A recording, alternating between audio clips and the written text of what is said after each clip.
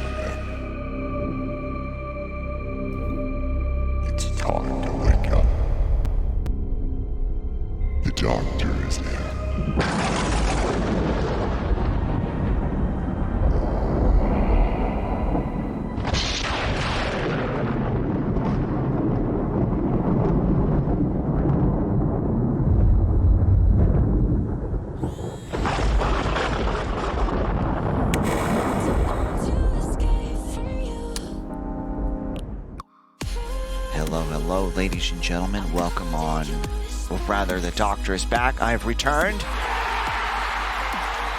Hello, hello. How y'all doing? I forgot to shave. It's okay. Whatever. Fuck it. Hello, ladies and gentlemen. My goodness.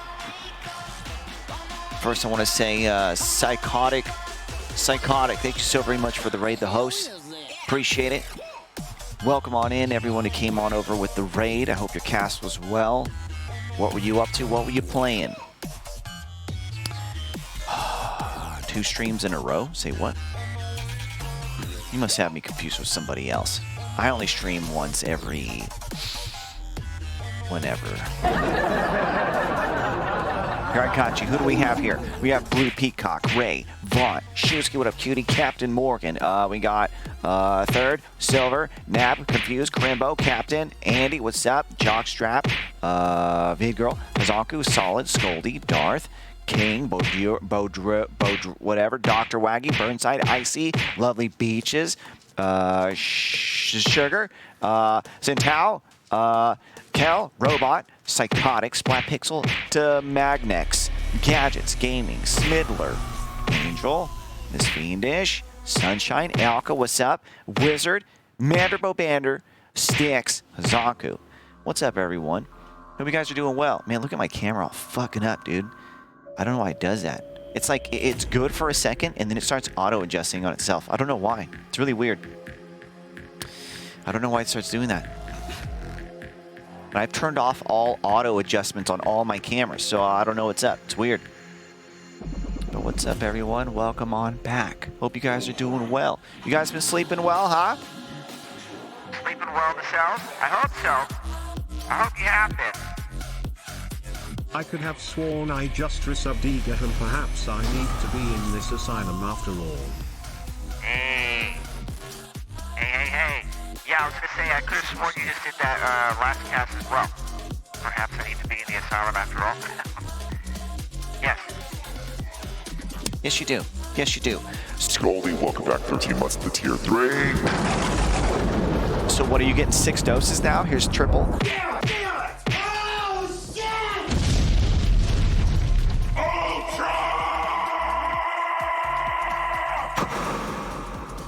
Welcome back. Thank you so very much.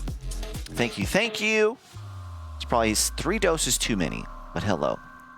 Must be Autobots. Hold on, wait. So I'm sorry, did Psychotic ever respond?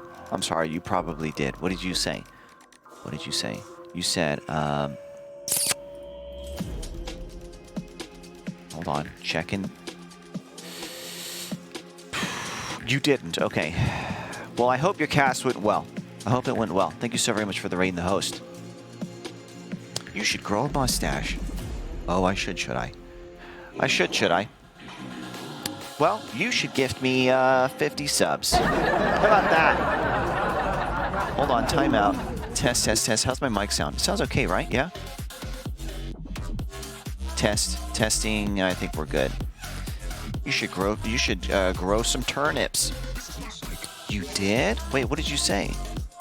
You said, you're welcome, buddy. MSFS 2020.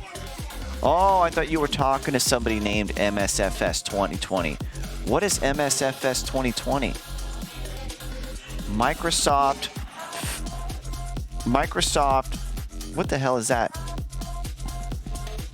You're assuming I know what MSFS 2020 is. I don't know what that is. Microsoft. Oh shit, I was just joking. It really was Microsoft. Microsoft MSFS Flight Simulator. Microsoft Flight Simulator 2020. Okay. That's hilarious because I was just joking about Microsoft. That's actually what it was. Wow. Well, hey, cool. I've heard a lot of interesting things about that whole Microsoft Flight Simulator thing. People say it's like the most accurate flying simulator out there. And it works off of like Google Maps, basically. You can literally fly to anywhere you want. Although, I have a hard time believing that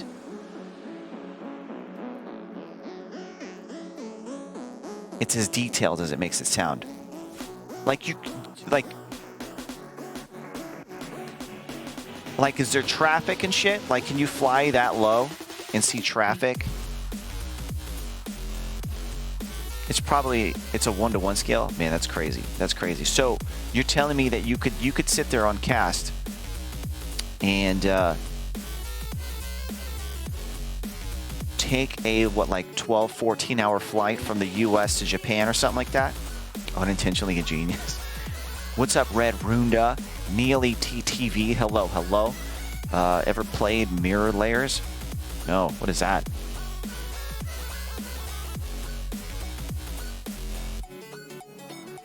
Jenna, hello. Juice you? Wait, what? Did you come in? With the reset? Oh shit, I've been missing a few. I'm sorry. Racky Monster, welcome back. 34 months. Crimbo, 36 months. Burnside, 18 months. And Googoo, 42. I'm sorry, I missed those. Here you go. Hold still, hold still. Holy shit! Welcome back. Thank you. I'm sorry, I missed you all. It must have cut that those came in during the intro. I'm sorry. Don't hate me. Welcome back, you guys. Feeling much better? Good. Feeling much better? There he is. Feeling much better. He's good. No worries, ladies and gentlemen. He's doing all right. You can fly all over the world anywhere you want. Mirror Layers might be right up your alley. It's a horror mystery game, hidden gem of indie games. Okay, hold on. Let me look into this. Mirror Layers.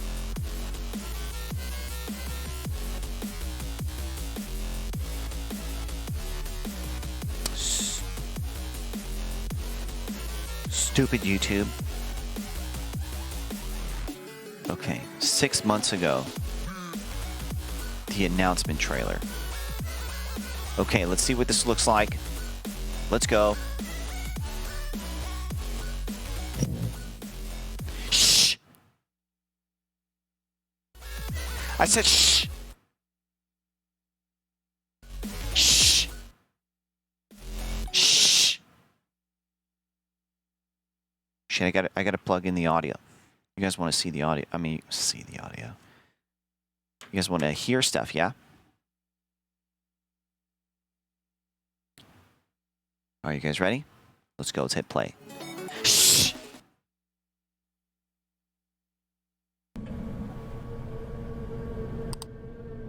Okay, computer stuff. I like it already. I can help you, okay? All right. Naked things. Dark hallways. Nintendo cartridges. Body bags. Tic-tac-toe. Titties. Okay, I'm in. A mirror, I think. Or is that a window? It's drugs. Yeah. Textures. Doors. Cameras. I'm in. It's got everything I like. Hallways. Dark places.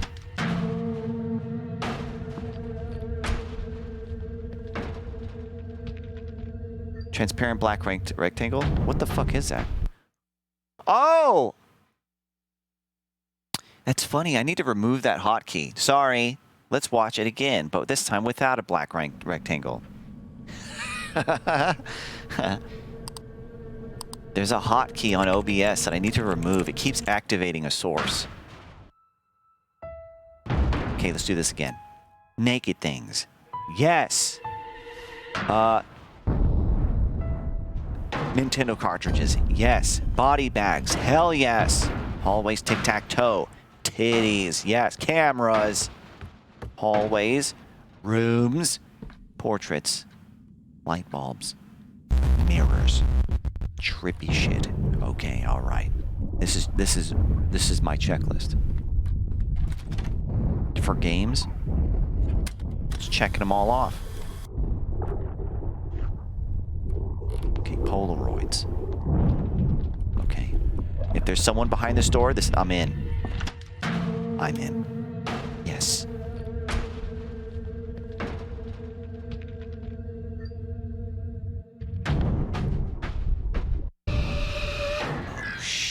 Okay. I want to live there. Yeah. It's an interesting place to have your computer.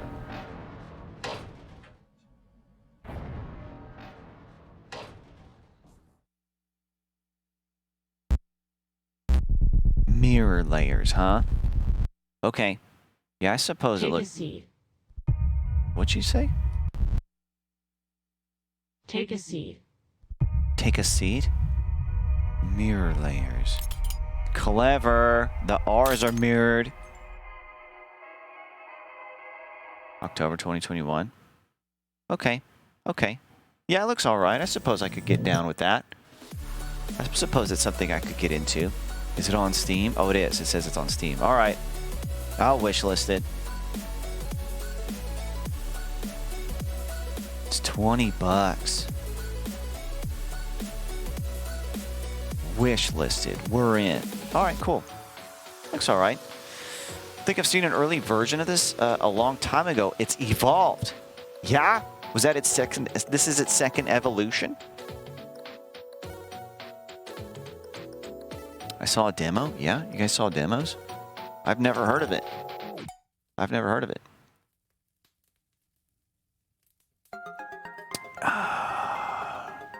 Looks interesting. It's pee cool. There's a free demo on Steam. You're right. There is a demo on Steam. $20 for a mirror? Fucking scam. Fucking scam, dude. I don't know, man. I'll play it at some point, probably. But I don't know. I don't know when. It looks pretty decent. Didn't Markiplier play it? I think Markiplier plays everything. I think it's safe to assume that if it exists, Markiplier has played it. Which monster is that, Doc? What monster? What monster?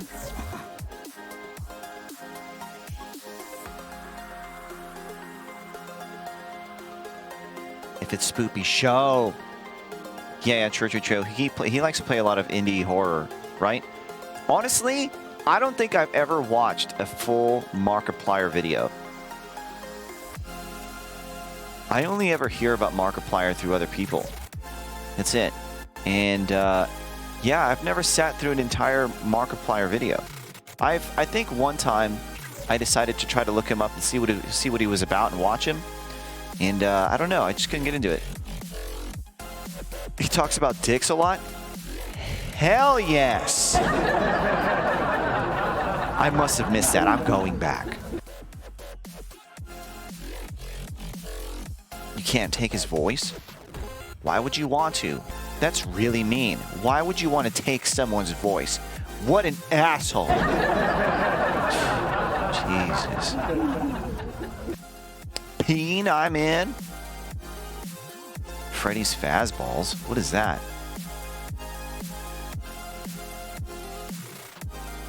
That's some Little Mermaid sh Oh man, I forgot that's what happens.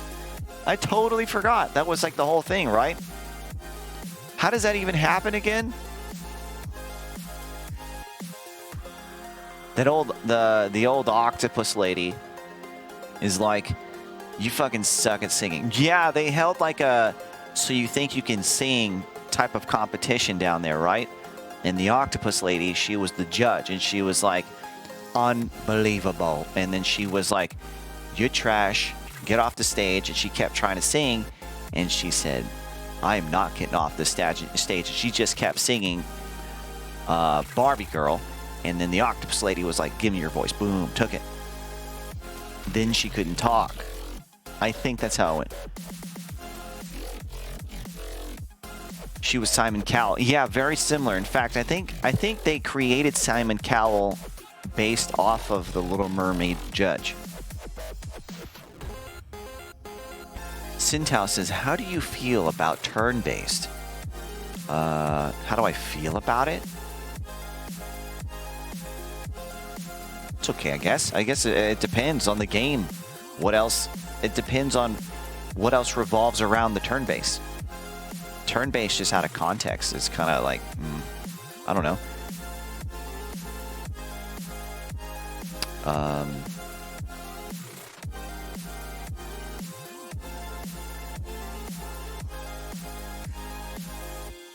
Wait, what? Or anyone that is great with Discord. Is there a bot you can add to your server that they need to react to an emote to access the full server? Yeah. I used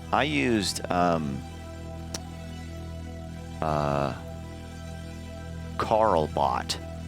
But I think there's a couple out there. It just research.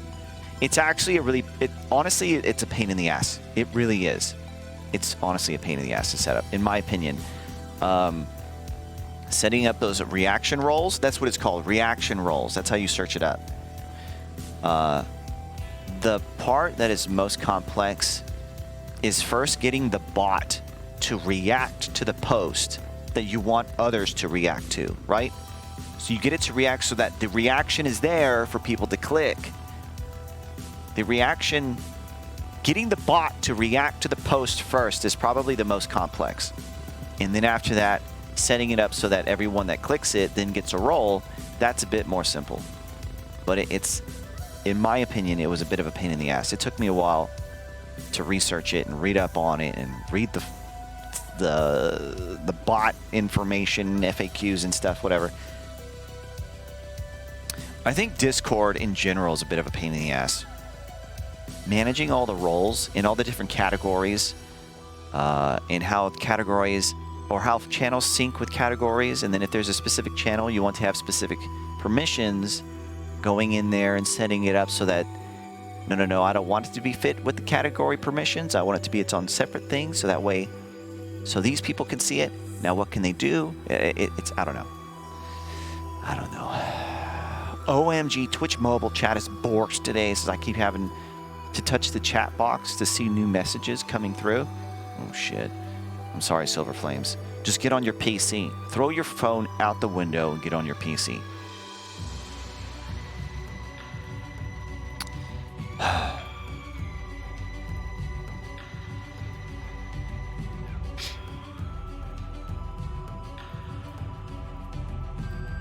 Well, oh shit. Your ex found your Twitch, and I'm worried he may find your Discord, so I want the server to be private.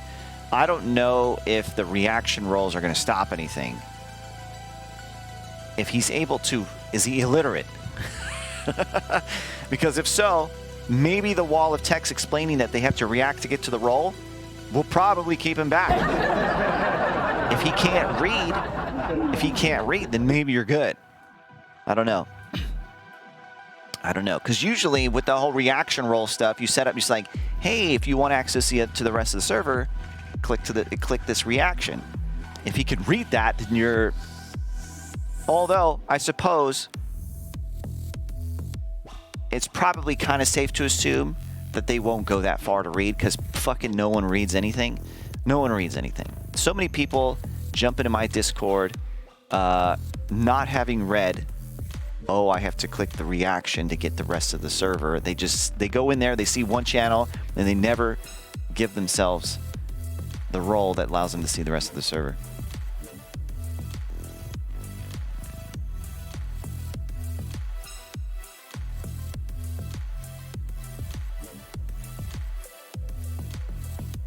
Yeah.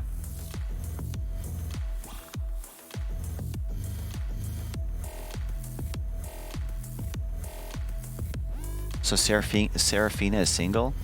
No, just because they have an ex doesn't mean that they're single. I mean, I don't know, but I'm just saying you can have an ex and not be single.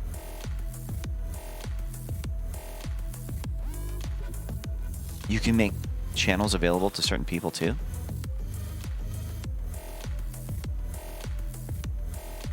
True, but you have to know, they would have to know their ex's Discord name. If you know it, but that doesn't mean anything, because they could come in with another account, right? I don't know. I don't have a solution for that. I don't know what to do. I don't know what to tell you.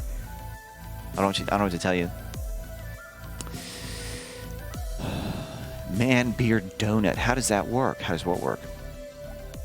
Dreyfus, you have 0 maidens? Oh, man. I'm so sorry. I'm so sorry to hear that you have 0 maidens. It's terrible. I have 0 maidens too. I mean, I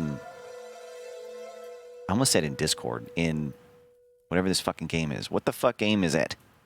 Elden Ring.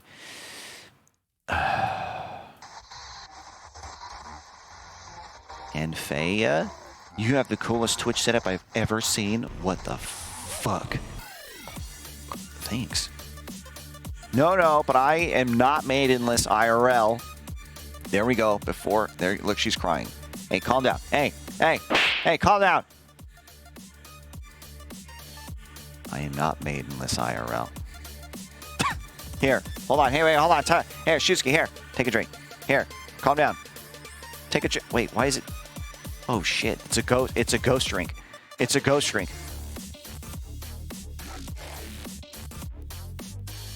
There we go. Oh, that's the stuff. There we go. There we go. There you go. You feel better? You feel better, Shusuke? You feel better?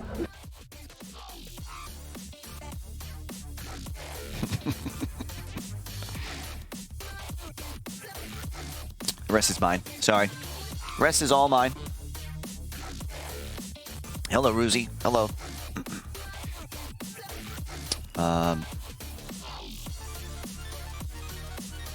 You're too toked for this?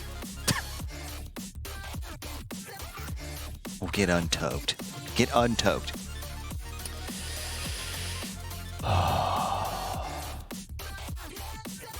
The fourth wall break for me. It's all right. It's okay. How'd you guys meet? Was she haunting the asylum? Yeah, a little bit. She was kind of... Yeah, honestly, she came here. She stopped at the asylum unintentionally. She came over through a Sequisha raid. She was watching Sequisha. She was watching Sequisha. I don't know what he was playing. What was he playing? He was playing Dead by Daylight, maybe, right?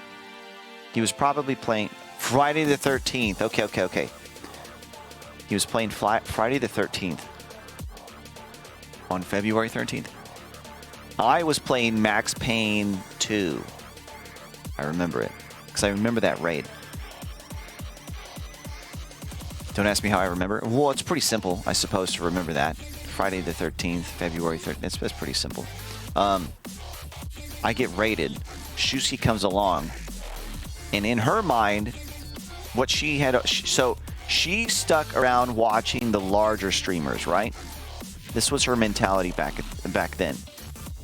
She would watch large streamers only. Specifically and exclusively large streamers, right? Anyone, like they had to be like over like 1,500 viewers or something for them to be good streamers. That was her mentality back in the day. So Sequisha raids me, and here I am sitting at like, I don't know, 200, 250 viewers at the time, something like that. And in her mind, she's like, oh, no. Okay, I forgot. So normally on a raid like this, she would dip because she's thinking like, oh, this is a small streamer. He's gonna fucking suck. He's gonna suck. It's gonna be terrible. I'm out, right? However, she goes and uses the restroom or goes to make a drink or some food or something. She steps away from Sequisha's cast for a moment. And during that moment she's gone, Sequisha raids me. So Shusuke loses the opportunity to dip before the raid occurs. So she's off, Sequisha raids me, right? She comes back and sees the intro playing. She sees the Asylum intro going. And immediately she's like, whoa, what is this? I've never seen such amazing production value, is what she said, right? She's saying this to herself. Production value. And she said, this must be production value, man. So she keeps watching and, grabs her. She's like, holy shit. And from that point on, that intro, right, which did exactly what it's supposed to do, right? Like that, pull him in. Got you, motherfucker. Got you. She saw it, she got hooked. She was like, ah, right? Got hooked. So she sticks around. And she starts chatting up or whatever. And she said something in the chat. I don't even remember what she said. But she said something that made me laugh. And I read it out loud. I was like, oh, Shusuke. And she said something like, I don't know. What'd you say? Something silly. She's like, I just realized my left shoe's on my right foot. And I was just like, or something like, I don't know what she said. But I laughed.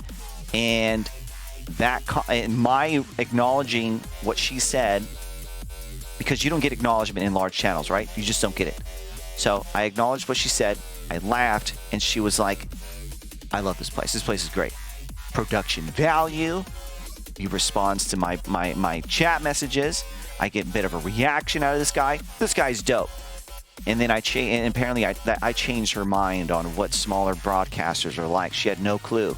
She had no clue. None whatsoever.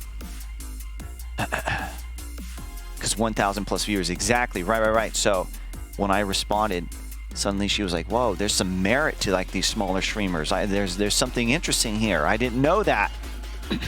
And so she started coming around and hanging out more. She was a great addition to the community. And she was always talking in my Discord, being super nice to everyone. And then here's the point where her and I actually met. She messaged me randomly. She randomly DM'd me on Discord. And she said, she asked, I don't remember how you phrased it, but you said something like, hey, I'm curious, do you happen to have a PlayStation, like, or she learned that I have a PlayStation 4, and she said, is your PlayStation Network like available to the public? Could I see your trophies or something? I don't remember exactly what she said, but Shusky's like super into trophies. She is huge into trophies. She's a trophy hunter. Yeah. And so I saw her message and I was like, what the fuck, creepy ass bitch? And then I banned her. Get out of here. No, not really. She reached out and I saw the message, right? I saw the DM, and her and I didn't really know each other at that point. Like, I knew her from my Discord. I was like, she's a really kind individual. Cool. It's awesome to have her around. She was kind to everyone she talked to. She was joking around with everyone. Everyone seemed to enjoy her energy, right? So I knew her in that sense. In that sense, I knew her. Like, I knew of her, right? So I get this DM saying, hey, you have a PlayStation Network or PlayStation profile. I could check your trophies or whatever, right? I see it. Pops up. And I take a look at it. And I go, oh, I'll get to it a little bit later. I'm doing something right now. I don't even remember what I was doing. I'll get to it later. And I put it off.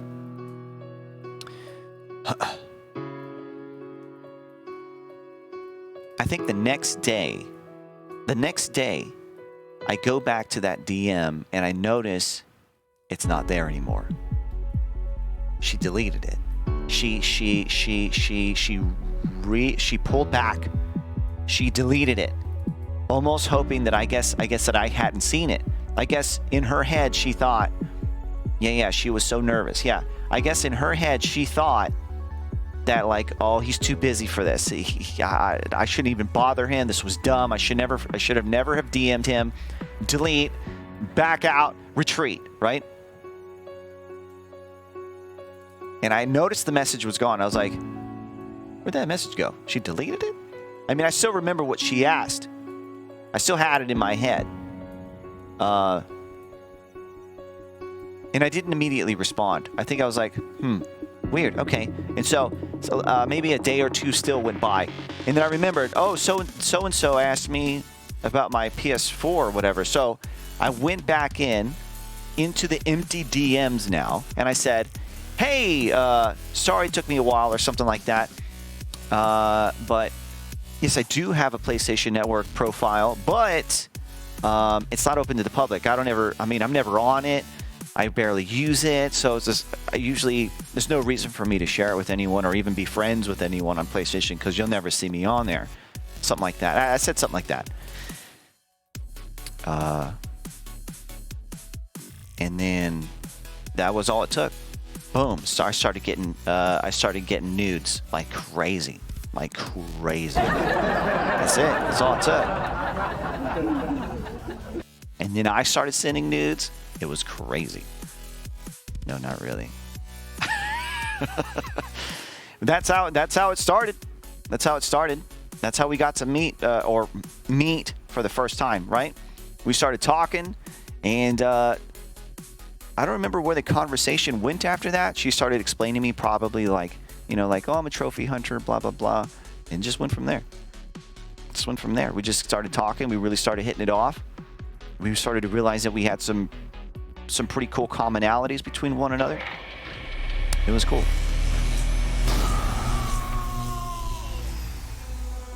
Yeah. So, and it's pretty crazy. It's pretty crazy because, first of all, Terminanswer, thank you so... Oh, you're continuing. Hey. Hell yes. Thank you so very much, Terminanswer. Here, high five, huh? High five. Where are you? Right here? Thank you very much for continuing the gifted sub that Scoldylocks gave to you. And thank you, Scoldylocks, for gifting one. Thank you. But yeah, it's weird how this sort of occurred in sort of how things could have gone wrong, right? Because think about all the different hurdles that were there that got between us, or sort of got between us, or could have gotten between us. She didn't like small streamers. Trash. All of them are trash, right? That's what she thought. Those aren't my words, okay? Those are her words. Shusky, all small streamers are trash, and she still maintains that thought process today. I'm just kidding. She doesn't think that. I'm just kidding. Just kidding. No.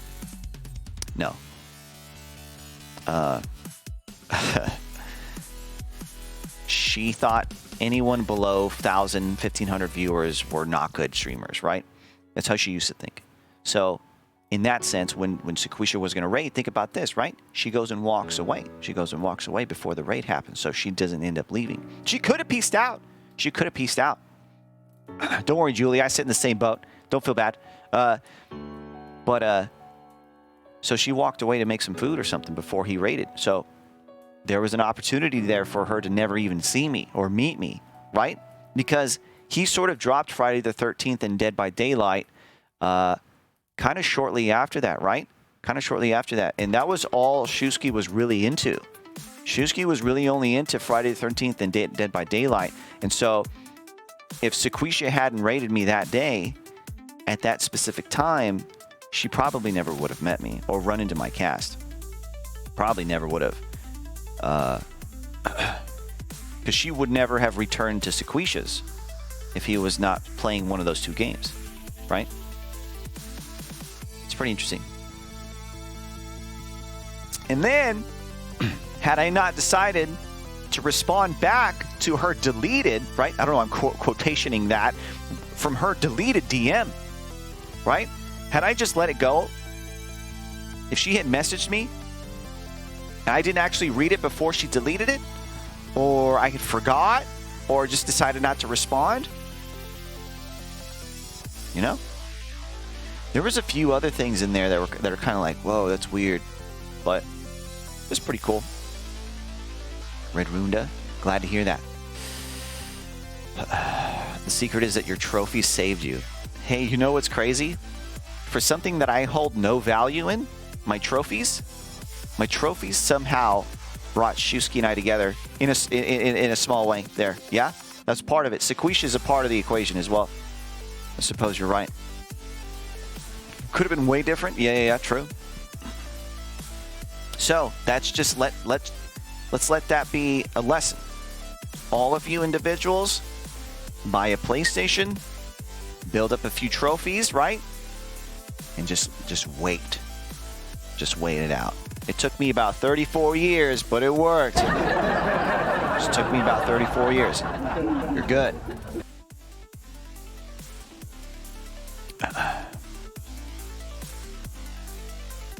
Thanks, Waggy. You know what's weird about your name, Waggy? Every time I see it on my monitor, I feel like my monitor is fucking up. Like some sort of weird RGB, like someone had pushed their thumb into my LCD monitor and it's doing that wobbly color thing.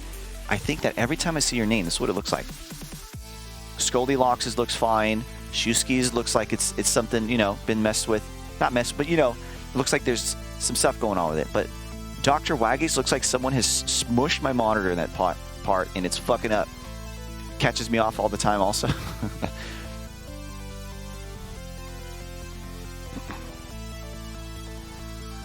You saying that, but I think Shu might be a one-off. Oh yeah, I'm totally joking.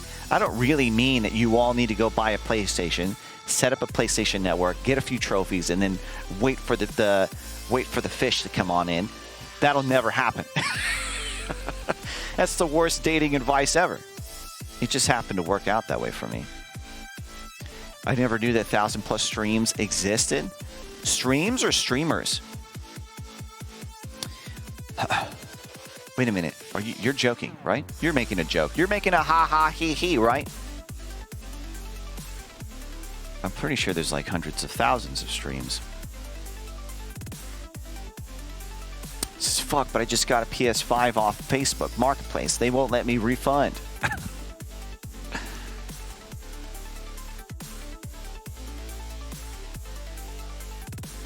Moral of the story is to get the courage to just do it. Yeah. That's usually how it works. The more uncomfortable positions you put yourself into, the more rewarding life will be in general. Now, there's a difference between a good uncomfortable and a bad uncomfortable, right? I mean, you need to know the difference, but you know what I'm saying.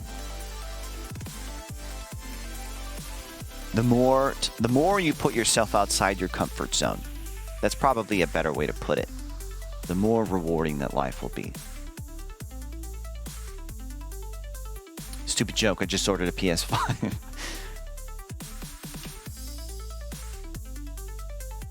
Wait for Nice Girl to message me on PSN. There you go. You got it.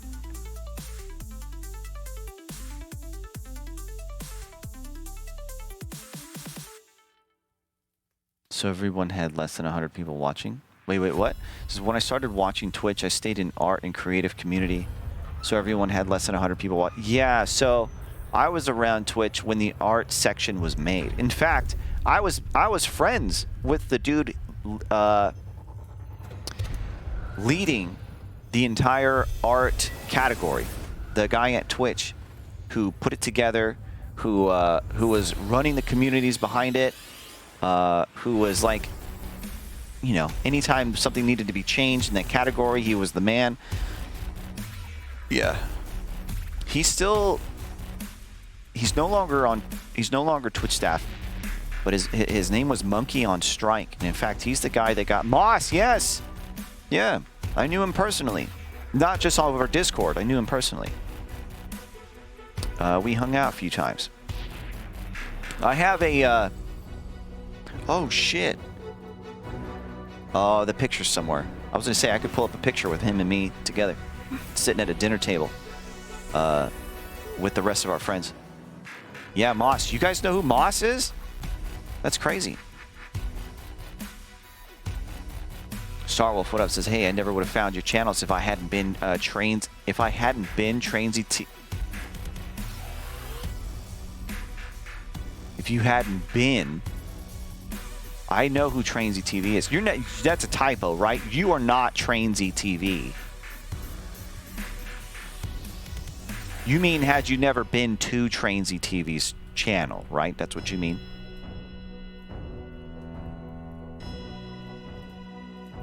If it hadn't been for Trainsy, yeah, that dude disappeared. I don't know what happened to him. I heard some stories, but I don't know. He was pretty cool. He was sort of the train conductor of Twitch, right? I remember that guy. In fact, I still have, this is old school Twitch stories. When I went to my first TwitchCon, Trainsy TV walked up to me and his business card, right? Listen to this, his business card. You know what it was? You know what his business card was? He walks over to me. He walks over to me with this big ass fucking black trash bag. He's dragging this bitch on the floor. And he comes up to me. He's like, hey, I'm Trainsy. You're in Game Asylum. Hey, nice to meet you. And we get to talking a little bit. And he's like, hey, I love what you do. And he's like, here, have one of my business cards or whatever. And he pulls out, he reaches into this trash bag and pulls out a train whistle. A fully carved, it looks brand new. It looks like it's got like a burned stamp into it that says Trainsy TV on it, a little choo-choo train on it. And he hands me a fully, brand new train whistle. A wood. Will you put it on your, You know what I'm talking about? It's like this long. It's got the little holes on the side or whatever. And that's his business card. I still have it, and it's in the other room. I still have it. Solid Venom, hey, thanks for 100 bits. This is Doc, love you so. Oh shit, what'd you say? Has inspired me to DM that hot tub streamer. Hell yeah. Get it, baby. Get it, Solid. I believe in you. Yeah. But yeah, what I had heard was he took out a pretty decent loan to invest into his channel, but it was a huge money sink for him. Channel wasn't making much money. He was, in fact, I think he spoke about it on his cast. He was saying this was kind of like a bad move. He shouldn't have done it. And then he stopped, and I haven't seen him since.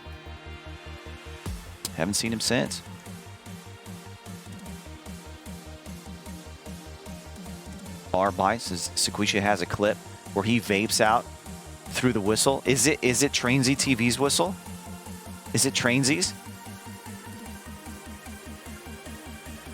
What was the bad move that he did? He took out a hefty loan to invest into his channel in sort of like a hopes that the return would be greater, right? Would pay off the loan, and it didn't work out.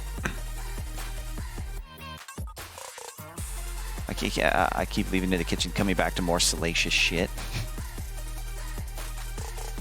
I'm sure it'll be the first DM she's ever received. Hello, Sugarist. He really had a lot going on. It was so overwhelming. He gave up streaming and moved to Nevada. He's doing so well now, and he's really improved his life after leaving streaming behind. Wow. Okay, interesting. Hey, man, I mean, in that sense, if streaming brought so much drama and shit to your life, yeah, then, you know, it makes sense. It makes sense to leave something like that behind. If your life is a lot better without streaming, hey, man, so be it. So be it. Well, I'm glad to hear he's doing all right. It would be pretty cool, though, if he came back and did one, you know, sort of like a sort of comeback stream. Not like he's going to continue streaming, but if he at least enjoys it a little bit, he could do a stream, you know, I don't know, once or, you know, 2 or 3 times a month or something, right? Just to come say hi again. That'd be pretty cool. I came to your stream for fun times, and now I have depression. I'm sorry.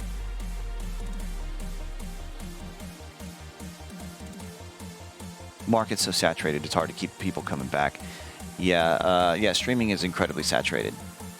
It's incredibly saturated, man. It's insane.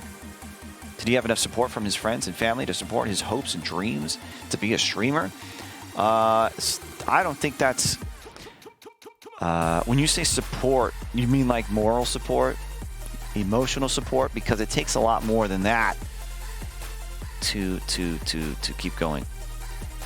Like, you gotta have... That's tough, too, because, I mean, you're gonna need some financial support, too. You're going to need financial support.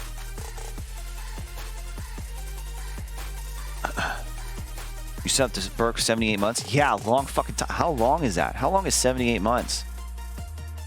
78 divided by 12. 6.5 years. Jesus. It's like 2 years.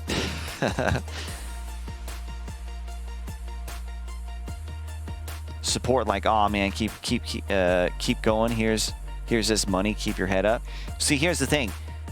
I think when it comes to something like this, like streaming, or really any sort of venture you're going to take on yourself. I mean, I don't know how you guys feel about this, but let's say you start your own business and you're trying to get it going, trying to get things rolling, right? Don't go to your friends and family.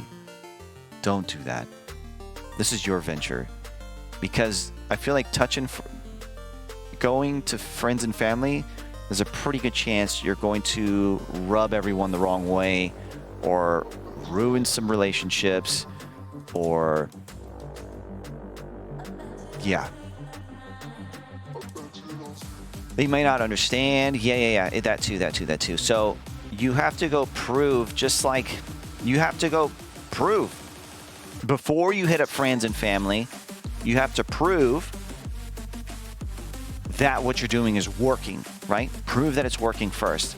And then you could probably propose maybe investments or things like that. But I mean, that's I wouldn't want anyone to invest in my stream like that. Like, I'm thinking Shark Tank, right? Sort of like, I'm looking for $10,000 for 5% of my for a 5% stake in my company. Like, no, not like that. But yeah, I wouldn't want to. I wouldn't want to take anyone's money either. I'm not gonna go over to my parents or go to my friends and say, "Hey, can I borrow some money so I can continue to do what I'm doing?" They don't care. I mean, they do. They want you to do well, right? They care about your well-being. But that's also kind of fucked up. That would be fucked up on my part to say, "Hey, you need to support my hopes and dreams." Like, I would want them to support me in the sense that they're like, "Hey, yeah, go for it. You got this. Believe in yourself," sort of thing, right? Not sort of like, "Hey, give me your fucking money," right?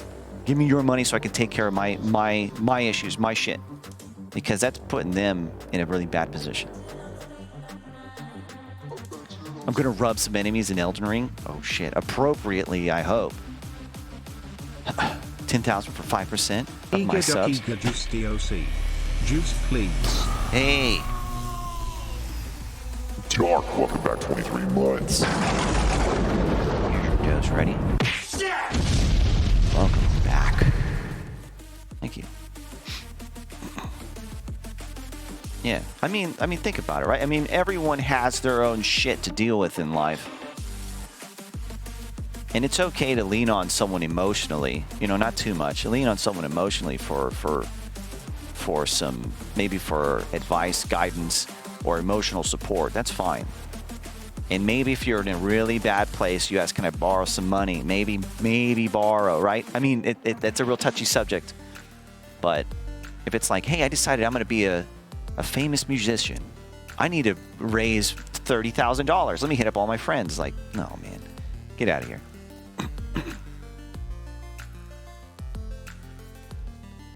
Dark Rowan, hello. Hi. The Captain Troy, so you're the guy my mom's been sneaking out seeing. Is your mom named Shusky? Because then Shusky has something to tell me.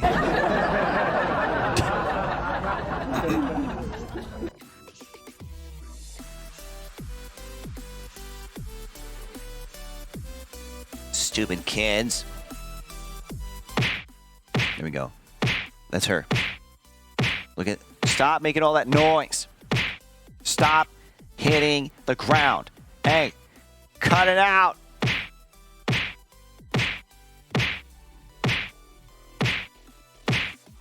Great, here we go. Now everyone is doing it. Good God. Kind of knew this stuff since I didn't know people put money into their streams, as I thought that people just lucked out and like were just more likable. Okay, so interesting perspective or point brought to the table. So Anfea says, I'm kind of new to this stuff, and I didn't know that people put money into their streams. I thought people just lucked out and some are more likable than others. I will say that yes, that last part of your comment is absolutely true. There are personalities out there that will be more likable than others. 100%, right? You're not going to get along with everyone in this world, and you're not going to like everyone in this world. There will absolutely be content creators you come around and you're like, this guy sucks. This guy's boring. He's not entertaining, blah, blah, blah, right? Whatever. And sometimes a person's personality can overwhelmingly, with the majority, be not someone's thing. Not that they're bad. Okay, let me back up. Sometimes an individual's sense of humor and ability to entertain is not the majority's cup of tea. Is basically what I'm saying. Now, when it comes to personality, personality I feel is a little bit different. But there is a knack for that sort of stuff for sure. On knowing how to deliver a joke, being silly, being entertaining, knowing how to make people laugh, right? That sort of stuff. That's where some people more so stand out than others. There are some people that just don't get it. They don't understand humor, don't know how to joke around with people. And in that sense, yes. No commercial. Hey, if you would like to...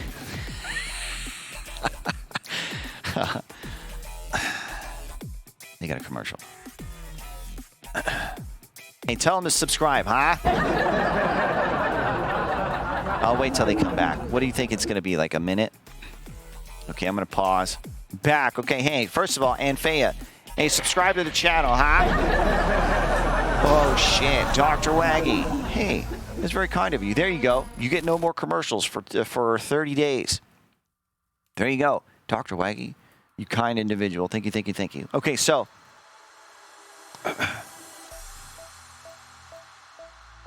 So where did I leave off? So yes, I don't know where I left off, so I'll kind of reiterate a few or repeat a couple things.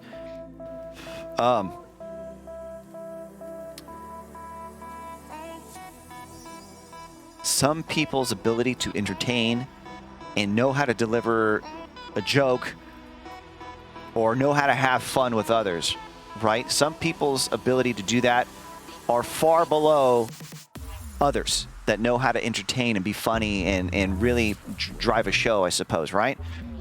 In that sense, yes, these people will be more likable to the majority, right? However, even these individuals here, well, not all of them. There are quite a few really, really, really, really large streamers that put... that reinvest fucking jack shit into the channel and do just great. There are plenty of very low effort streams up there that are doing fucking phenomenal that hardly put anything back into their cast. But Twitch is a business, right? If this is your job, it's a business, okay? And with any business, you have to reinvest. You have to reinvest. You have to put, I mean, do you think all this was free? Right? I had to put this cash into this to build this asylum. This all costs money. You think this had right? This sort right there, you think this was free? This right here? Nope. I had to invest, right? I've put a lot of money into my cast over the past 7 years. A lot. One of the crazy stories you told us was about the headache you had when you were getting one of your video interest sounds commissions is when it comes to that invest in their... Yeah, that was Asylum 2. Asylum 2.0 was a massive headache. What a mess that shit was. What a mess Asylum 2.0 was. And not because of me. It's because the person I gave my money to was so flaky. Oh my God. Yeah, it was bad. It was really, really, really, really bad. Really bad. And Asylum 2 almost never happened because of it. But anyway, to get back to my point, yes, there will be people that can entertain better than others. Those individuals, I want to say, have a better chance at doing better on Twitch. They have a better chance. Now, let's say the person that's not so good at entertaining just has a shit ton of exposure, right? That might actually bring that individual higher than the person that maybe most would consider more entertaining. That's a thing also. Sometimes exposure is all someone really needs to be lifted up really high on this platform.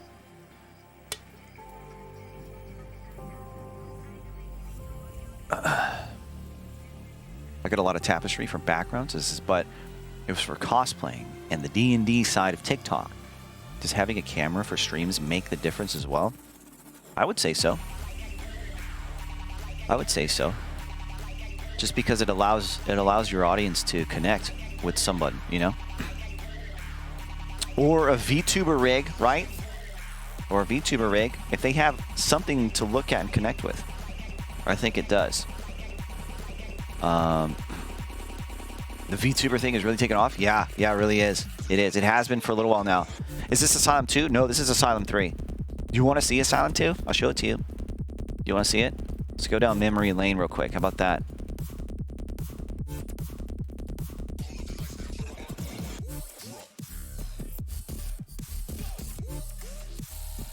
I wonder if I have like a VOD of it.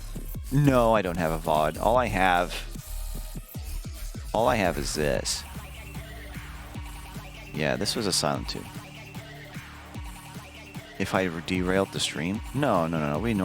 I mean, we talk about all sorts of stuff here. I've been asking for A2 for years now. Not for years. This right here. So this was Asylum 2.0. Hold on, let me see something real quick before I roll this. Okay, cool.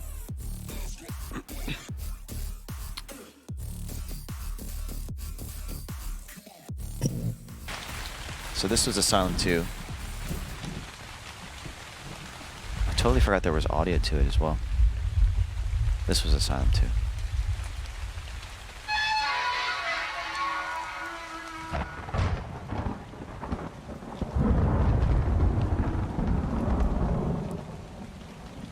This was it. You can see the similarities, right, between 2 and 3.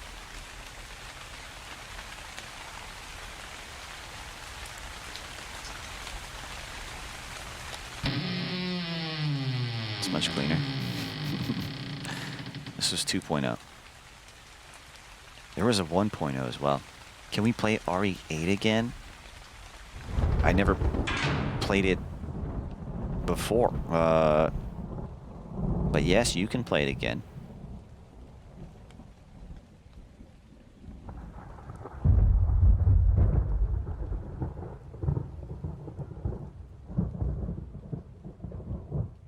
You smeared shit on the wall, and then this is where it would this would show up, and I'd be sitting there, right? I'd be like this.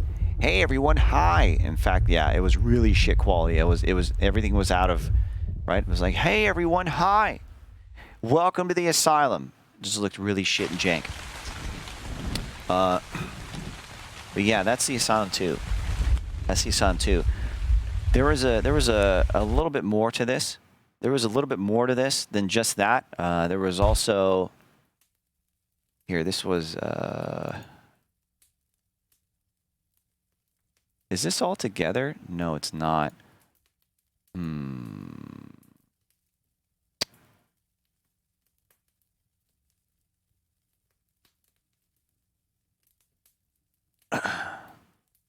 Ain't that just for the stream? Yeah, what else would I make it for? Yeah.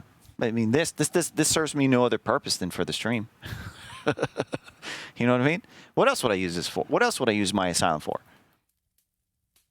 There was music, right? Yeah, I would run music on top of it.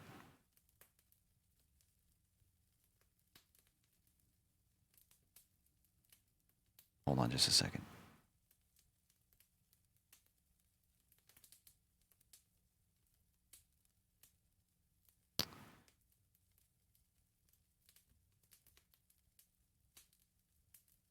So let me back out of this real quick. I wonder what this is going to look like. Red or black? I'm playing roulette. Black. Like Wesley Snipes says in Passenger 57, always bet on black. And then that's when he boom, hangs up the phone. Here, hold on. This right here. So this right here. That's the mask for Asylum 2. And then oh yeah, I forgot. And then you end up in the cell. You end up in the cell. So first is just smile. That's kind of a cool touch. Then boom, closes, right? And then you wake up in the cell. There's no going to the cell.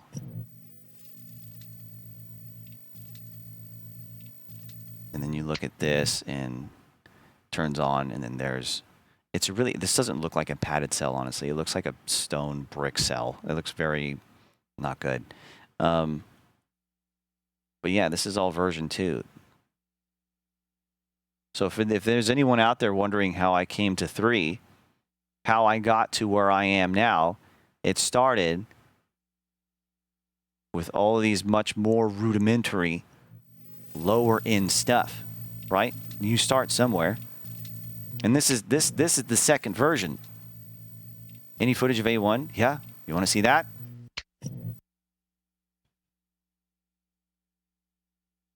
You got the right one? Of course I did. But I can't take the credit. Wesley Snipes. Give Wesley Snipes the credit. Hold on.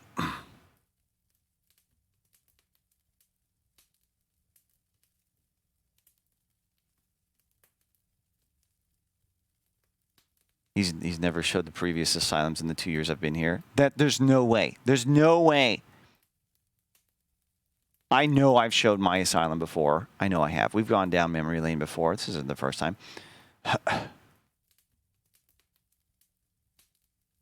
I'm new. I thought you had to spend hours editing stuff like this together. This is your whole stream. Alice in Wonderland. I had no idea you could even have these capabilities on a live stream. Yeah, you just got to sort of think outside the box.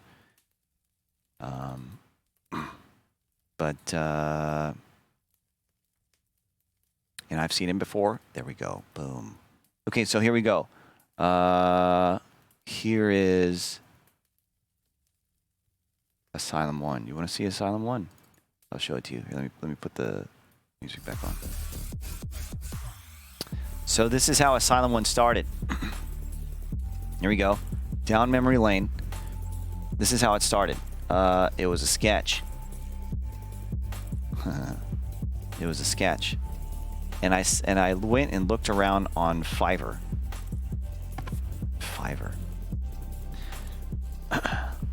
I quickly sketched this up, and I went to some artist on Fiverr. It was like 90 bucks. And I said, hey, can you put something like this together for me? He's like, sure. Why not? And then I also had this. This was the cell. This was going to be my BRB screen. Yeah. Anyway, and then so after that, my Fiverr dude sent me this. This was the Asylum. This looks like a really low quality version. I don't know where the original is. This is really small. But this was the Asylum 1. This was the Asylum 1. And basically it sat like this. In fact, hold on, I'll just pull up an old VOD. You want to see it? I'll pull up an old VOD. Man, I know I've done this before, Shusky. You liar. I know I've done this before. I'm sitting here going through this. I'm like, man, this feels like I did this yesterday.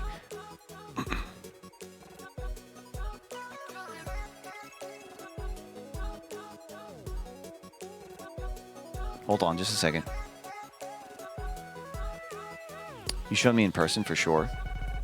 There's no way. There's no way.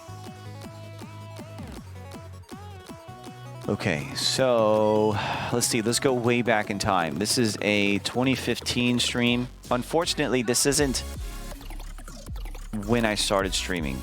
I started in October of 2014.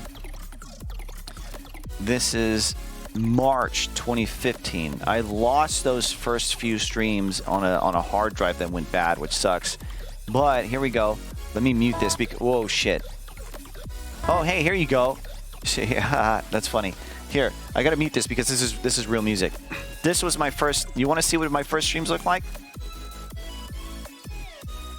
Here you go. This is what they look like. Did you see that? It was me adjusting the the YouTube video settings. Stream ending. I haven't even swapped to streams. There we go. I forgot. There we go. Now we got it. It says stream ending. This is stream starting soon now. I had to switch the sources out. I was like, oh fuck, forgot. There's music playing here, so I'm not playing. I mean, I'm playing my own music at the moment, but yeah. But anyway, when does it start? You're gonna see what I looked like back in the day. Production value, boy. Man, I'm almost embarrassed to show this.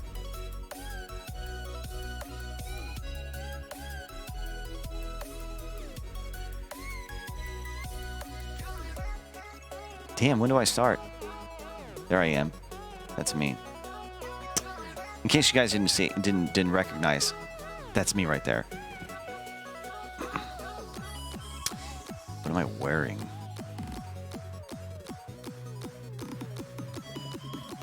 Look at this mic, dude. This mic sucked. I mean, it's a good mic, but this setup sucked. This setup really sucked.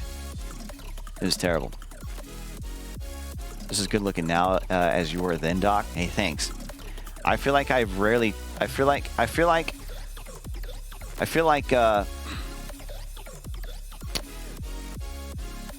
pretty similar. Pretty similar. I don't know. How different am I? Let me see. Hold on. Let me get myself to that size. And I'll make this the same pose. Where's my elbow at? I'm like this, right? I'm like this. I'm like leaning. Looking at chat. Shit, I need to be larger. I need to be larger. There we go, like that. I'm looking down like that, right? Like that. Same? Yeah? See you and it's jarring. It's it's disturbing, Doc. Doc, it's disturbing. I need you to fix this. It's a bit unshaven, but otherwise there's no difference. What up? Demonologos? What's up? But anyway, yeah, this was me.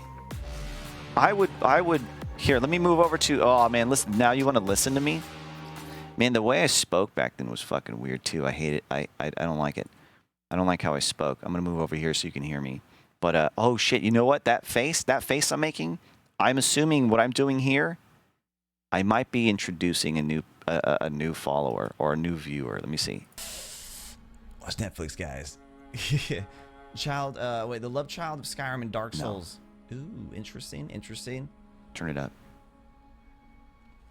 Listen to myself. Man, I hate the way I sound here. We shouldn't have even told you. Wait, what are you talking about? Something wrong? Yo, Trans, how'd your day with Killigo? Oh, it was great, dude. We painted our nails and shit. We gossiped.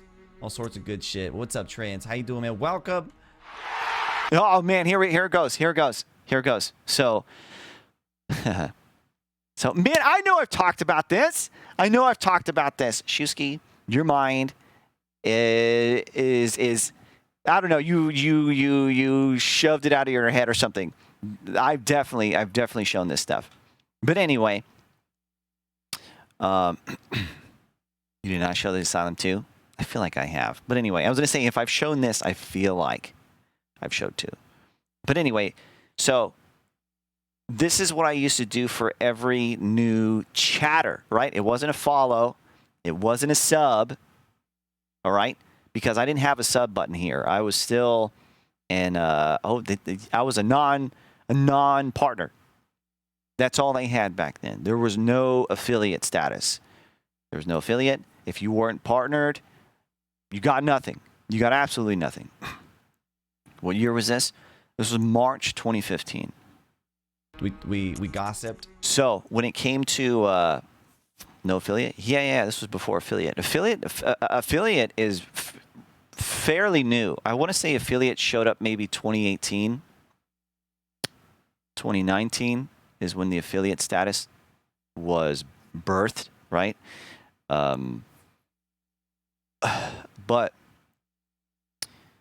so when it came to like a new viewer coming in, not a new viewer, not even a new viewer, just anyone that chatted. I don't care if I had saw them the day before.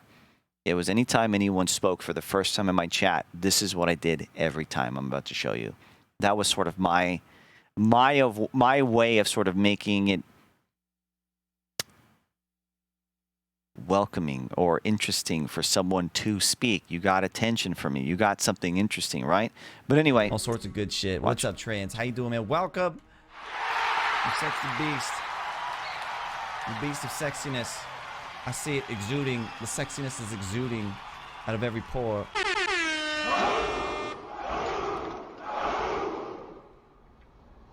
Fuck you! Just kidding. What's up, dude? Welcome. Okay, military veteran. Okay, experience in... I did that for every new chatter. Good God. Good God. I did that for every new chatter.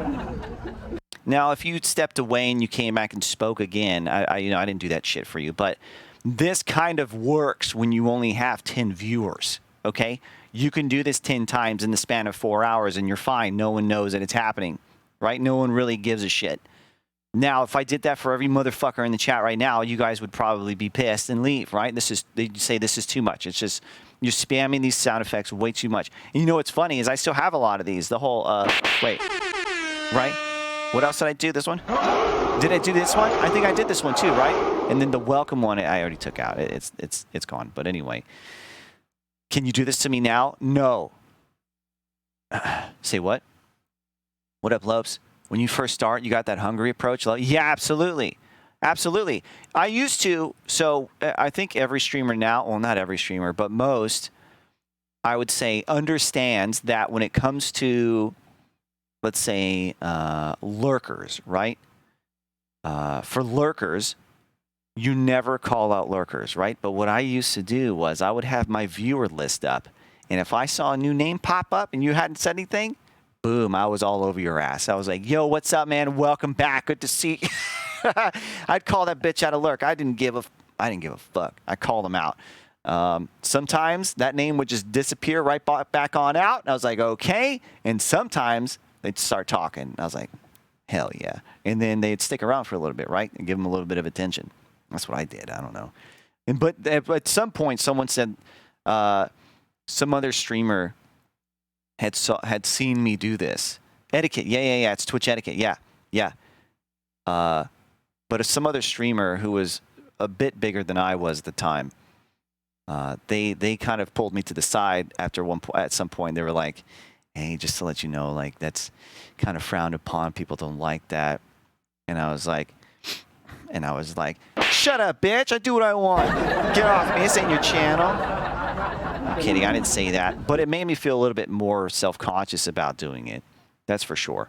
But yeah, I used to call everyone out for a while too. I did.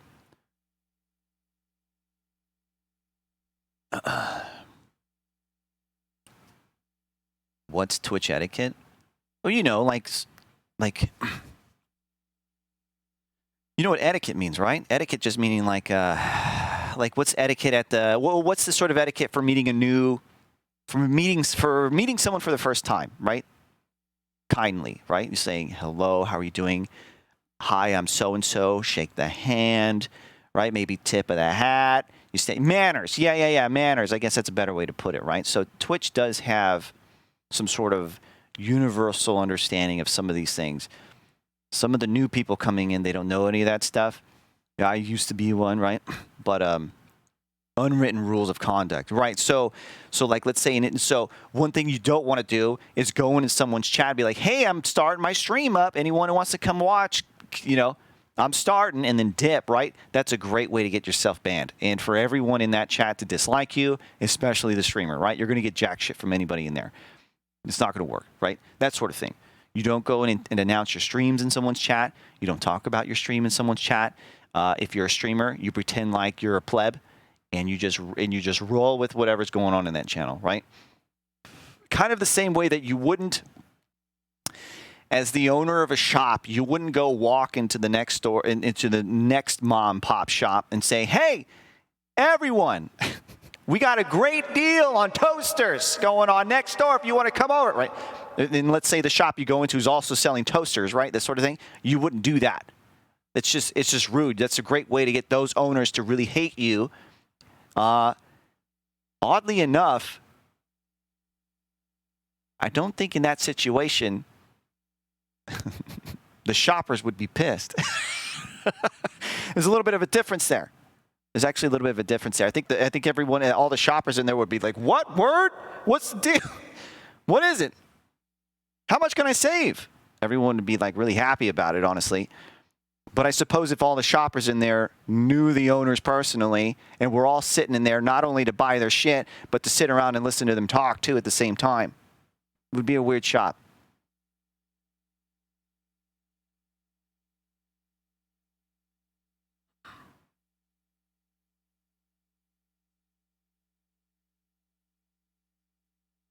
It's full of stupid...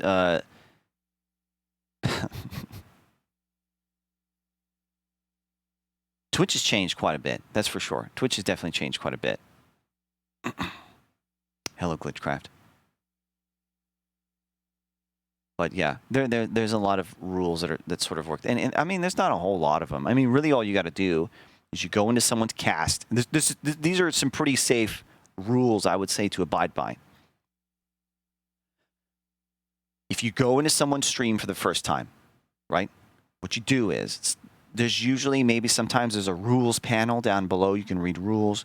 Or if you're about to chat, sometimes there's a little panel that pops up and tells you the rules already. But one thing I always do is, number one, first of all, as I said, you know, don't talk about your stream if you stream. Don't try to pull attention to yourself. And you want to try to blend in. So what you do is you go in, you immediately assume that cursing is off the table. Dirty talk is off the table, right? You see, you get the feel for the chat, right? You wait for someone else to say shit or fuck, or now if the streamer says fuck or shit, it you know, no holds barred. Go for it. Start fuck, shit, all that, right? You know, you don't want to go nuts, but feel free to use that language, right? If they're talking about, you know, maybe, I don't know, whatever. If the streamer goes off and says something like that, you know, it's fair game. Go for it. Shit, fuck, within context, right? If they start talking about their stream, of course, that doesn't mean you talk about yours. You just talk about theirs.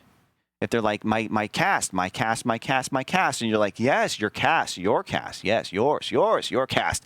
You don't say, well, in my cast, blah, blah, blah. You don't do that. But yeah, you just sort of get the feel of the land a bit. You kind of see how everyone else is talking and seeing what's going on. Also, don't backseat. So no cursing until you see other people do it. No backseating. If you don't know what that means telling someone what to do in the video game. Don't say, hey, go there, do this. Or, hey, has the streamer seen this super rare item and very cool to discover on your own yet? You don't do shit like that. It's manners, right? Manners. There's so many streamers that just don't remind people about it. Yeah, I mean, I'm not really, I guess I'm doing sort of a PSA here, but it's not something that, like, I came on here like, I really need to let people know about this. This just happened to be where the conversation went. My first time out in Berks was for swearing. Second time was for using as the bot. Didn't like it. Oh, I know why too. That's so funny. Yeah, so that's what I do. That's what I do.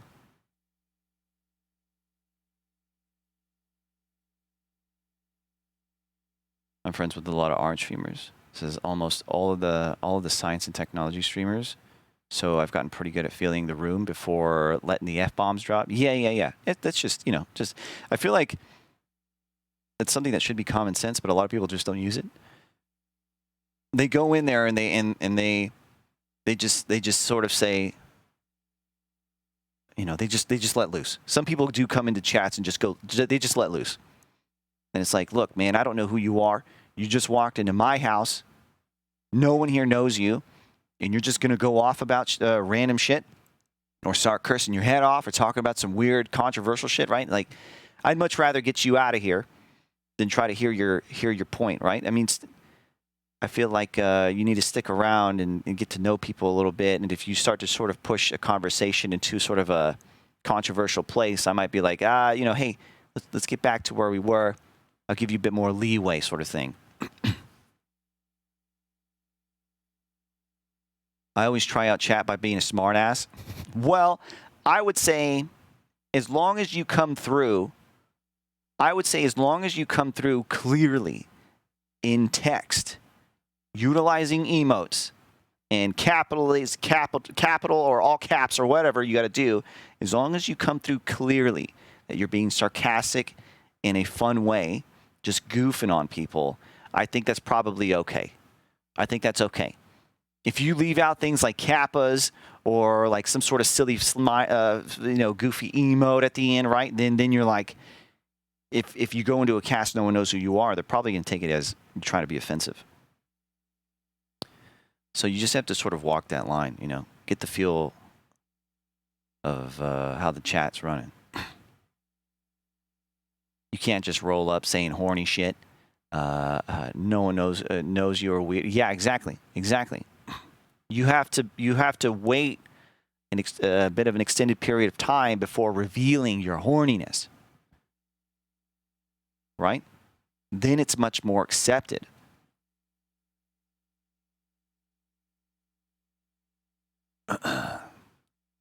Yeah. What up, Nose? Right. So anyway, yeah, this was me. War a soldier with strength and skill. Nubu Scion. To a respectable line with faith in your pedigree. Cruel fate. Face terrible or nothing. Jesus Christ. Fast forward. Sorry, dude. And guess tell the There's another one. Welcome. BRB, getting a drink. All right, cool. I did that for everybody. Dude, I don't know what I want. Let's see. Strength is 11. Let me see the one with the high strength. That's 15. That's okay. You're like 12. That's a 14. Let's it. Oh, what's up? So I know each other. You guys are direct opposites. Johnny Big right now, dude. Welcome. There's another one. So we got someone here, not right now at the moment, but there is a guy that we have come in here every now and again. His name is Johnny Big D. You're small wee man. You guys oppose each other. You guys are direct opposites. Opposites track, bro. That cape, though, I know. Dude, I don't know. Let's go for violent past. I had a horrible past, but I'm super strong. How much money for you to wear this shirt and bring this back for a stream? 13. Blood tinge. It'd have to be a lot. I have no idea what those are. Like, you'd have to fund my next new PC. Sorry. Do you know Dashy? That's the way it is. I have no idea who Dashy is, if you're asking me. Yeah, me too, ready to pass out. Hey, yo, Zebo, what's up, dude? If you're ready. This is me playing Demon Souls. Demon Souls. Gestures, personal effects. This game. So this.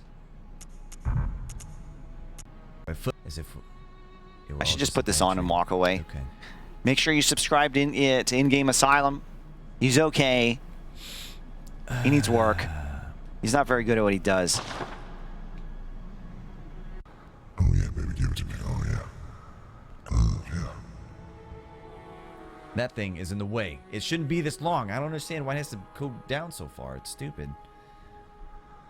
What the fuck was I just doing? And up and down that filter. This motherfucking in the way and shit. It uppercut the mic. This shit is in the I know. God, I hate the way I sound, man. The way I laugh, the way I respond to people. I hate it. I don't like it at all. It is annoying. It's doors open. Okay, hold on. Let me listen to what I was saying. Hey, what's up? What were you saying? What's happening? What's uppercut the mic? This shit is in the Oh, there might have been an issue with the mic apparently. Oh, I know. In the way and shit. It is annoying. It's mostly because of the fucking pop filter. This motherfucking piece of shit right here. I don't know if you see it. My finger's running up and down that shit, just stroking it. Oh yeah. Oh yeah, baby, give it to me. Oh yeah. Oh yeah. That thing is in the way. It shouldn't be this long. I don't understand why it has to go down so far. It's stupid. I've seen plenty of other streamers with a pop filter that doesn't have this goddamn arm that just hangs the fuck down and then comes up with the pop filter. Yo, what's up, bro? How you doing? Aha. You must be the new hunter. Took some pics. Yeah, no, it's nothing like Skyrim. Welcome to the hunter's dream. The back way. Hey, what else? Do you do anything else? Man, look at the quality of this video too, man. Good God. I think I was streaming at, at the time, I remember, the way I was streaming was, I was actually streaming on Wi-Fi. Everyone says it's a no-no, right? Actually, Wi-Fi did me pretty well. I rarely ever lost connection, dropped frames. It was actually pretty good, unless just the service I had at the time was really good. But I think I was streaming at 3,500 BPS. kbps, 3,500, 3.5 megabits, right? And my max upload was 5 kbps. That was my max for my internet at the time. That yelling is not. Fuck this boss, dude. Fuck it in the ass. Here we go. Oh, Yeah. you moved. Great. Thanks. I've grown up so much. We actually just recently got our hands on fiber, so we're now rocking fiber now, which is fucking great, man. Oh man, so good, and only for about $8 to $10 more than our previous service. So for only $8 to $10 more, we got fiber. So now we're rocking gigabit speeds. Yeah. Oh man, it's so convenient, dude. It's so convenient. Talk about YouTube uploads and shit being so much more convenient. Oh, it's so nice. But anyway. The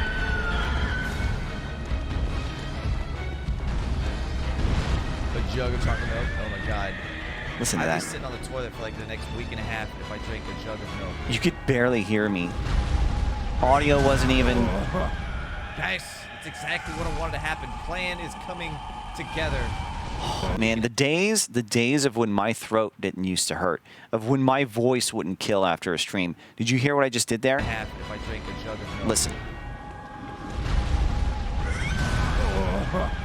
Nice. That right there, I don't even want to try. I don't even want to do it. Where I said nice, the way I sort of really strained my voice hurts just hearing that. Went from bro to doc. I'm proud of you. Past Doc would be so proud. Maybe he would. I don't know. I've never considered that. Let's see if I win. Train's coming in.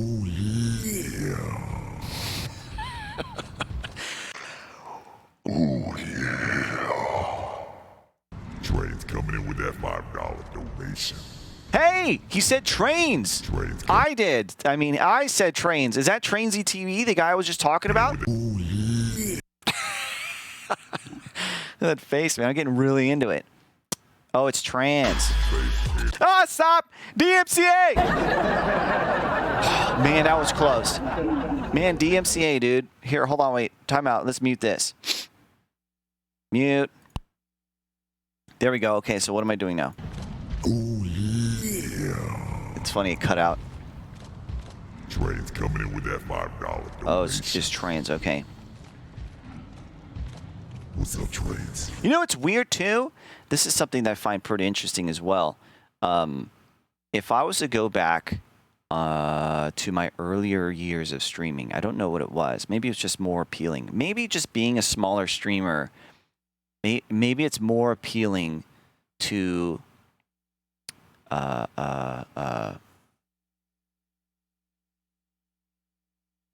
do I want to say here? How do I want to word this? Maybe it's more appealing to financially support a smaller streamer. Maybe so, because back in these days, it's really weird, okay? And I'm not gloating or anything, but back in these days, I used to like regularly get $400 tips, $500, $600 tips just in from one person. From one person, just people just deciding to throw hundreds, 200s, 300s, $400, $500, $600. And that's what made me quit my job. That's what made me quit my job. These guys were tipping, right? These days,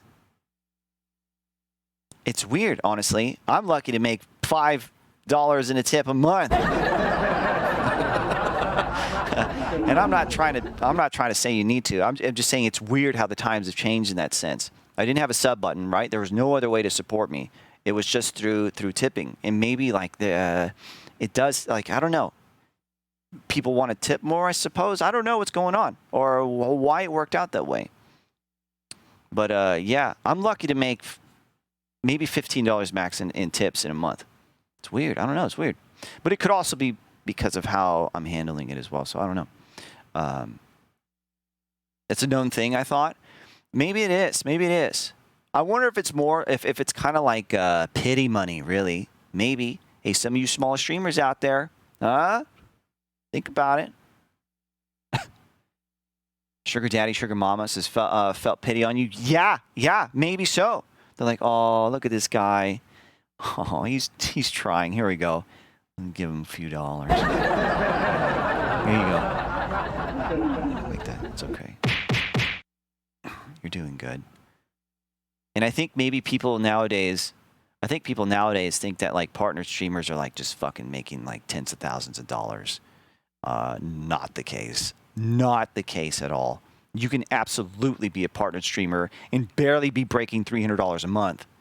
Easy. In fact, I would go as far as to say that probably the majority of partners on Twitch barely make $400 or $500 a month. The majority of partners on Twitch, the mass majority. There's a ton more casters in COVID economy wrecked the extra this is well. I'm talking about the tips dying well before COVID was ever a thing. Yeah. The mass majority of partner streamers make $200 to $500 a month. Mass majority. Twitch is not easy. And that's when it sort of comes to sort of like a business sense at that point. It's like, okay, how do I milk all you motherfuckers for cash? It's hard, man. It's hard. You know, it's all fun and games. At the same time, I got to eat, right? So it's like you got to think of ways to make your stream fun and engaging and like interesting for people, and people, you know, giving people value for what it is that they invest in, right? Value for what it is that they're giving money to. That's the thing. Absolutely. If you think you're going to come on Twitch and just sit here and just fucking play games, fuck you, right? That's not going to work. What do you think? Wake up. That ain't going to work. It worked back then for some reason. Fucking asshole. Jealous. I don't know why it worked back then. But, again, it might be the partner badge, to be honest. It might be the partner badge. Carve, hey, what's up, man? Oh, shit, hold on, wait, hold on. There's a few people I've been missing here. Whoa, there's a lot of people I missed. I'm sorry. Racky Monster, welcome back 34 months. Crimbo 36, Burnside 18, Goo Goo 42. Wait, I said you guys already. Excuse me. Dark Rolling 23, Dame 3 months, Carve him up 46, and Salpo 15. Welcome back. Here's your dose. Ready? Welcome back. Need to get that shirt back on. It's going to bring in all the new patients. All the money. Furai THD.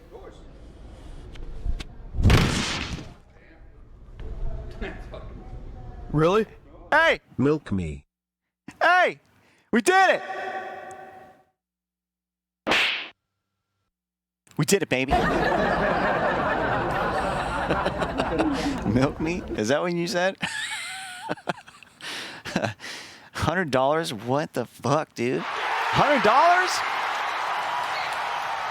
Will, you didn't have to do that. That is incredibly generous. That is Really? I support smaller streamers. You support smaller ones? Okay, here, let me get out of the way. Here, do your thing in game. Go. You are directly supporting, okay? You are directly supporting, shit. You are directly supporting, Jesus Christ.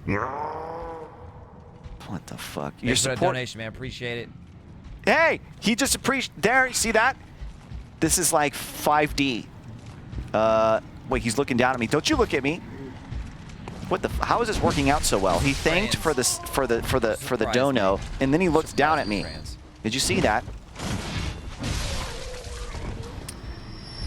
What's up, baby? Will, you crazy son of a gun.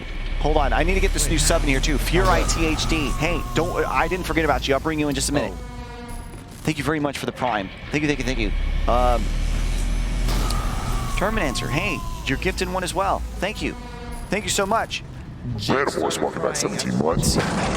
Here's your dose, ready? Why is he Thank you.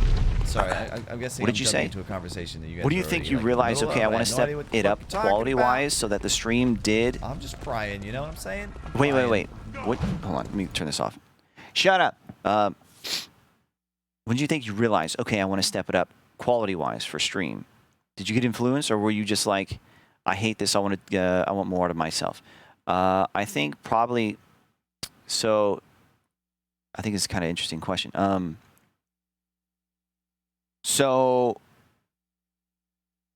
when I chose my name in Game Asylum, I wanted it to be a play on words, which is kind of weird that most people don't put two and two together with that. In Game Asylum rhymes with Insane Asylum. Yeah, a lot of people don't realize that for some reason. I don't know why, but anyway, In Game Asylum, I knew the initial idea. I knew that when I chose the name In Game Asylum, I wanted a name that I could expand upon, right? I didn't want it to be like, I don't know, some fucking, I don't know, Dark Reaper Deathbringer or something stupid you might name your avatar in, I don't know, in Apex or something, right? That's stupid. You can't expand on that. You need sort of like a brand, right? And so I knew when I chose In Game Asylum, I wanted to have a play on words, wanted it to be easy to remember, easy to say, easy to spell.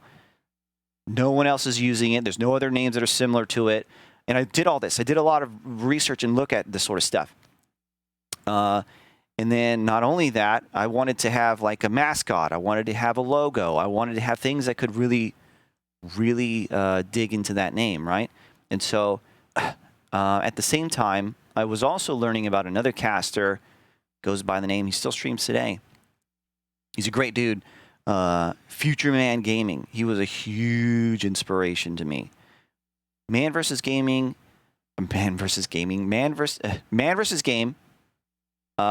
then Future Man Gaming. Those two I watched a lot of. And when Future Man Gaming came around, I don't remember if I can't remember if I knew about him before he blew up. So when Future Man Gaming came around a long time ago, man, he was crazy. He was doing stuff that no one had ever seen before. He was bringing some themed casts that no one had ever seen. He was doing some really cool shit. He was being very creative. He's very much so, since then, he's very much so backed off of that. And I think it's just sort of more of like a, maybe he's not so much into it anymore, and that's okay. That's all right. But he's definitely backed off. Like, I mean, back in the day when he was really rocking the Future Man persona, man, he was like getting up, he was dancing, he was fucking breakdancing and shit on the camera. He had crazy flashy backgrounds, all sorts of stuff like going on his cast. It was really cool. And it started to sort of expand my mind on like sort of what was even like where you could even take streaming, right? Where you could even take it. And so along with what sort of like I wanted to do, and then seeing what he was doing and bringing to the table, it sort of like brought a lot of like things together in my head. And like it was at that point I was like, okay, I want to expand on this. I want to make this more interesting. Now, what's strange too is the original meaning of In-Game Asylum had nothing to do with where we are now. Like where it used to be, the original idea behind it was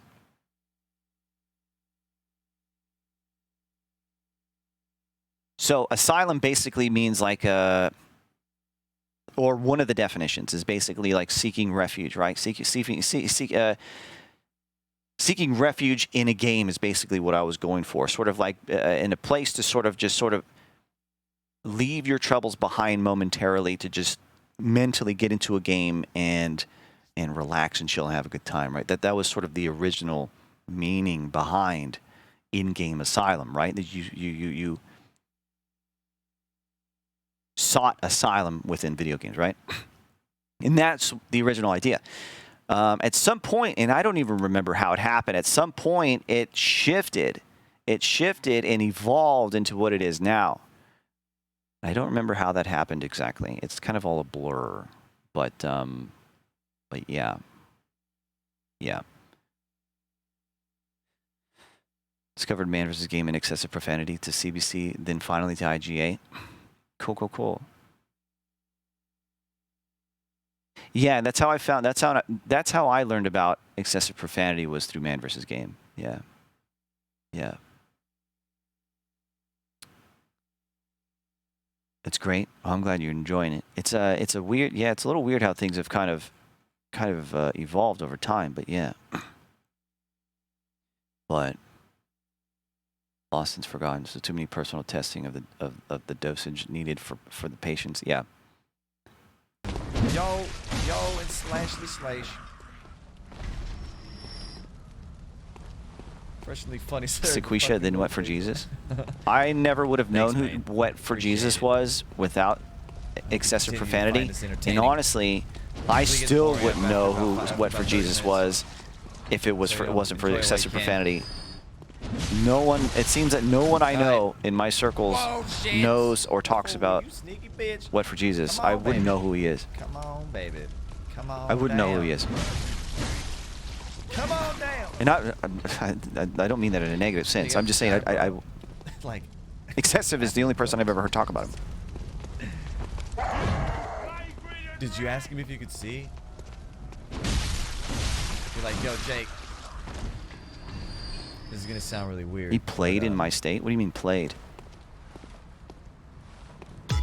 Stop!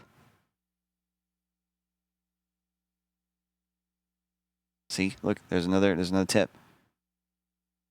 3-6. By the way, I do want to go back to that. Crimbo, thank you so very much for the $10. Thank you. Oh yeah. Wait, what did I just do? How do I thank people? Thank you for that. How do I think? Mr. 3-6. Thank you for that donation. You all too kind. Okay, Mr. Will with 1L. Thank you for the tip. You're too kind. Oh yeah. all right, that's what I did. That's all it took. That's all it took. Okay, now I'm gonna secretly sit back and wait for all the cash to roll in. Let's see if it works today. Let's see if it still works today. Thank you very much, Will. That was huge, dude. $100. That's massive. Thank you so very much, dude. Crimbo, $10. Thank you. And then Furai THD, are you still here? Are you still here?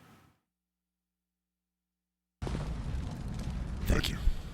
Missed Asylum V1. This is pre V1. Heck, man. You know what's funny? I still have these fucking things. Here, hold on. Look at this. They're right here. You know how old these fucking things are? You know how stinky these things are? Here they are. These are them. What's on my ears? These are them. You know how old and smelly these things are? Oof. I need to throw them out. Good God. They just sit inside this. They just sit inside this container and just stink. I really need to throw them out. They still work. They're fine. But you can't throw those fuckers in the washing machine. Ew. I think those headphones are literally 15 years old. They're probably about 15 years old, yeah. Dude, eBay them, they'll get snapped up. Stinky but historical. Sell them for 50 billion bits. There we go. Let's start the bid, ladies and gentlemen. You guys down? Let's go. Let's do it. Shit. An alcohol swab will kill the odor, causing bacteria on them. Hey, that's not a bad idea. You know what's weird is how the fuck could there still be bacteria on them, man? They've been sitting in there for like 2 years. They've been sitting in there for a really long time. I don't know how there's bacteria at all growing in there. Put that in the Asylum Museum. Shit, thanks. Can do a lot of that. A lot for that. I could do it. Blood echoes. I could do that. Who's got them? Who you motherfuckers got it? There's in-game DNA on there. It's time to bid and clone V3.0. You're first. Or version 3.0. It's thriving, apparently. Whoa. Weird. Okay. What up, Mills? Okay, so where does this go? So anyway, so here, let's move on, shall we? Hold on, what is he going to say? Nothing. Okay. Leave. Nothing. Okay, so let's move on. Let's move forward in time about 7 months. What's going on here? Okay, here we go. So here's Asylum point. Whoa. Time out. A little too far. Let's move forward 3 months. Here we go. This is Asylum 1. This is Asylum 1 right here. I have to mute this because it's going to have music, most likely. This is shit, let me move over. This is Asylum 1. It's right here. I'll move way over. This is Asylum 1.0. Hey, did Furai THC ever respond? Sorry, I asked you to say something and then I wasn't looking for you. Shit, I'm sorry. I'm scrolling.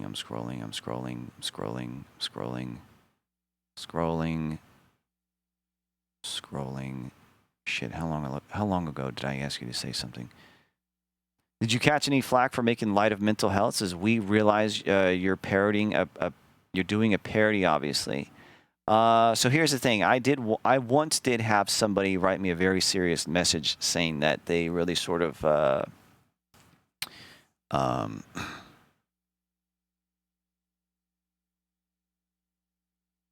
they found it offensive what I was doing. They found it offensive. And my response to that, in fact, I think I still have the message. My response to that was, I never make light of mental issues. I never talk about mental issues. The only sort of connection there is with mental issues is that this is an asylum. That's it. I'll never talk about that stuff. I don't ever bring it up. I don't ever try to make light of it. If I'm goofing off and saying like, man, you're crazy, dude, right? No one's going to take offense to that. But yeah, I'm not over here saying like, you know, like, ha ha ha, here you go. Boom, now you've got depression. Yeah. I'm not over here making jokes about it, right? I'm not sort of like goofing off and trying to make any sort of weird joke about these types of things, right? I understand that shit exists. And I understand that it's, you know, they're serious subjects. And so I never bring them up, and I never try to make light of them. But yeah, someone did write me a serious message on Twitter once about it. Yeah, and I responded to them in kind. I said, look, first of all, you're an asshole, right? That's how I started it. Right off the bat, okay? I'm just kidding. I didn't say that. No, I was very understanding. And I just explained to them. I was like, look, just basically what I just told you guys right now was, look, I never talk about that sort of stuff. I never make light of it. I don't think it's a joke. I understand that it's very serious. And I think if you hung out in my chat for a while, you'd realize that everyone in here is very kind to one another. No one makes fun of that. That's not the focus of the stream. It's not about making light of any of this sort of stuff. It's sort of like the whole story is sort of like crazed gamers. That's basically what it is. I don't make fun of mental health or mental health issues or, you know, those types of diseases and stuff like that. I don't do that. But someone tried. So yeah, someone did try to reach. Yeah, that's for sure. But anyway, this is Asylum 1.0. Man, oh fuck, I'm sorry. Furai, oh god. Furai, did you say anything? Quit distracting me, chat. Shut the fuck up. Hold on. Now I gotta scroll back up. Furai, did you say anything? You know what? Here, fuck this. Here, I'm just going to wait. I'm going to say, hey, Furai, are you here? And I'm going to sit and I'm going to wait for him to say something.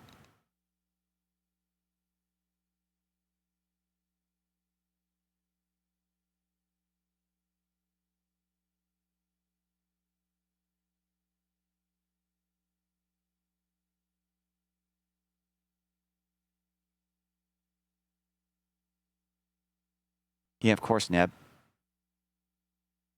I mean, I think it's pretty obvious. I think it's pretty obvious. If you just hang out in my chat, you would see that, right? I don't think they're here. I don't see them. I guess they're gone.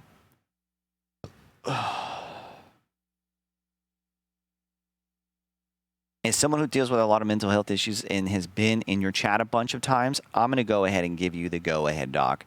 The go-ahead to what?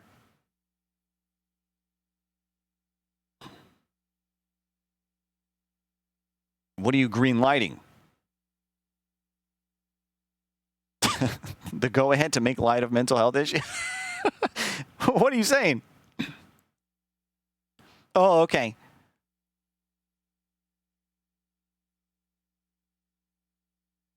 Okay. You're just saying like, hey, I think you're good. Right. Okay. Got you. When you said I'll give you the go ahead, like you're good by me. Go ahead. Go for it. I was gonna be like, I'll pass.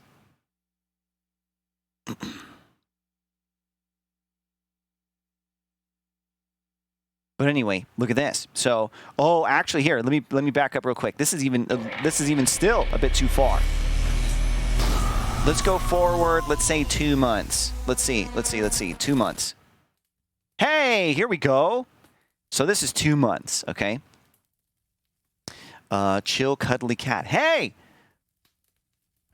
a tier 1. Oh my goodness. Oh my goodness. Hey, did I get Salpo and Red Horse? Salpo, Red Horse, welcome back 15 to 17 months. Here's your dose. Ready? Suck my dick! Thank you. Chill, cuddly cat. Yeah, let's do this. Let's bring you in, yeah? Let's bring you in. And if Furai THD happens to be watching... Yes. Shh.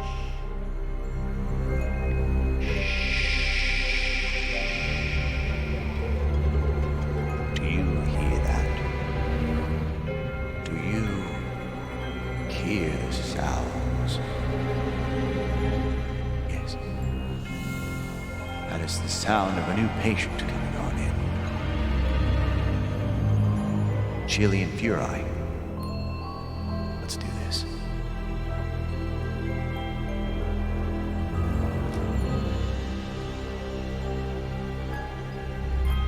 Yes, you too, Anfea. Let's set you all up with your own straitjacket, your own padded cell. I'm going to subject you to video games for science reasons and, of course, mind control juice.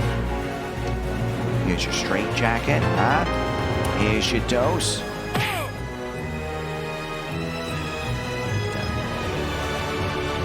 Good. Go.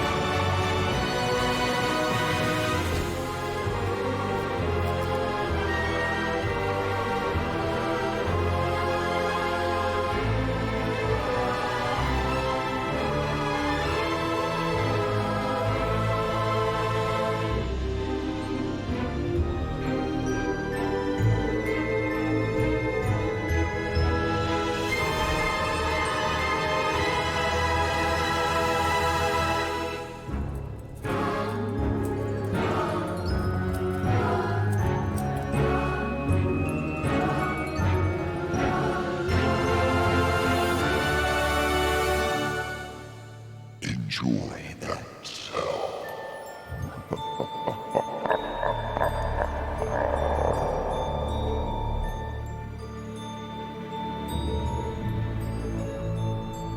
Chill, cuddly cat, Furai THD, and Anfea.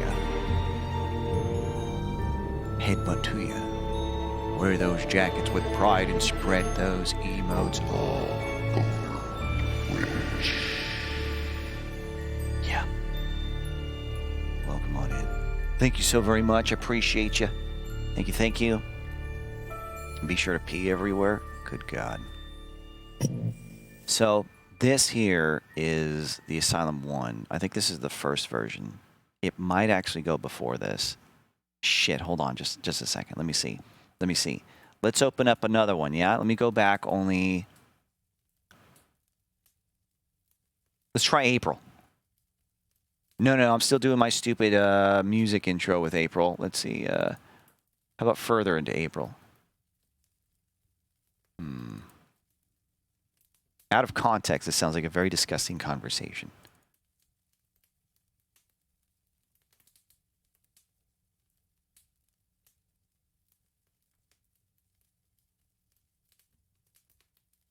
Yeah, it looks like I need to go deeper into April. How deep do I need to go?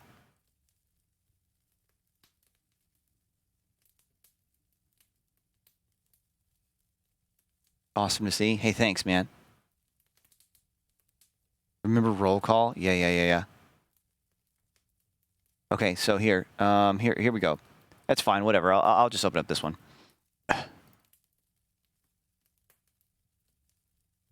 So this was. Whoa, shit. Wait a minute. This one? Yeah. I think. No. What the?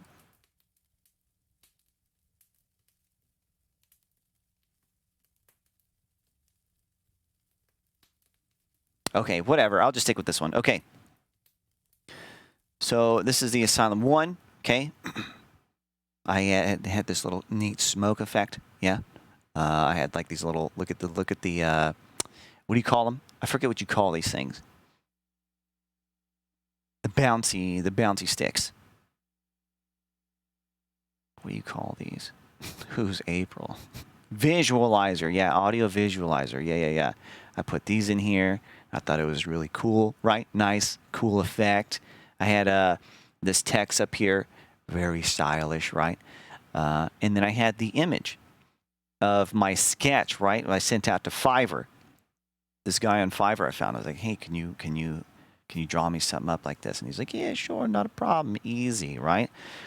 And so I spent about $90 on this image, and now we've got the Asylum, right? And I don't even remember what's the intro like. It's just a switch. Yeah, it's just a fucking switch.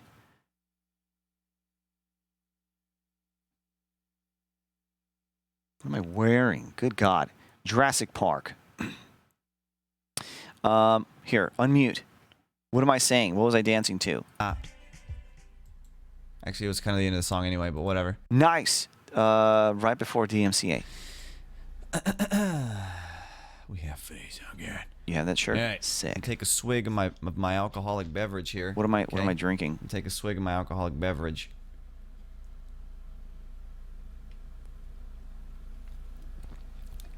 Oh man, it stings on the way down. Oh wow. Whoa, this is some strong stuff. Hold on. Okay. On those dance moves, right? Am I right? Okay. See your face, bro. Oh, it's here. It's here. It just came. All right, here we go. Let's get the game going. Your voice is so different. I hate it. I hate it so much. I hate it. Coke, Dies of cringe. Yeah, everyone in the chat dying of cringe right now. What? Everything is minimized. What the fuck? That was weird. Does that show How up? did that happen? Wait, there you go. Dies of cringe. Everyone's dying right now. Minimized. So hold on. Let me bring it all back God. up. You know what I'm saying? Everyone's dying of cringe at the moment. Cool. We're back in the game. All right, here we go. Here we go. PS. Anyway, load it up. Sick of your shit. Hey, nice noise. Get the fuck out. I think you can see it now. You can see my mousy mouse. Whoa! Why am I talking like that? Out. I think you can. Fucking God, you better work. Oh, game catcher's not selected. Oh my God, I was about to freak it fuck out. I think you can see it now. You can see my mousy. I don't know if I was going for some sort of like weird, deeper type of like trying to be sexy. I don't know what I was trying to do there. I don't know what I'm doing. Like, oh yeah, hey, let me go and try to do a little bit. Let me go and activate the audio on my stream. This is gonna be so hot. All these ladies are gonna super love this. Right? Let me go and activate the audio on my mixer real quick. I don't know what I'm doing. It's weird. Late night phone sexy voice. That could never be accomplished.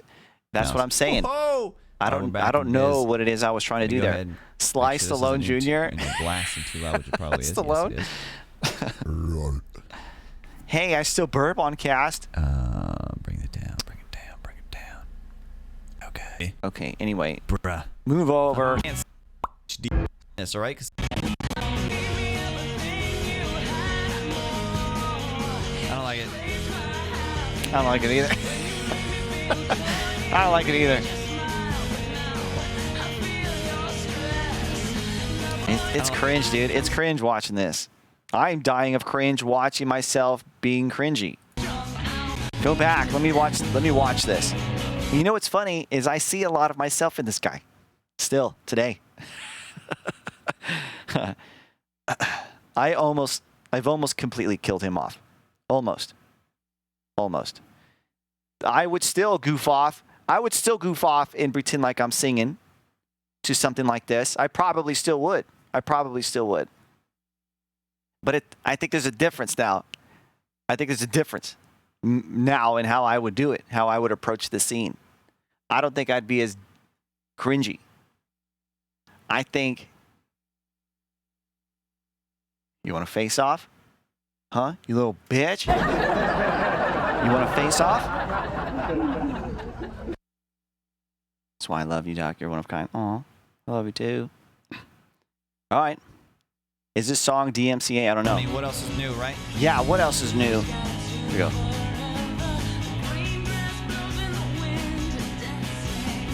Not digging the song. Yeah, me either. Minichozo. But let's make the best of it, yeah? Okay. What's wrong with the HD collection? It's that it's HD. Dance! I don't know. Never played it. Come on!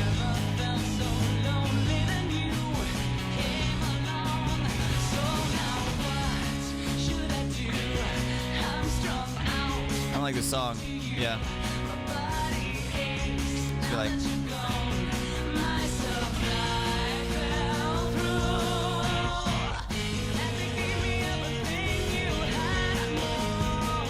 I don't like it.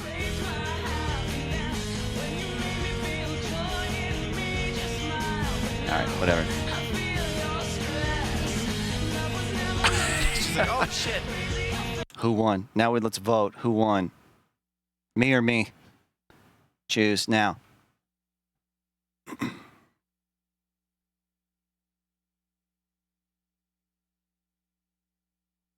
Song's all right, actually. Someone ban them. Song is trash.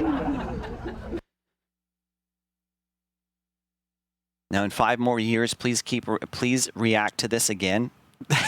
This would be really difficult for me to find, unless we kept it in a vault somewhere. You both won. They're simple. You should kiss to break the tension. Kiss this guy? Hell no.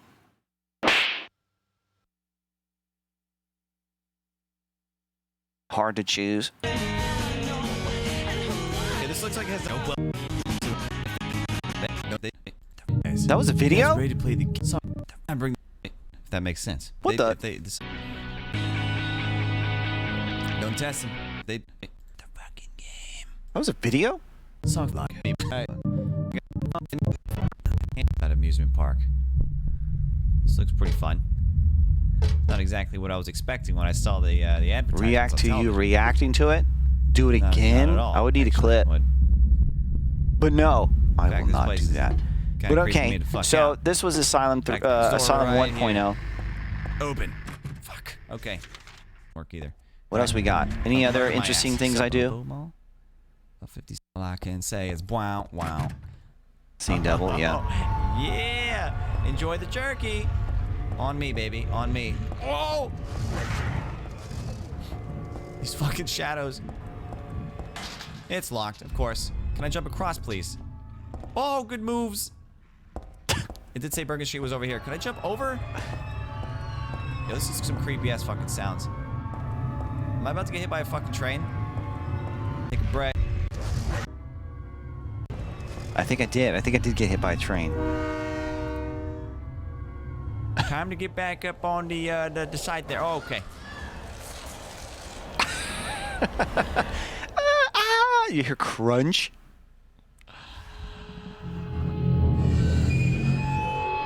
Well. Oh my god. Okay. Dead. I just got dead. I don't like this guy. Bullshit! God damn it. Back in the day, that was okay. Look, hold on. Okay, listen. I can feel your judgment. Okay, I can feel it through the chat. I can feel it soaking through the chat. Okay, look, listen. Okay, Back in the day, think about it. 7 years ago, back then, those shitty jokes killed, okay? Killed, all right? I was fucking killing it back then, dude, all right? Dude, you don't even know, dude. I was fucking killing it, dude. Right? I would hit a sound effect, and that's all you needed back in the day. No one had ever heard of sound effects back then. No one had ever heard of sound effects. I invented them. I invented sound effects back in the day. Okay?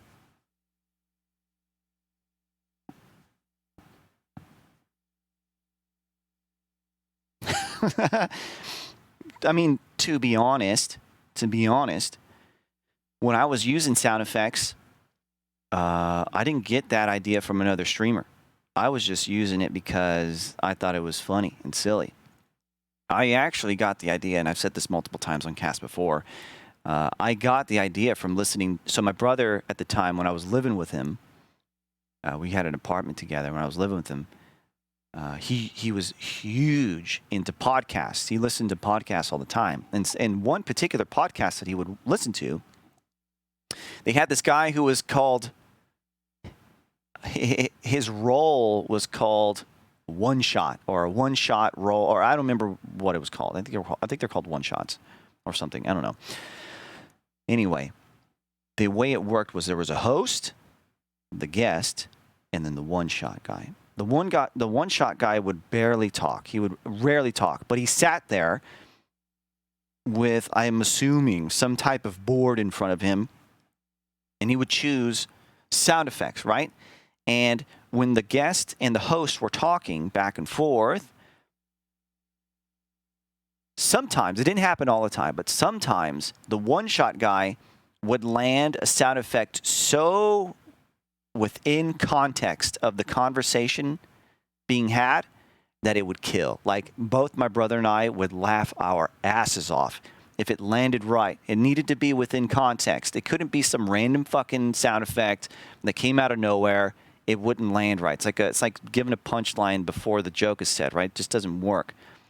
So, learning this at the exact same time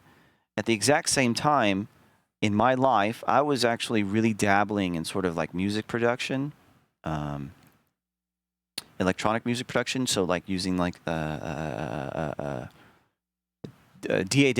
digital audio workstation, like Ableton. I was using Ableton, and I was using MIDI keyboards and stuff like that, and trying to fuck around with music. With that knowledge I had of that podcast, I thought to myself, I could do that too. I could do that on my cast and throw sound effects in there. That's pretty cool. And so I did it. I got it from podcast on a totally different platform. So at the time, I don't think anybody was using sound effects on Twitch. And if they were, I mean, it was kind of unheard of. So when I was throwing that in there, I suppose it was actually something pretty unique. And so I used them all the time. Like I fucking beat that shit in the ground. I was just sound effects. It was ridiculous. Nowadays, it's not even a hurdle to jump through. All you got to do is, there was nothing back in these days of streaming. There was hardly any real support for anything to be creative. It's like you had to come up with your own shit. There was nothing like stream decks and all these like fancy cameras now, and keying out your background without a green screen. And there's a ton of tech now that is so geared for streamers specifically that make streaming so much more accessible and open possibilities to being creative way more, right? Making it much more accessible, making it a lot easier to be creative and just sort of do crazy shit on your stream. Back in my day, it was pretty difficult. You could do some cool shit, but it was like you really needed to look elsewhere. Outside, there was no help, right? There were hardly any tutorials teaching you how to do things or explaining how to. There was hardly notifications. Things like Stream Elements and Streamlabs. I don't think Stream Elements didn't even exist. Streamlabs did, but they were called.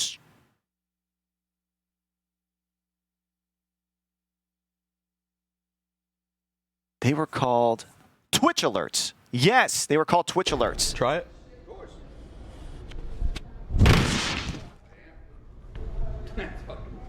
Really? Really? I know I give you puppy a lot of the time, humorously, but I'm proud of your growth as a content creator. People hyper-focus on what brings in income and make that who they are. You said bunny's all that noise and continued growing into who you are. Hey. Shiv, you crazy son of a gun. Thank you very much for the 50. Thank you, thank you. Thank you so very much. I really appreciate that. I have come a really long way. It's been an absolute pleasure having you around, Shiv. And I know you haven't been here through this, you know, only just recently. I mean, relatively recently have you started coming around, but it's been a pleasure. Thank you so very much for the 50. Thank you, thank you, thank you. Very kind of you. Yeah. I mean, in the... It's weird how streaming can change you, honestly. Well, no. Not streaming. Well, yeah, streaming a little bit, but I think owning a business can really change you too. Back in these days, so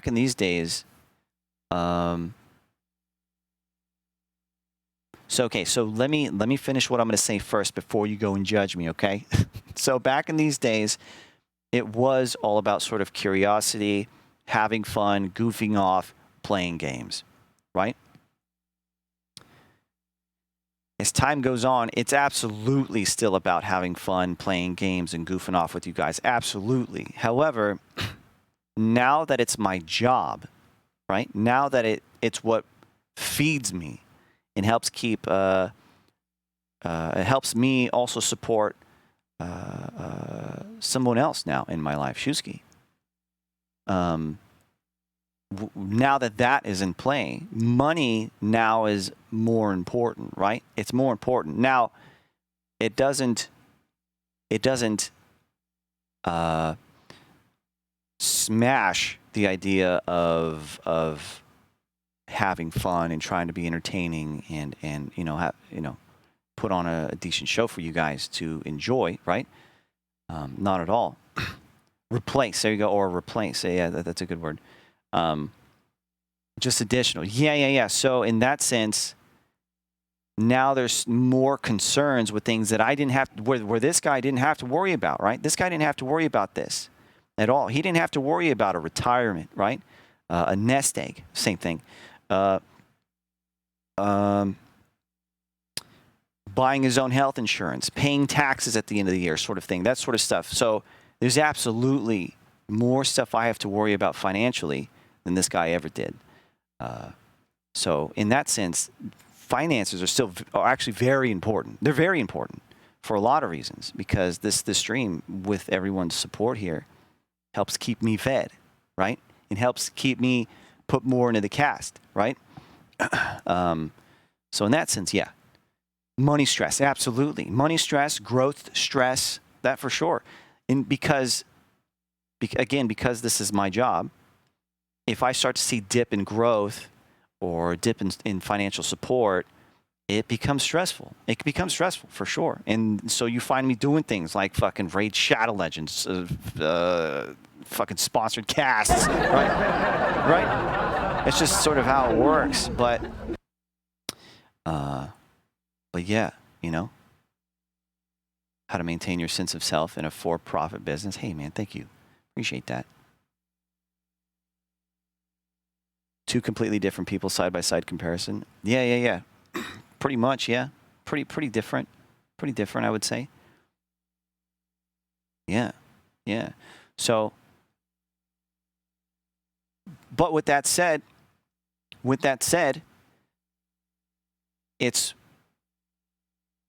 I have to keep in mind and remember that it's me having fun and being able to goof off with you guys and doing my stupid shit that you guys enjoy me doing, right? Is what garners the support and allows me to continue to do this, right? That's what I have to remember, right? I shouldn't be thinking about like, okay, like how do I bleed my chat dry of cash, right? That shouldn't be it. It should be, how could I bring more value? How can I increase production, increase entertainment, increase interactivity, increase this, and this, right? Give you guys more stuff to enjoy. And it seems to just sort of work and sort of garner support. That's just how it seems to go. Now, I mean, is that the best route to go for growth and for, I don't know. I'm just doing what I know. I'm not a huge businessman. I didn't jump into this as a businessman. I jumped into it as a way to have fun and goof off. There's plenty of shit I wish I could tell my younger self. There's plenty of shit that I know now that I didn't know back then that I wish I could say, hey, you know, do better, do this differently, get on this immediately, start this now, you know, because I feel like there's plenty of things I could have done back then that could have absolutely helped more today. That's for sure, had I started back then. I enjoyed Raid Shadow Legends. Well, see, here's the thing. I approached my Raid Shadow Legends stream with that mentality, right? It's sort of let's have fun, let's goof off, let's I'll show you the game at the same time, but let's have fun with it. I mean, that's why clips like this come about. This one right here. I had this bitch on speed dial. Hey! Where is he? He's over there. Oh, hey! Hey, would you like to join our clan? Shit. Just goofing off. Everyone stop. Stop fighting. I'm trying to work out a deal. I'm trying to work out a deal here. Hey, calm down. Whoa. Oh. How'd I miss this? I'll stay behind you. I mean, I get it. You were like, oh, yeah. Raid Shadow Legends, I'm out, and then you dipped. I'm kidding, I don't know.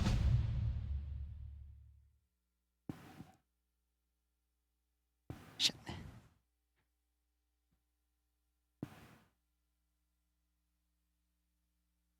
I had to sneak out of vision. I had to sneak out of view. But yeah, you know, I always feel like if you approach, even if it's a sponsored segment, maybe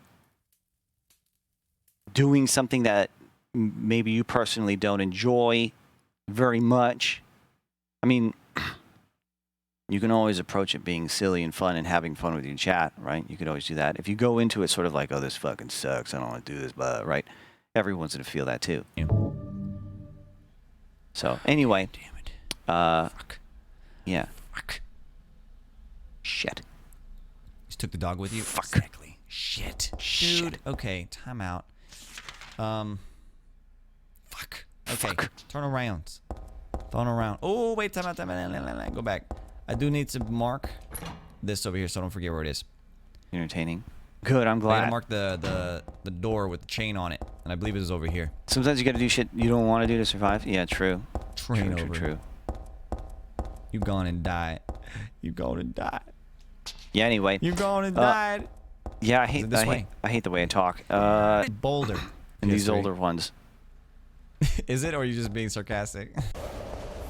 All right, next one. So that was Asylum 1, right? You saw that, correct? Here, how do you mute this? Okay, an empty juice. Wait, let's hear my voice acting. Go back. Okay, an empty juice can. Just another piece of trash. Okay, anyway. So this is, so this was Asylum 1. You saw that, right? Asylum 1. Now check this out. Then Asylum 1.5 comes out. Check this out. Watch this. Asylum 1.5 about a month later. Is it? Wait a minute. What the hell?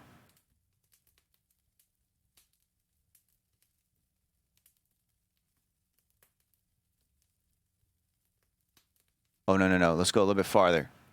Let's go 3 months. Oh, shit. Okay, a little bit farther. A little bit farther. Damn, I rocked that for a while. Let's see, October. Hey, some changes are happening here. Ooh, interesting. Okay, hold on. So check this out. Where does this happen? Oh, shit. Okay, hold on. Let me find some. Okay, back up, back up, back up. Let's go to July. Okay. Whoa, I wonder which one was the first. Okay, hold on. Let's go back. I think... Oh, shit. Okay, keep going. Okay, hold on. Next.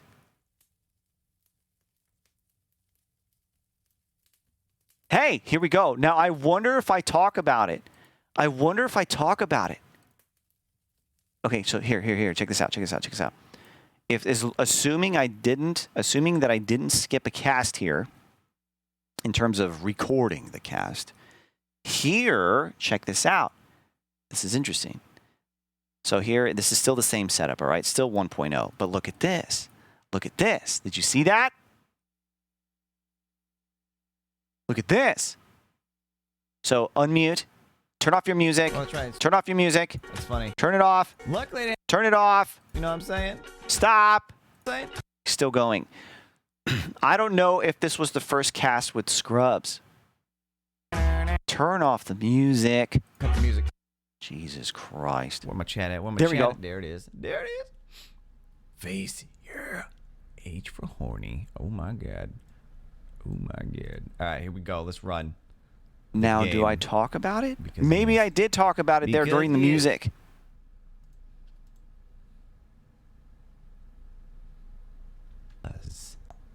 Try something. Maybe I missed. Capture if it's an open geo. Maybe I missed it. So let me see. Baby Doc in the house. Was that me? Was that? Oh, okay. I was thinking it was the video for a second there. Hey, Radical, welcome back 13 months. No, not at all. Okay, whatever. Fuck Here's it. your Keep doing dose. what you're doing. Welcome back. Go Thank to desktop, you. Capture. Let's go. And damn it, you can still see. You can see some of the. so check this out. So here's something that you're not seeing. Here's something that you are not noticing. Let me do this real quick. So you're curious about. Let me pull up MS Paint. You guys ready? Let's pull up MS Paint real quick. I've shown this before, but I'm going to show it again. I'm going to draw it. So let's go to.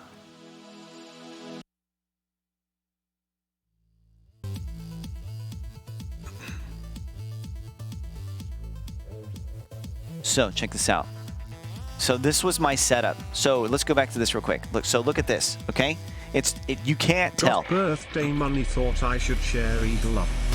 Hey, Seven, welcome back 6 months. hey, happy birthday. Thank you so very much. Here's your dose. Thank you. One thing that you can't see here, I'm about to draw it out for you. Just look at this setup, okay? Here's the mic. Here I'm sitting. Everything's chromed out from behind me, right? So let me move this over. This is really what it looks like. This is a top-down view of what this looks like, okay? Back in the day. So we had, let's see, let's do no fill. Outline, yes. So this is how it looked. Whoa, why is this stuttering? Weird. So let me think about how this was. Probably like that. And then this is my desk. This is a top-down view, okay?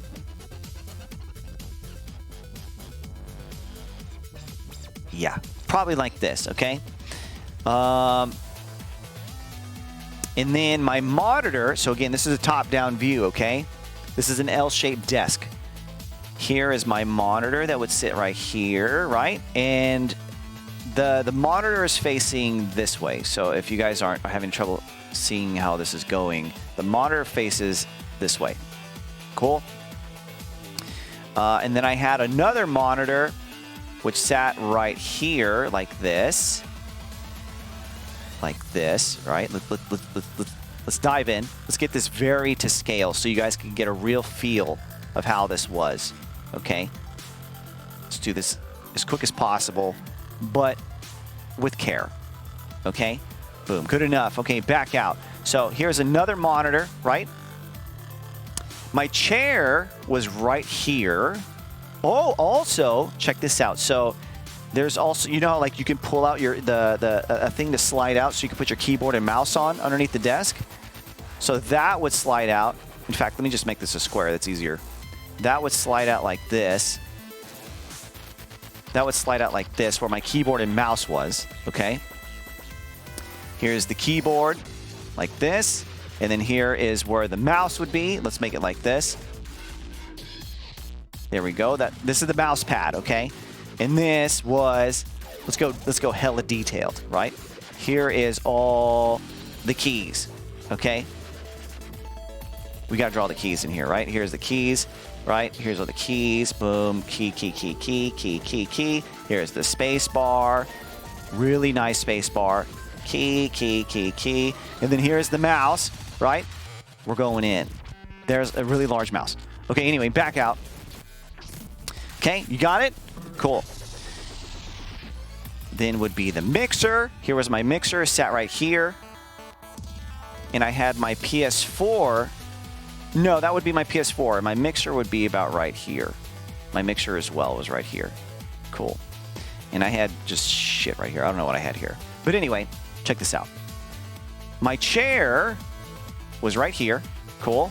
This was my chair. My green screen was right here. Sorry, no. Here is my... Let me make this... Let's outline this. Okay, this was my camera, right? This was my camera right here on top of this monitor, looking this way. Cool? Got that? Shit, go back. Now, because of the placement of the camera, and I'm sure you guys know how it works, right? The farther you get away from a camera, the larger something needs to be to cover the full view, right? You know what I mean? The farther you get away, the more that angle opens up. You know what I'm saying? So, at the time, I bought a 6x6 green screen. A 6x6. Okay? When I bought it, I didn't think about this and didn't consider this green screen was going to have to be on my fucking ass for it to cover the full range of the camera. The full view, right? So my green screen legit sat right here. It was right here. It was like this. Wait, more at an angle like this. Yeah. So it sat like this. No. Like this. Okay. Oh, and I forgot. My mini fridge. My mini fridge sat right here. Like this. All right. And yeah, my green screen was probably angled a little bit worse. And my chair would actually be a bit smaller, I would say. But anyway, with it like this, I mean, you have... Oh, this would be easier. Here we go. Let's just do this. Yeah, so my chair was probably more like this, right? And you're in there, and the green screen... I swear it was more like this because it was touching this right here, and it was right up against this. So I locked my ass in there. So if here's the mic, if I put my head back, my head hit the green screen. Just to put my head back, my head hit the green screen. I was locked in that L shape, right? I was locked in. I had nowhere to move. If I had, how'd you pee? I had to turn off my camera, stand up, and like fucking pick up the green screen and get out to go use the restroom, come back in, put that bitch right back where it was, and then start back up, right? The chair have it back? At the time, no, I don't think it did. I think I removed it. But anyway, this is my setup, and this is how I did this for like 2 or 3 years. Stuck in this corner, burning up. Stuck in this corner, just burning up, right? My PC pulling all the heat in this corner. So I end a cast, my brother comes in and like, hey, how are you doing? And then like, he looks behind, he comes around here, right? He comes around here. He comes walking in, he's like, hey, how you doing? He looks around the green screen, he turns around and I'm just like this, I'm just like a fucking sweat running down my face. Right? Water. Right? That's how I sat for 2 years, basically. That's what this is. That's what this is right here. Oh, he's just getting started, baby. He's just getting started, baby. Where'd he go? Where'd he go? Where'd he go? But this is the first time. This is the first cast I had with Scrubs. It looks like. Every now and again, there's a night where just some I know see. Listen, Nick, what's up, Nick? Long time no see. Like I said, every now and again, there's a night where just some motherfuckers that have not been showing up in a long time all of a sudden show up. It's crazy. Nick, what's up, man? How you doing? God, I hate the way I'm talking. Why am I talking like that? Why am I talking like that? It's like a weird sort of like butchered New Yorker type of Chicago made up fucking accent. What am I doing? Welcome back to the Asylum, my man. Welcome back. Listen to that. Here. What's up, Nick? Long time no see. Like I said, every now and again, there's a night where just some motherfuckers that have not been showing up in a long time all of a sudden show up. It's crazy. Nick, what's up, man? Some motherfuckers are showing up, and it's crazy. Why am I? It's weird. I don't know. I'm talking like that. It sucks. How you doing? It's terrible. From Chicago to Western in 3.2. It's weird, man. Boston, yeah, it's like a weird amalgamation of made up whatever. Travolta-ish. Asylum, my man. Welcome back. Travolta-ish. In-game Wahlberg. You're right. I have to find just the beginning. My brother. Motherfuckers. Leon's like, okay. My God. Hold on, let's see if any of the jokes I make are the same jokes I make nowadays. We just got done playing this game not too long ago, so I'm curious about whenever this cutscene comes in. Let's see what I say. Nick. Hold on, wait, do I have that? I do. I still have, after 7 years, that same sound effect on the board.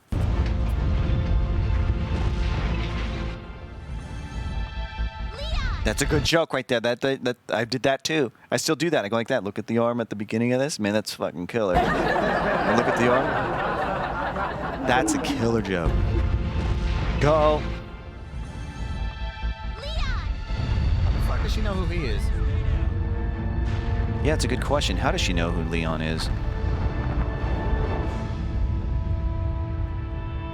Are you okay? She's like, Leon Kennedy. I'm fine.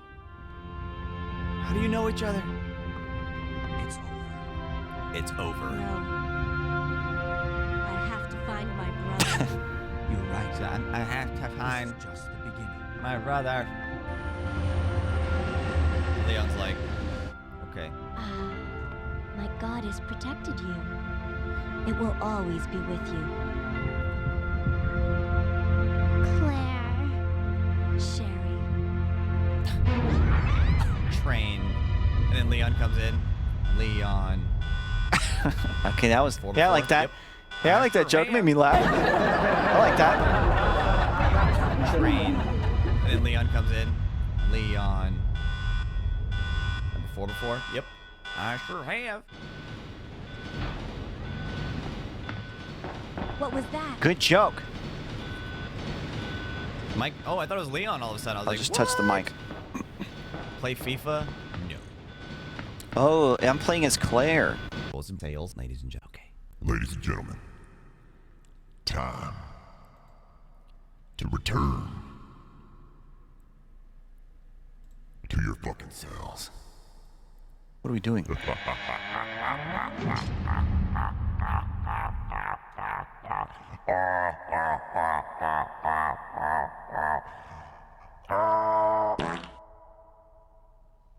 Jesus Christ. Okay, I'm gonna be right back. Just as childish. Just shut up! Oh, that was close. Dodged the bullet there. Dodged a bullet. Fart jokes still good. Still landing them fart jokes. Anyway, this was my BRB screen. Was there any text there? Let me see. Hey, there we go.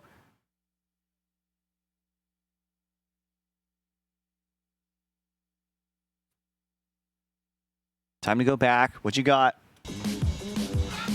Stop!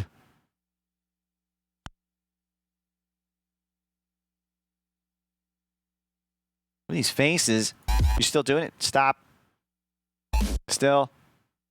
It's a good song, by the way.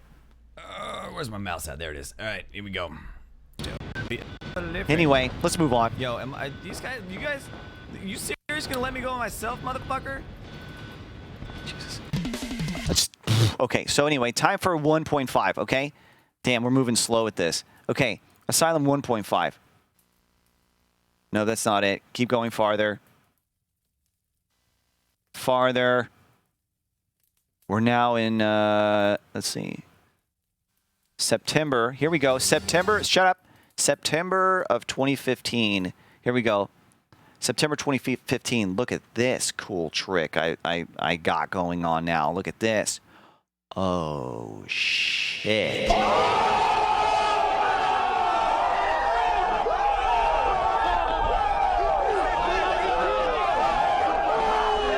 It moves.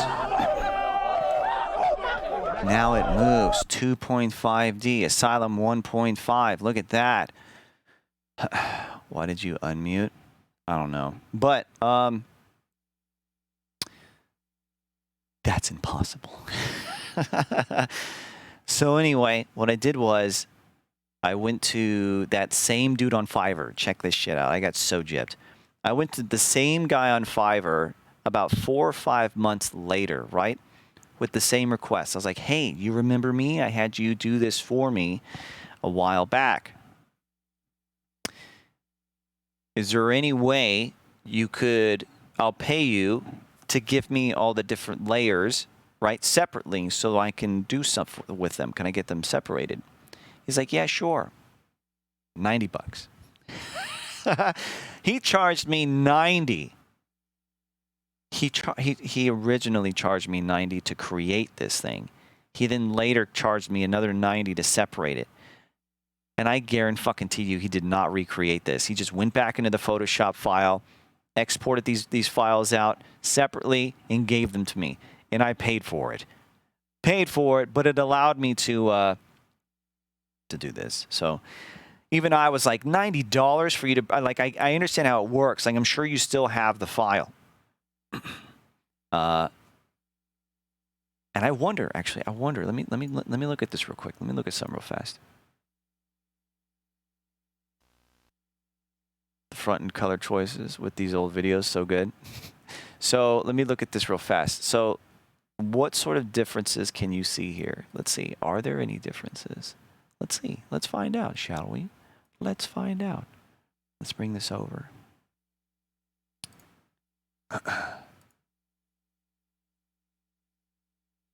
Let's do this.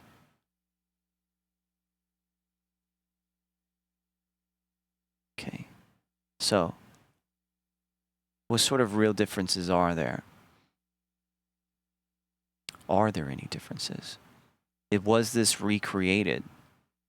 Actually, it looks like it looks like there's a bit of a difference. Honestly, I've never really paid attention to it, which is interesting.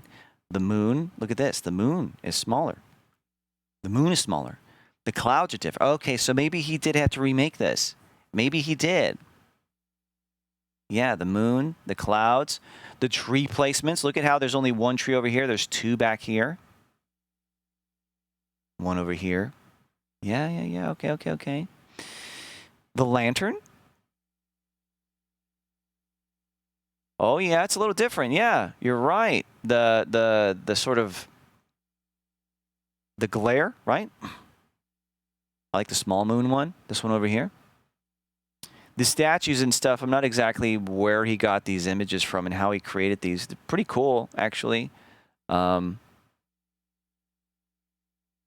yeah, you can see it's different. I suppose he probably had to recreate it. He probably did. So I guess 90s fair, I suppose. I'm not exactly sure how he made this, but it's pretty cool. I like it. The gates are closed. Yeah. So I asked him for the gates, and on separate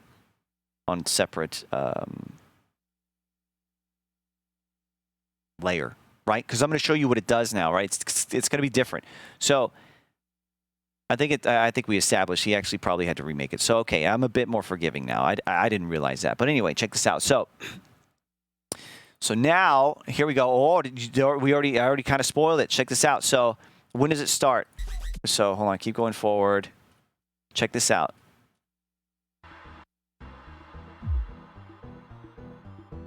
Oh, that's still music. Okay, all right, hold on. Not. Here we go. So this was my original intro. You know what? I don't think I'm gonna get hit for this, so I'm gonna go ahead and play it. It's such a underground type of song. I don't think I'll get knocked for this, so I'll go ahead and play it. This is how I started my cast for a very long time. This right here, the thunder sound, that's when you knew, okay, the cast is going to start. Here we go.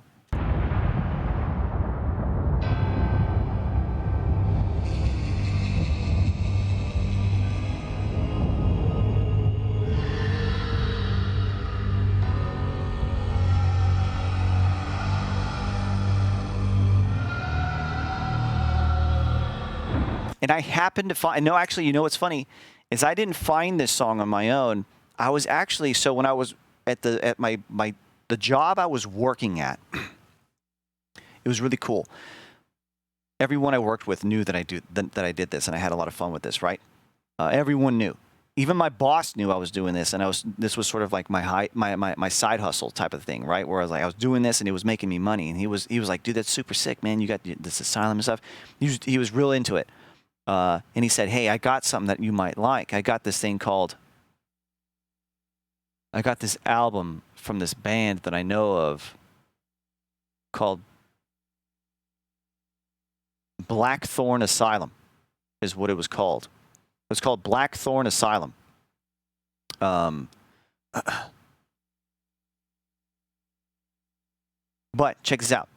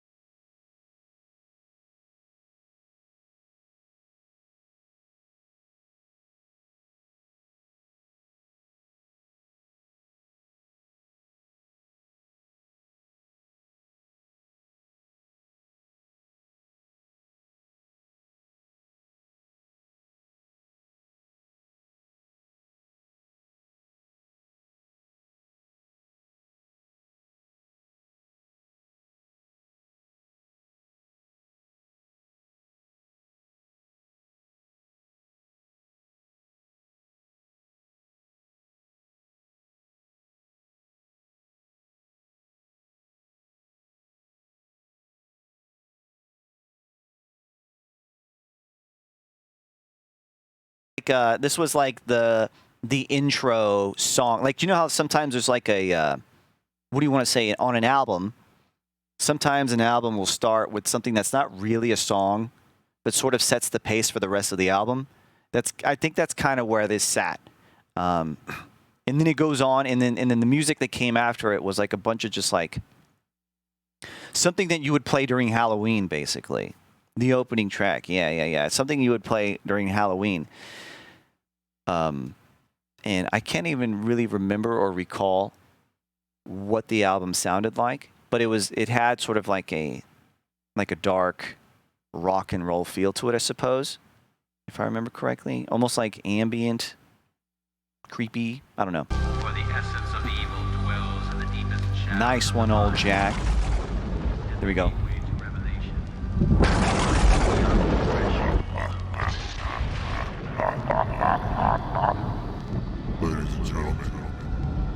grab your straight jackets and come on in.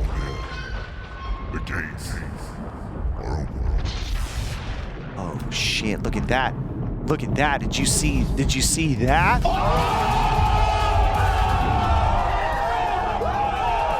Upgraded. Okay, so now music's playing, so I gotta mute it. Look at that. Now we're Asylum 1.5. I'm not playing music, so I got to mute it. But that's Asylum 1.5, a little bit more upgraded. Did you see that? Did you see that? Look it. There's his name. There's the man's name.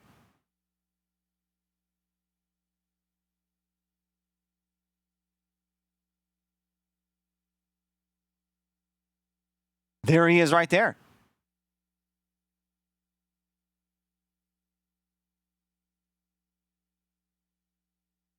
He's in my chat right now. There he is.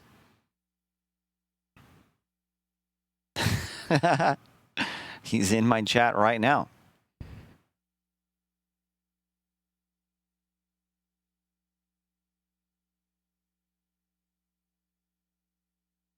Yeah, you can see I'm capturing. I'm directly capturing the chat like this. What a noob. But anyway, you can see all my mod controls and shit. That's funny. This is, oh shit, still drinking mod, what the hell? This too, wow, that takes me back. Shit, wrong one. That takes me back. You see this emote right here? This is an old school dot. Where did the chat go? What did you do to the chat? Anyway, that was an old school DOS Medi emote. He no longer streams on Twitch. He's actually now a Facebook streamer. But DOS Medi, anyone in here know who Lyric is? I'm sure a lot of you do, right? He's one of the largest streamers on Twitch. You know who Lyric is? Yeah. DOS Medi is Lyric's brother.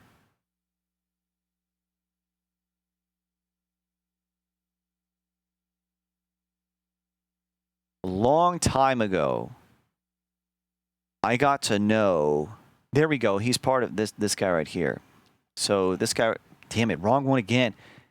Freakish Alloy, Freakish Alloy, he was a part of, Freakish Alloy and somebody else, I forget his name. Oh shit, that reminds me. The other guy I'm thinking about is who made this, actually, made all this background for me. He was part of DOS Medi's. And he had also made Lyrics' backgrounds as well. I forgot about that. So his name was that was his name.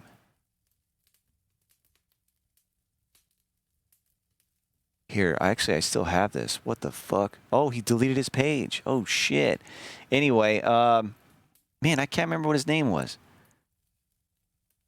John Schmitty. Anyway, one day a long time ago, DOS Medi, because people from his chat found out who I was, they were really enjoying what I was doing. When they would go back to DOS Medi's cast, when it came time to raid someone, and again, this is old school raids, right? This is old school raid. This is not the / raid and then everyone gets dumped in someone's channel. You spam someone's link in your chat and everyone has to manually fucking click the link and go on over themselves. So when it came time to raid someone, those people who got to know who I was, they were saying, yo, DOS, you gotta raid this guy, you're gonna like him, whatever. DOS raids me for the first time ever, and like here I'm sitting at like maybe 30, 40 viewers, and he raids me with his like 230 viewers, and for me that was huge. I've never experienced such a view count in my life. I've never experienced that before. And this is not that cast, but I remember when that happened, I was super nervous. I was like, oh shit, it's time to shine. Let's go. Let's show them what this cast is all about. I'm like, haha. Wow, sounded for different voices. Whoa, here we go. Whoa. Right? And I might have overdone it, right? I might have overdone it. I was a little nervous. I was way too excited. And I decided to go a little ham on what it was that I had to show, right? Ego. Hey. Ayo, Vonti, welcome back 54 months. Here's your dose. Holy shit! Welcome back. So that's what a raid is. Raids are good. Yeah. Raids are whenever you decide to dump your community onto someone else's channel. So if you stick here for the end of the chat, for the duration of the cast, at the end I'm gonna raid someone. In which case it offers some exposure to someone. You know, you're assisting that community a bit, right? So if I garner so many viewers per channel, on my cast, let's say I have like 300 viewers, and I dump it onto someone's channel that has 50 viewers, well, you're giving them a little bit of a boost, right? You're boosting them up in the gaming category that they sit in. More exposure. Maybe some new individuals get to see that caster for the first time. They enjoy them. They follow, and you know, it's people like give it and take. You know, give and take on Twitch. But anyway. Yeah, so DOS raids me. I get to sort of get melded into their community a bit. One of them ends up putting this together in the background for me. This was my background for a really long time. And as you saw, it was a bit more. It was a bit of an upgrade, right? It was a bit of an upgrade. Young Jack Ryden, what up? How are you doing? So yeah, there's this. What was that?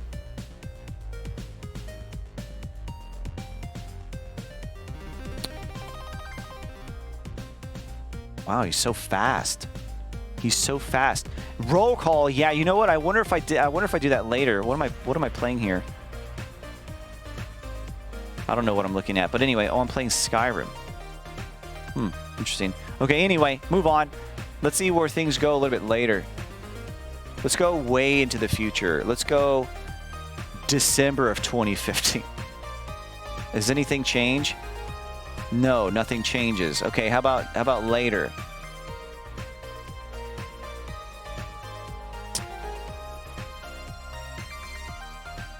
Oh wow, I only have through 2015. That's it. I only have through 2015. That's it. That's where the story ends. That's it, ladies and gentlemen.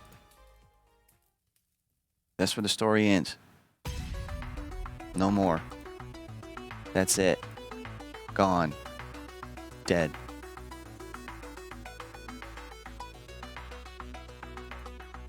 Ooh, look at this effect. Look at this effect. When did this get implemented? Look at this. Look at this. Oh, shit. And look at that. The starting soon is moving with the background. Oh, man. The dissolve, then you go through. Oh, shit. I'm looking. Where's Find Me? Oh, man. Okay. I mean, I guess I could continue. I guess I could continue with the stories.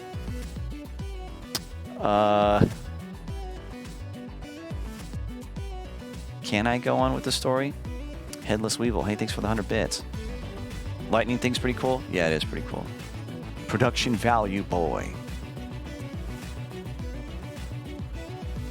So, okay, so I'll move on. I'll try to make this quick, okay? I'll try to make this quick. So, what time is it? How long have I been on for? Jesus. What, no games tonight? No games tonight, I guess. So check this out.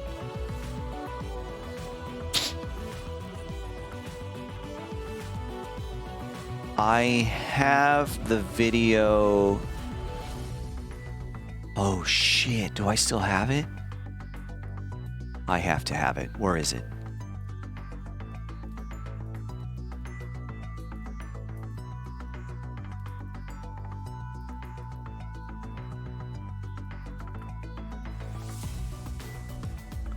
Oh no.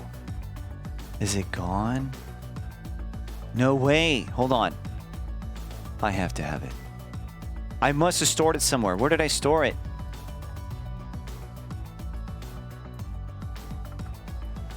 Here it is.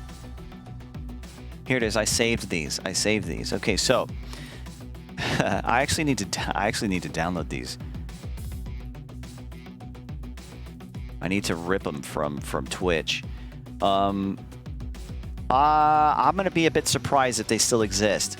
These, now we're going way back. Now, one thing that I have noticed, because I have viewed these before, I think the last time I viewed these was probably last year, and they still had them. So it goes to show that Doc. Hey Doc. Doxy. Doc. Dad. Oops, Doc. Hey buddy. Hey. Dave, welcome back 15 months. What's up, dude? Here's your dose. Damn it! Welcome back, man. Hope you're doing well. Hope you're doing well, man. Thank you so much for the support. Glad to see you. So, the last time I saw these VODs, so it leads me to believe that because they were there 2 years ago, a year ago, that Twitch never deletes VODs on their main channel.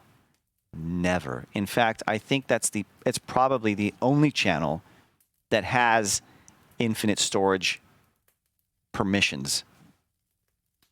We're going to find out. So,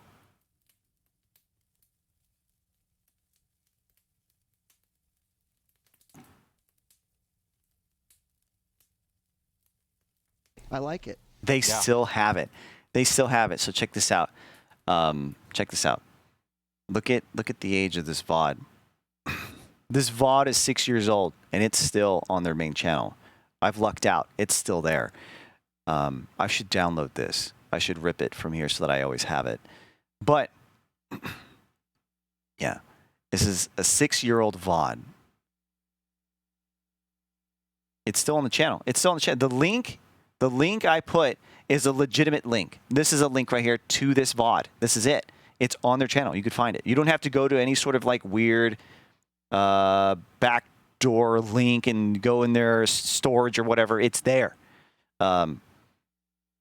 Only for their own VODs? Yeah, so that's what I'm assuming, is that if I'm able to pull up this link that I grabbed 6 years ago into the URL box, and it still leads me straight to this VOD, I can safely assume that their channel is the only channel that has infinite storage. None of their VODs are deleted. None of them. DJ Wheat, yeah, he no longer works at Twitch anymore. I use this guide of way too much. Neither does she. In fact, I think it's probably safe to say that none of these people work on Twitch anymore. There have been a lot of people that have left Twitch recently, within the past like 2 years or so. There's been a lot of OGs from Twitch that have just exited. Hey. Farfik Nugent, welcome back 21 months. You use this guy way too much. It's a good emote. Holy shit! Welcome back. Where'd they go? They left Twitch. They weren't enjoying the direction of Twitch anymore, so they decided to peace out. The larger Twitch has become, the more corporate and money-hungry Twitch has become. That's the nature of corporations. That's the nature of the beast, really. But anyway.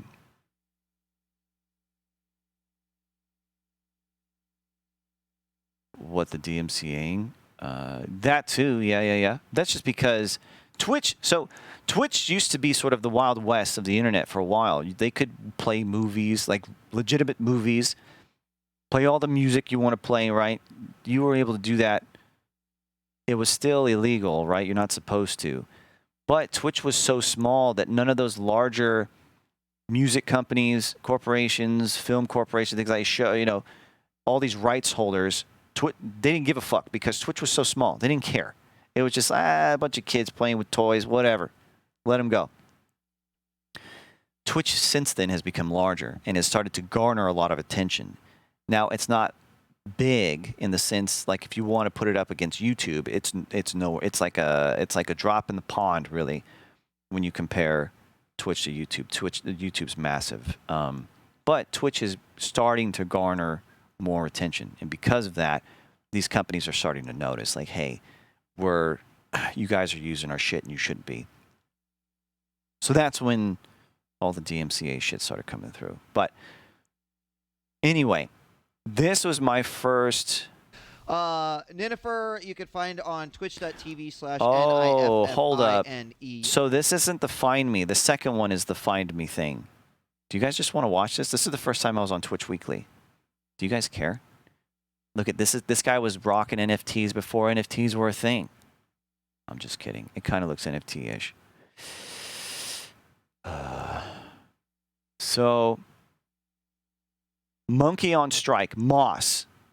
For those of you who were talking about Moss earlier, right? He was running at the time the art section of Twitch, right? He sort of put it together. He was running it. Moss brought me to their attention, saying like, "Hey, this guy needs to be showcased on Twitch Weekly. This guy needs more exposure. You need to show this guy, right?" So I grabbed him a clip and I sort of edited it so that they could watch it, whatever. So here we go. This is what that is. And it's interesting to see all the people that were here watching it as well. There's a lot of people tagging me, which is pretty cool. But the restrictions on music are totally BS in my opinion. I mean, I don't know. It's a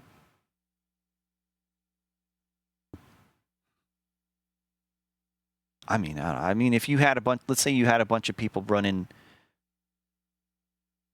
The saying goes, it's not stealing until someone steals your shit. And I think it holds true. Stop by, say hello, and again, great job to the creative community out there who is finding some real gems, like some very amazing and talented people. It's phenomenal. So I'm super excited about the staff pick this week. So In-Game Asylum is his name. Has a really, really cool sort of approach to his stream. He basically hosts a show within the walls of an asylum. Ooh. And, it talks about when you get there, like... That's me. He's got a little tiny straitjacket that he sort of offers to the viewers of his stream. And then... Squazzle, that's his name. That guy right there. Squazzle. He made my background. That's him. He also made lyrics background. He did a few things for DOS Media as well. Squazzle. He's no longer around on Twitch. I don't think he's dead. I hope not. But he's no longer on Twitch. But this guy, yeah, Squazzle. He's the guy that made my background. Yeah. Oh my God, wonder where he is. Do you know him? And, watches he battles Insanity and plays games, but was inspired by broadcasters like Future Man Gaming and Man vs. Gaming, you'll actually see. But look at this. They capitalized the G. You assholes. Get out of here. I noticed that whenever they had me out there at first, I was like, they capitalized the G. But whatever. I was really impressed by In-Game Asylum because when I watched this clip that you're about to see, I was convinced that he has radio background because this is funny. Listen to this story. It actually, when he was, I know what this, so this, it didn't actually go the way he talks about it. It's pretty funny. He twists it to be, I don't know why he twisted it that way, but anyway, here's go. He incorporates a soundboard, but he incorporates it so well. I was like, there's got to be some training behind, it takes a skill to just be able to be quick and then hit when appropriate and not just make it obnoxious and lame. And I was like, hey man, I saw your video. I was really impressed. Like, you have radio experience, don't you? And he's like, no, but wow, thank you for that's a big saying this. Like, and so No, I didn't say that. That's funny because he did tweet at me. He did tweet at me saying you must have radio experience or something along those lines to do what you do. And I said, no, I'm sorry, I don't have any of that experience. And I was thinking, I don't even know why my mind went this direction. And I remember what I was thinking because I was like, oh shit, DJ Wheat is texting or tweeting at me, right? And so I said, no, I'm so sorry, I don't have any. Because I was thinking, he was thinking that there was some sort of gig that I could help him with. because I had radio experience. And I was like, no, I'm so sorry. I don't have radio experience. I've never done that before. And I left it at that. But I wasn't like, oh, wow, thank you so very much for that compliment. I didn't even know it was a compliment, which is weird. He was just complimenting me. I didn't even know it was a compliment. I worked a few times. A lot of fun. I think the video will pretty much speak for itself. You guys will love this. Let's check it out. In-game Asylum. The first part of this is cringy as shit, but whatever. Ladies and gentlemen, welcome to the Asylum. I think the clip I chose was pretty funny. Come on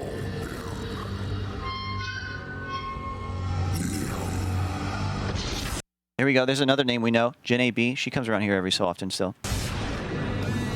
This song that plays, I don't know if I should mute this. It's a Monster Cat song. If it's not muted on here, I suppose it's safe. Here we go.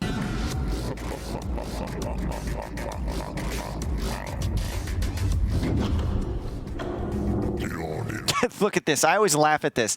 Look at how low I am. Why is the top of my head at the halfway point of the screen? What is going on here? Oh, I know why. I know why that is. It's because chat's behind me. If I had my head right here, no one could fucking see chat. Yeah, because chat was behind me. That's why. Right. Ladies and gentlemen. So here's what I'm thinking, okay? So sorry, I'm going to stop pressing pause. I know this is probably annoying as shit. So when they told me to do this, to grab them a clip and let them see what the cast was about, right? He was like, this is your time to shine. You know, show us what you got. Give us a good clip. And I was like, okay, how much time do I have? And he's like, okay, you've got about 30 seconds. I think he said like 30 seconds to a minute for us that we're going to play of yours on Twitch Weekly. So I was like, okay, cool. I'm going to go and take that clip and I'm going to do something. I'm going to add to it a bit. I'm going to be a bit additive here. And so this whole intro thing with the whole showing the gates opening, the lightning strike, going in through the doors, the sound effects, the music happening, me laughing, ha, ha, ha, ha, ha, ha, all that stuff, right? I was like, okay, if I can showcase what it is that I do on my channel in front of everybody here, because there's going to be thousands and thousands and thousands of people watching this, I need to show what my channel's about. So that's what all this is. This is, me personally now, looking back at this, I think I am kind of missing the mark here. It's more cringe than anything, but whatever. I end on a high note, which I think I did that well, but here we go. Gentlemen, thank you for coming on in. I am Dr. In-Game. You're part of the In-Game Asylum. Here you go. Here's your straight jacket. Yeah! You want to take a seat? Go and wear it with pride. And although your arms are bound, you're still free to headbutt your neighbor. Here you go. Hold still. Hold still. Boom! Headshot! Roll the tape. This one. That one right there. Dies of cringe. Yeah. So here's the clip. I thought that was kind of clever, right? Roll the clip. Here we go. And it zooms in. And then this is where it takes place, right? Here's the clip, right? Here we go. So this was all done live. This was all, let me move out of the way. This right here was all done live during this time me playing Resident Evil 2. So here we go. Sorry, girl. But it's time to put you down. But I'm getting lulls and stuff in the chat. I'm sorry. It's been a good run. Good night, girl.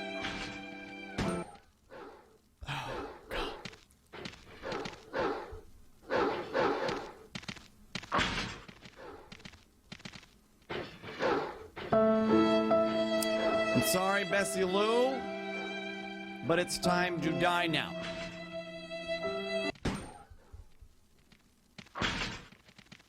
God damn it, Bessie Lou, we die.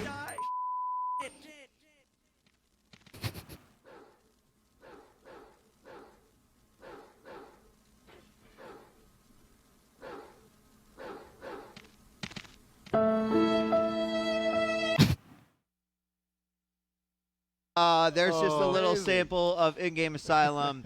I got Stop by laughs. twitch.tv/. I got laughs on the panel. They liked it. So at that point, I was sitting at home. I was like, yes, it worked. I was like, I got it, man. I was getting lulls in the chat. Look at that, lulls. If you check your stats here, 90% lulls. Okay, very good.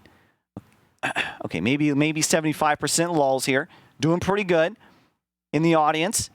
And then the people showing off my stuff, right? They were laughing. They were enjoying it. They liked it. They liked it. Oh, shit. Hey, just a second. Solid Venom. Gotta go call it a night. Hey, we'll see you later. We'll see you. Thanks for hanging out. Thanks for the 100 bits, Solid Venom. Sleep well. Sleep well. But what I thought was funny, too, here, and I could be misinterpreting what happens next here. So they're supposed to showcase a few casters back to back, right?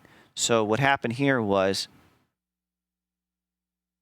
again, I could be misinterpreting this, but it seems like what they just showcased, and I might be patting myself a little bit too hard here on the back, okay? So they showcase me. They're supposed to showcase somebody else afterwards, and it seems like he forgot. He forgets to. It's like I took his mind so much off of what he needed to do in terms of, like, I just made him laugh and he enjoyed talking about it and was glad to show me off. And then he forgets that there's somebody left. That's what it feels like. Game Asylum, definitely some creativity, and he's got like just a ball of energy that just shoots out. It infects you as you're watching the stream. I mean, you fantastic guy. You watch. Love him. I hope to see a lot more of him around Twitch. That was amazing. It was fantastic. Yeah. Fantastic. That's it. That's it. Go check him out. Hit that follow button. I'll stop by later. There's say more hello. discovery, though. There is. There's more to discover. There So is. she pulls him back in. She reels him back in. Hey, motherfucker, there's still one more person. She reels him back in, and he's like, oh, yeah, that's how it felt. That's kind of how it seemed. I could be misinterpreting. Maybe he was going to get to it, right? Maybe she didn't need to say that, right? Maybe she didn't need to say that. But that's how it made it feel. I thought that was kind of funny. I thought it was kind of funny. Anyway, so moving on.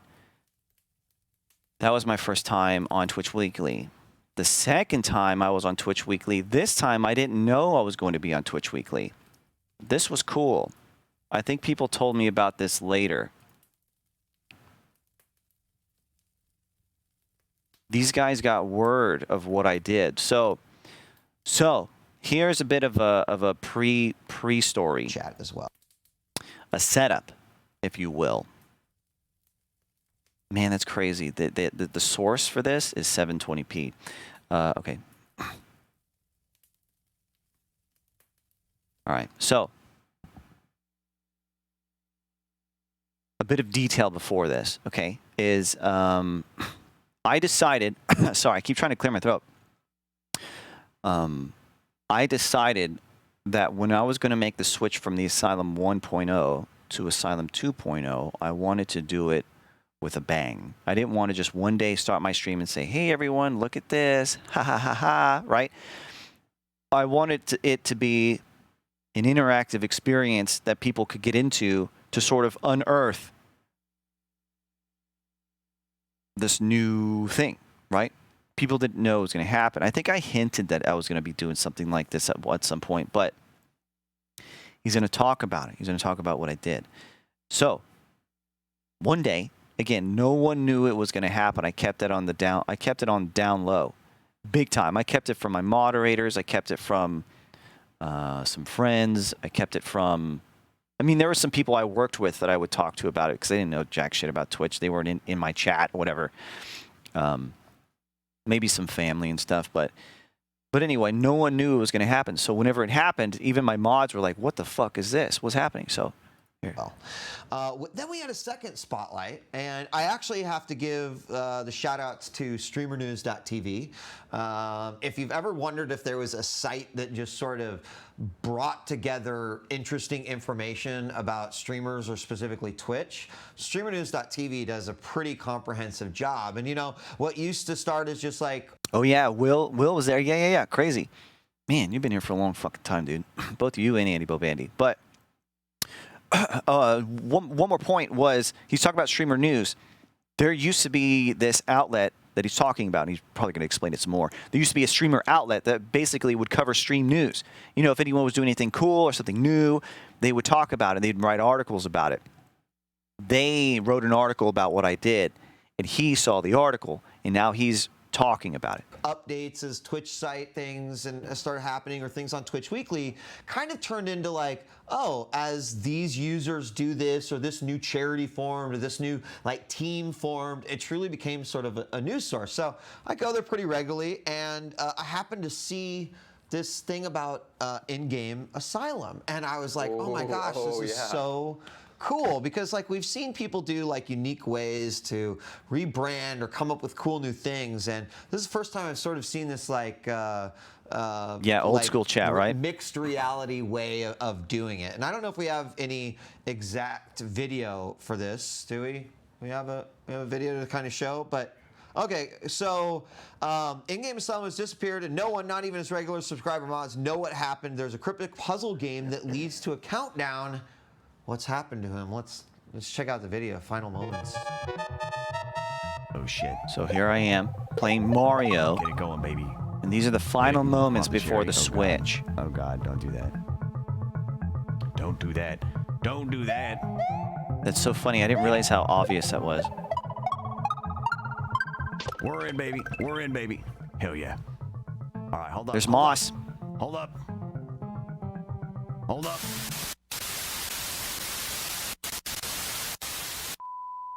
And suddenly that happens, right? Then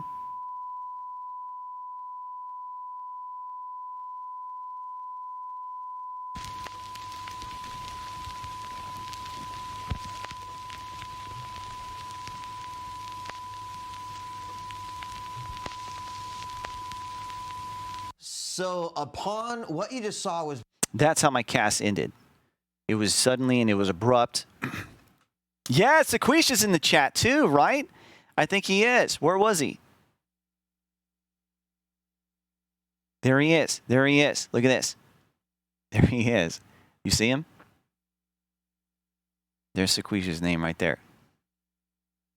Oh, I didn't know it was going to take me to his channel, but all right. Go back. Go back. Oh my God. I thought it would have pulled up his panel. Oh, okay, weird. I guess whenever you're in full screen mode, it does that. Anyway, yeah, Sequisha was in the chat right there. His name is blue. Look at this. If you notice, there's no partner badge next to his name. This was before he was partnered. This is way back in the day.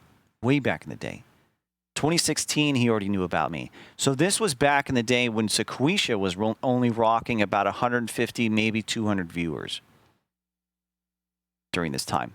Sequisha's huge now. He regularly sits in like the 2,000 viewer range. He's blown up. He's gone places. That's for sure. Anyway, was basically the last. V1 and 2, yeah. So upon what you just saw was basically the last stream that we've seen from in-game Asylum, and the Find Me after the tones and bars were sort of the last thing that the stream ended with. But at the same time, all of his panels also changed to this graphic of Find Me, and then when you clicked on it, it would take you to a web page in which you had to sort of unearth some additional information that would take you to another page, and then you had to like put something into chat that would give you access to something else, and eventually the puzzle was solved and a countdown timer was revealed. So cool way to sort of like create some buzz, create some hype, but we wanted to let you guys know and gals know that, you know, Twitch broadcasters continue to do some cool stuff, and we'll be waiting to find out what happened to in-game Asylum. The cool way to watch that actually is with chat replay on. Yes. Because you can see people be like, oh, what's happening to the stream? Wait, what? Wait, hold on. Where did he go? What is this? What's this fight? Oh my God. And then it's like them trying to figure out what is, they were very going excited. on. It was pretty cool. It took me a long time to plan that.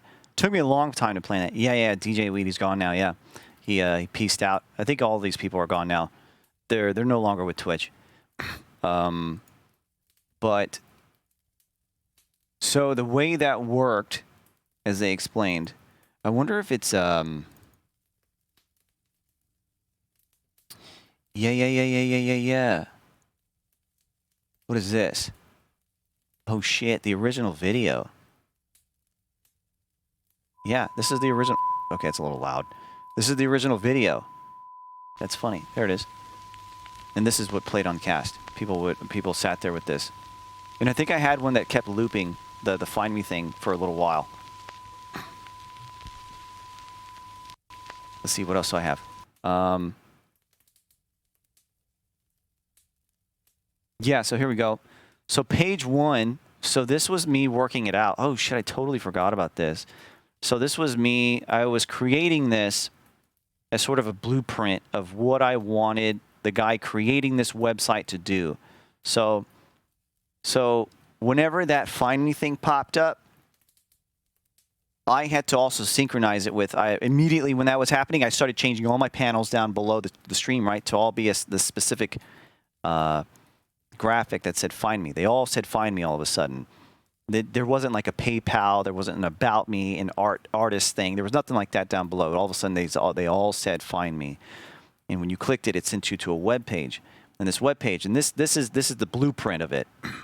And these are the sort of, I sent all these to the guy that was making my website. This here, there was going to be invisible twos all over the place. So you wouldn't see these twos, but what you would do is if you moved your mouse along the web page, a little 2 would pop up, right? It would come out like you could barely see it. A bunch of 2s. And there was only one of those 2s that was clickable. So like it was very ARG type of shit. Augmented reality, where like you have to sort of dig into it personally, yourself to figure out what's going on something digitally, sort of, if that makes sense. Kind of, I guess, if that's a good way to explain it. But yeah, so if you found the 2, you'd click it. Then it would send you to the next part of it. And that was, and the whole time that was going, this was playing. Yeah. So there were sound effects. You would hear this while on this page. Looking around. I wanted everything to be really eerie and off-putting, right? The next one, page 2, was this. Oh shit, yeah. Okay, so the next page looked like this. It says this will be binary puzzle that leads to Moobot. This page will give glitch sounds, so it'll sound like this. So you'd hear this on this page. This is what you would hear while you were looking at this page. Anyway, you'd look at this and you'd see that a few strings of 0s and 1s were different colors. Right?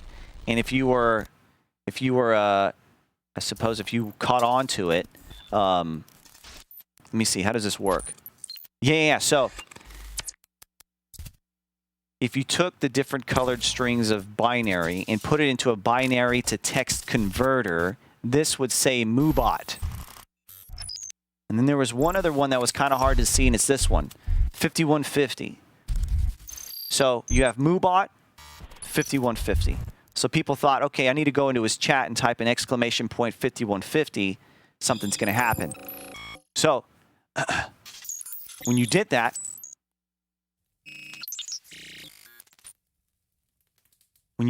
you'd be sent to this. Yeah. You'd be sent here, I think. Oh yeah, this one was eerie though, right? Let me listen to this. So yeah, so this is what you would hear here. So you'd go enter 5150 into chat. It would give you a link. The link sends you here. Hear that Morse code?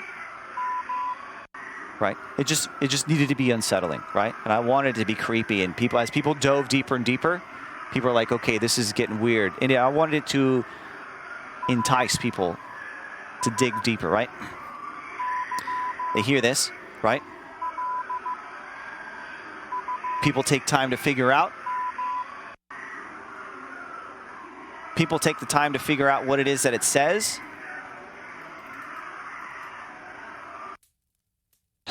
And for those that are more observant than others, up here, it's funny, it's Angel Fire.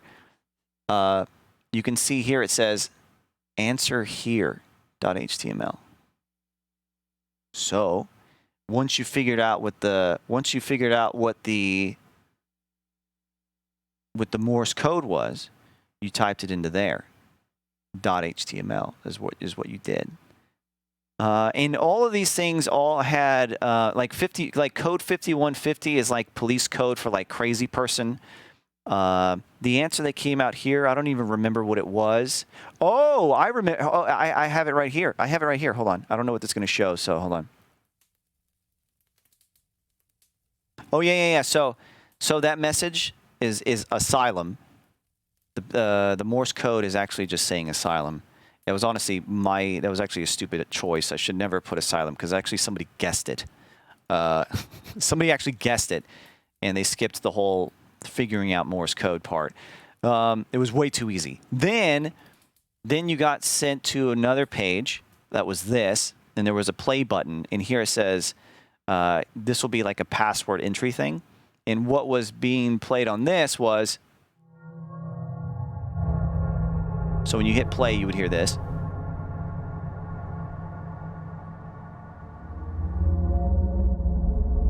Can you hear it?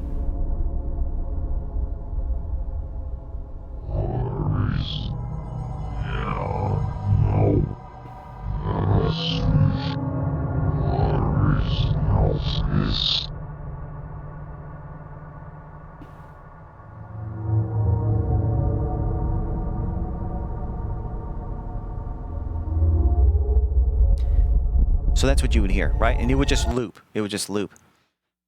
And I purposefully named it reverse.mp3 because it should have been obvious of what it was. Maybe it wasn't because it was slowed down as well. I named it reverse.mp3 because I figured if people were to check out the right click and check the page source coding or whatever, if they looked at it, they would say like, oh shit, it's in reverse. Okay, cool. I was trying to think of cool ways to, I wanted to give the experience that if someone was to dig in, right, they felt like they were unearthing more shit. They were discovering more stuff, right? So when they finally reverse it, it says, it finally says this. Here we go. It's actually saying 61027190 is what it's saying. And one thing that no one caught, I don't think anyone caught that, is that it's actually the release date backwards. What is that, September 17th, 2016? It was actually the release date backwards. No one caught that. Then you put that number in here. 17th. What does this mean? Oh, that's really weird. Okay. But yeah, so I released it on the 17th, 2016, September. You put that in here, right? And then once you've done that, you hit OK. It takes you to the last part. And the last part was this. I don't have anything to show what it actually looks like, which is unfortunate, but oh, wait, here we go. This right here. So the last page was this, was a 7-day timer when people found it, and it was just counting down. That's all it did. And you would have this in the background.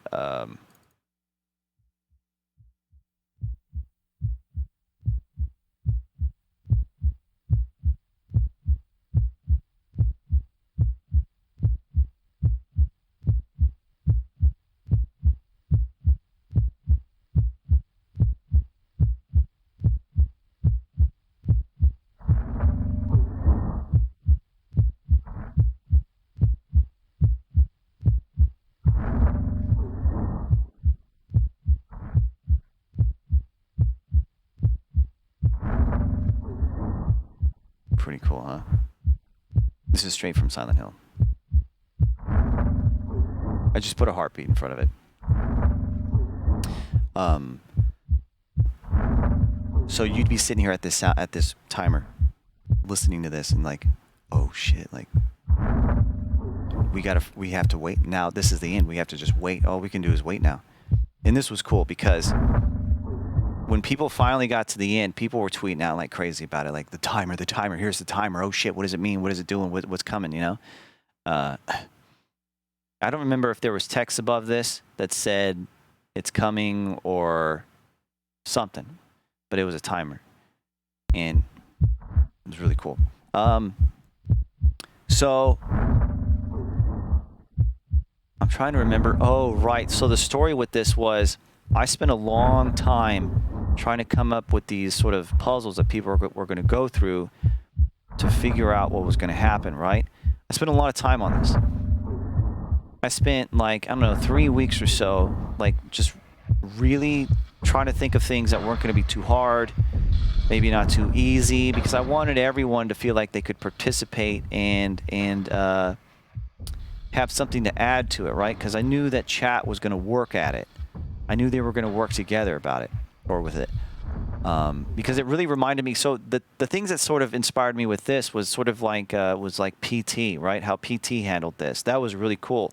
The entire gaming community, I almost said South Park, Silent Hill community was in on this. Everyone that found PT on the PS4, they all worked together to figure out what was this trailer? What is this? Where does it go? This is so cryptic. What's going on? And I wanted my chat to do the same thing. I wanted my chat to work together. And they did. They did very well. They did far better than I thought they ever would. I spent a lot of time trying to set this up so it wasn't too hard, too difficult, and they did fantastic. They did so well, actually. So my goal was, I was like, okay, these puzzles, I think, will probably keep them tied up and sort of busy for like 3 to 4 days, maybe 5 days, right, out of the 7. And I didn't want it to be too hard because, you know, there's a fucking timer running, right? The timer doesn't start when people found it. The timer was running. So if it was 5 days in, this would say 2 days, right? So I didn't want it to be too difficult, too easy. And I thought I found a really good sort of in between. I was like, okay, let's put them out there. So this whole thing goes down, and I'm thinking it's going to take them 3, 4, 5 days to figure out. You motherfuckers squashed this in 30 minutes. You guys were done in 30 goddamn minutes. You destroyed this in 30 minutes. I didn't know what to do. I was like, great, now what? Now everyone has to sit around for the next 6 days, 23 hours, and 30 minutes. Oh, fuck, man. I was like, 30 minutes? You guys destroyed this. Took like 20? Yeah, it was like 20, 30 minutes. You guys destroyed it. You got through it so fast. Some of the parts, again, were that that one part where you guys could actually guess it. You guys were able to skip one of the parts because someone guessed, Asylum. And they're like, oh, shit, it worked. And they went forward. I was like, that's so stupid. I should have made it something else. I should have made it like Toe Jam, right? No one would have fucking guessed that. But anyway, yeah, you guys killed it. You guys destroyed it. You guys got through it far quicker than I ever would have thought. But it was still cool nonetheless. It was still really cool to watch everyone work together and just squash it. Because I was just sitting there just watching while you guys in chat were doing your thing. And I was watching it all go down, basically. Like, people were in chat talking about it and discussing what was going on. And it went pretty cool. And so once the 7-day timer was done and it was time, everyone was waiting. I still have tweets and stuff that were like the countdown. It's almost here. It's almost here. And oh shit, I forgot about this. So get this. The timer is about to hit 0, right? And I start my cast. And I start it with Asylum 1.0 on purpose. Asylum 1.0. And I wanted everyone to sit there. You know, they're all sitting there watching. The timer's about to hit 0. They see the Asylum 1.0 still on the screen. No, Will, you're mixing up 2 and 3 here. So with this one, people are sitting here waiting, right? They see Asylum 1.0 and they're waiting to see what's going to happen. It's silent. You can't hear anything. The timer hit 0, right?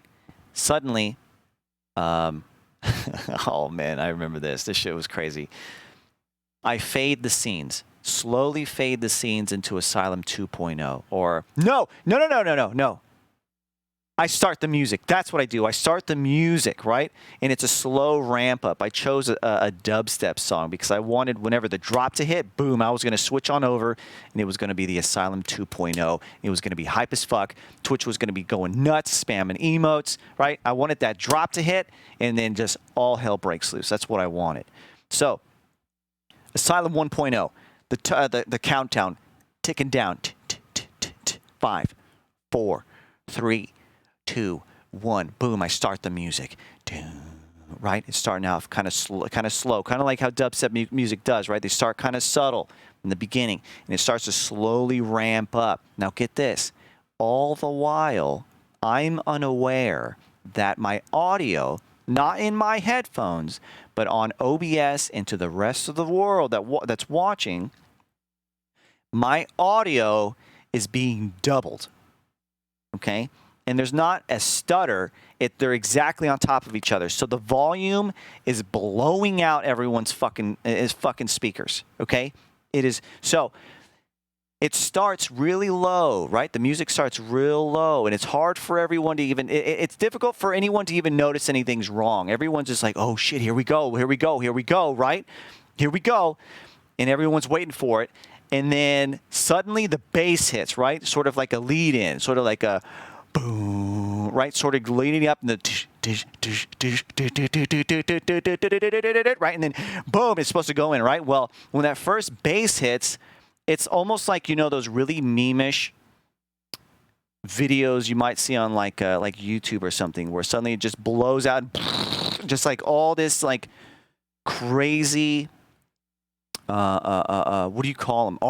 Crazy artifacting, clipping, just like it just sounds like. And what was crazy to me was I had friends and stuff in chat, like other streamers that I knew, and whenever that part hit, I didn't know until much later. A lot of people in chat were like, oh shit, they were freaking out, and I didn't know what was going on. Luckily, well, I mean, as lucky as I could be in such a situation, like, think about this. Like, I'm hyped as fuck. Like, or I'm nervous as shit. I'm nervous during this part because I just spent all this time creating this whole build-up. Here's the timer. It's time to deploy. This is it, right? I have to land this because there was, I think there were 300 people in chat waiting to see what I was doing. When normally I averaged like 60, 70 viewers, right? There was 300, 350 viewers in chat waiting for this timer to go down. I had garnered that much attention on my own. It wasn't a raid. People were sitting in my chat to watch this. And so I was nervous. I was very nervous. I don't see view counts like that, right? Not at that time. And so suddenly that bass hits, and I don't know what's going on. I can't hear it. They do. I don't. People in chat start kind of letting me know, like, something's wrong with the audio. What's going on? I'm like, what? What's going on? And I turn on my VOD, and I hear it. I'm like, oh shit, fuck. So, long story short, I end up sort of like, I try to troubleshoot it. Everyone in chat's being super supportive, spamming hearts and stuff. I had to go offline, try to fix the audio. I couldn't fix it. I didn't know what was causing it. Turns out a simple restart of my streaming PC fixed it. It was fucking stupid. But I don't know. Windows, for some reason, decided to double up on my audio. I don't know what's going on. So anyway, I said, I'm sorry, guys. Come back tomorrow. Terrible, right? Terrible thing to do. Everyone was waiting for that timer. People had told me, people had tweeted me and DM'd me, I have taken this day off of work to see what happens at the end of this timer. People told me this, that they took the day off to see what was going to happen. I felt terrible. I was like, man, that sucks. I wasn't like depressed or anything. I was upset, that's for sure. I was pretty upset. Because I knew I let everyone down, right? was like, I'm supposed to release this thing, and you know, everyone is basically, they got their tickets, they're sitting in their chairs, they got their popcorn ready, and then fucking it fails, right? So the next day, I reveal it. I do the reveal again. I let everyone know what time to be there. We're doing it tomorrow. Everyone shows up. It's not 350 viewers this time. It's like 150. It's like half, which really sucked. But more than what I usually average, right? So they all watched. The dubstep song happened as I wanted it to. Everyone was hyped. Everyone thought it was dope. They loved it. Going back later, I was talking to I ended up going to one of my friend's streams like a few days later. His name was Killa. He doesn't stream anymore. I went into his stream, and he was telling me, like, hey, congratulations on what you've done. It was super sick. I loved it. And he told me from his perspective, he was like, so he was telling me, he was talking to me, right? And I'm sitting in chat. He said, you know, I didn't even know anything was wrong with the audio. He's like, he said, man, once that bass hit, I was like, damn, in-game's going hard. He thought I was doing that shit on purpose. He thought I was blowing out that bass to make it as hype as shit. Then I laughed my ass off hearing that story. I laughed my ass off. I didn't even consider that. It was just like, oh shit, in-game's going hard. But that shit was funny. So I got a good laugh out of that. But anyway, Asylum 2 got released, and that was pretty cool. I did something similar with Asylum 3, but that's probably a story for another time. I mean, I could go on for another 2 hours, but I don't have to. I don't know if you guys want to hear it or anything, but anyway, yeah, that's the story of Asylum 1 to Asylum 2. Asylum 3, honestly, is a very large story. But what I can add to this though, to the Asylum 2.0, the stories for Asylum 2.0 aren't over, actually. Oh man, oh my God, you have no idea. You have no idea. So the Asylum 2, right? So this was Asylum 2.0. Getting this made, this right here, getting this made, oh my God, was one of the most stressful points in my streaming career. It was a nightmare. It was a nightmare, that's for sure. Getting this made was stupid. So I spent about $1,700 on this, I think is what it was. Man, thought you wanted a JPEG. No, you're mixing up Asylum 2 and 3 stories. This is still Asylum 2. So I spent about $1,700 on this. Silvex, you saying oof to the cost? Shit, you think that's a lot? You think that's a lot? So, oh shit, oh hey, so I'm curious, how many people in here think that's a lot of money for something like this?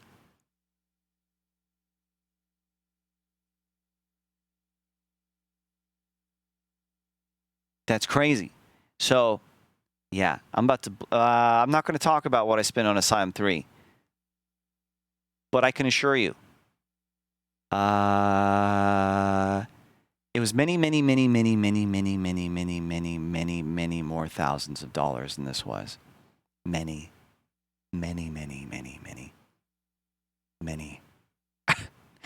But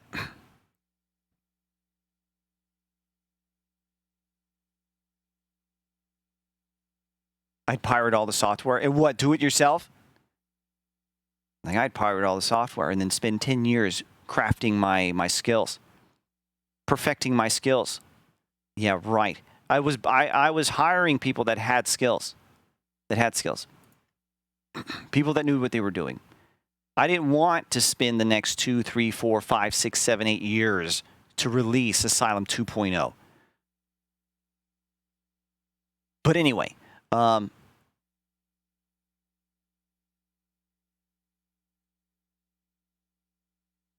worth every penny. Yeah. It was definitely worth it. There's still some things that I'm not too happy about with how Asylum 3 went. But it's good. It's good. I like it. Doc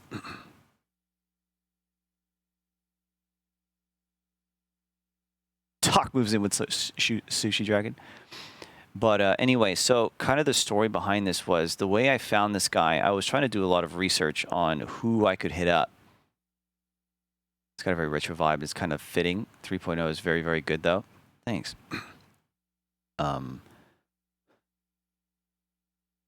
I ended up finding myself in a, I forget what Discord. And in this Discord was a channel for artists. Whether it was 3D, 2D, pixel, whatever it was. And they were all a part of the Twitch community. And I stumbled on this guy that had a portfolio he had worked for and in fact, I think Co-Carnage still uses it. I'm not sure. It's been a long time since I've seen the intro to Co-Carnage's stream. But this guy made Co-Carnage's intro. And in fact, let me pull it up. Just to show you with what I was viewing. And I was like, hey, I can trust this guy. This guy has done some cool shit. If Co-Carnage trusts him, I can trust him, right? So here, let me look him up. I'm going to check out his intro. I forget what the intro looks like. Here. So here's Ko's intro. I think he did do this. I'm going to mute this. I think he did do all of this as well. I'm pretty sure he did all of this. It's funny that he's still using it. And then when it starts, this is not what I'm talking about. You'll see here in a second. Here, I'm fast forwarding. Where is it? Where is it? Does he still use it or does he not use it? Wow, he doesn't still use it. He just goes straight from this into this. Oh, shit. Okay. Interesting. It's just a fancy transition. He doesn't use his old... Has to be a recent change. There's an intro.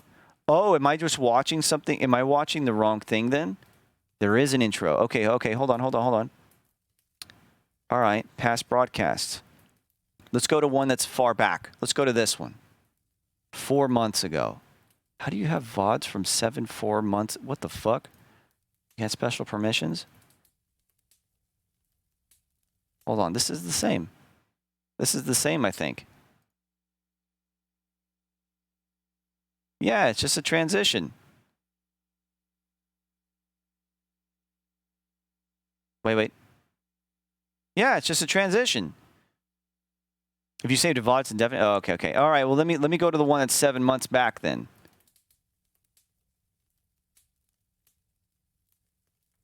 Let's see if this one has it. No, this one doesn't have it either. Shit, man. I've seen it in the past 30 days. Really? So what? He sometimes shows it and sometimes doesn't? He's like, today I feel like showing my intro. Today I don't feel like it.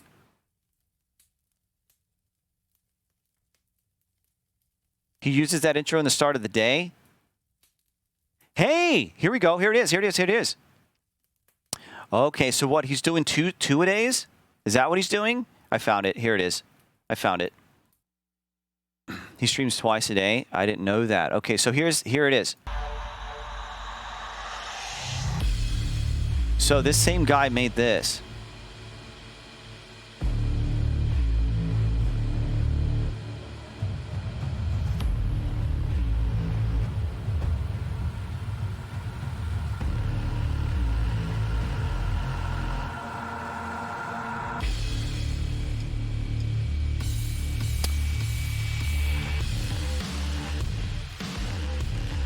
Now I'm questioning. Hold on.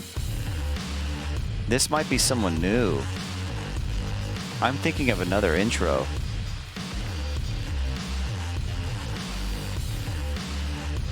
Because this looks too clean. Unless this guy's gotten much better over the years. Which he might have. What up, Larry?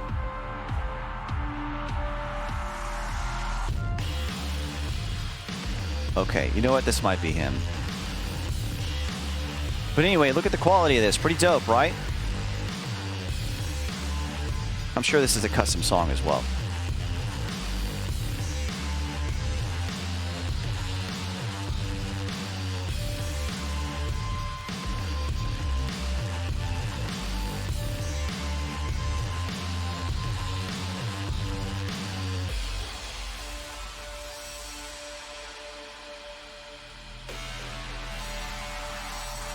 Song's made for his channel. I figured. I was gonna say if I could do it, he could definitely do it. A little long though, I feel like.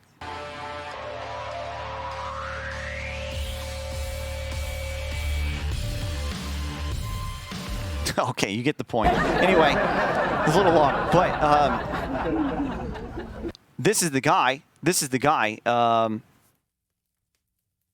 I feel like the intro should have more so been geared towards getting the point across as opposed to filling the entire length of the song. It's a little much. I feel like he should have made his footage, the cool footage, and then put a song to it, as opposed to have taken a song that he liked and then built an entire music video for it. Yeah. Anyway. So anyway, I found this guy in his Discord, and not Co-Carnage's Discord, but this Discord I was in.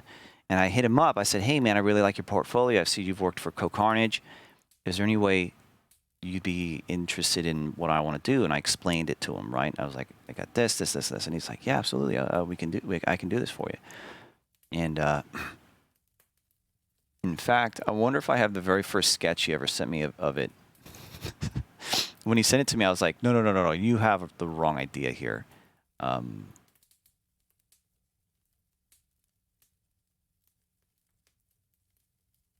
would this be? Here it is, right here. Check this out. Where's the sketch? Where is it? Here we go. Here's the sketch. So this was his original sketch. He's good. I mean, he's good at what he does. He really is. And anyway, so here's the original sketch of the Asylum. And I said, this is when I was just sort of like, wait a minute, hold on. I'm talking about like an asylum, okay? Not mom and pop's creepy house down the street. I'm talking about an asylum. This is just like a two bedroom simple house. Like I need a large establishment. And so, cool sketch, but wasn't what I was looking for, right?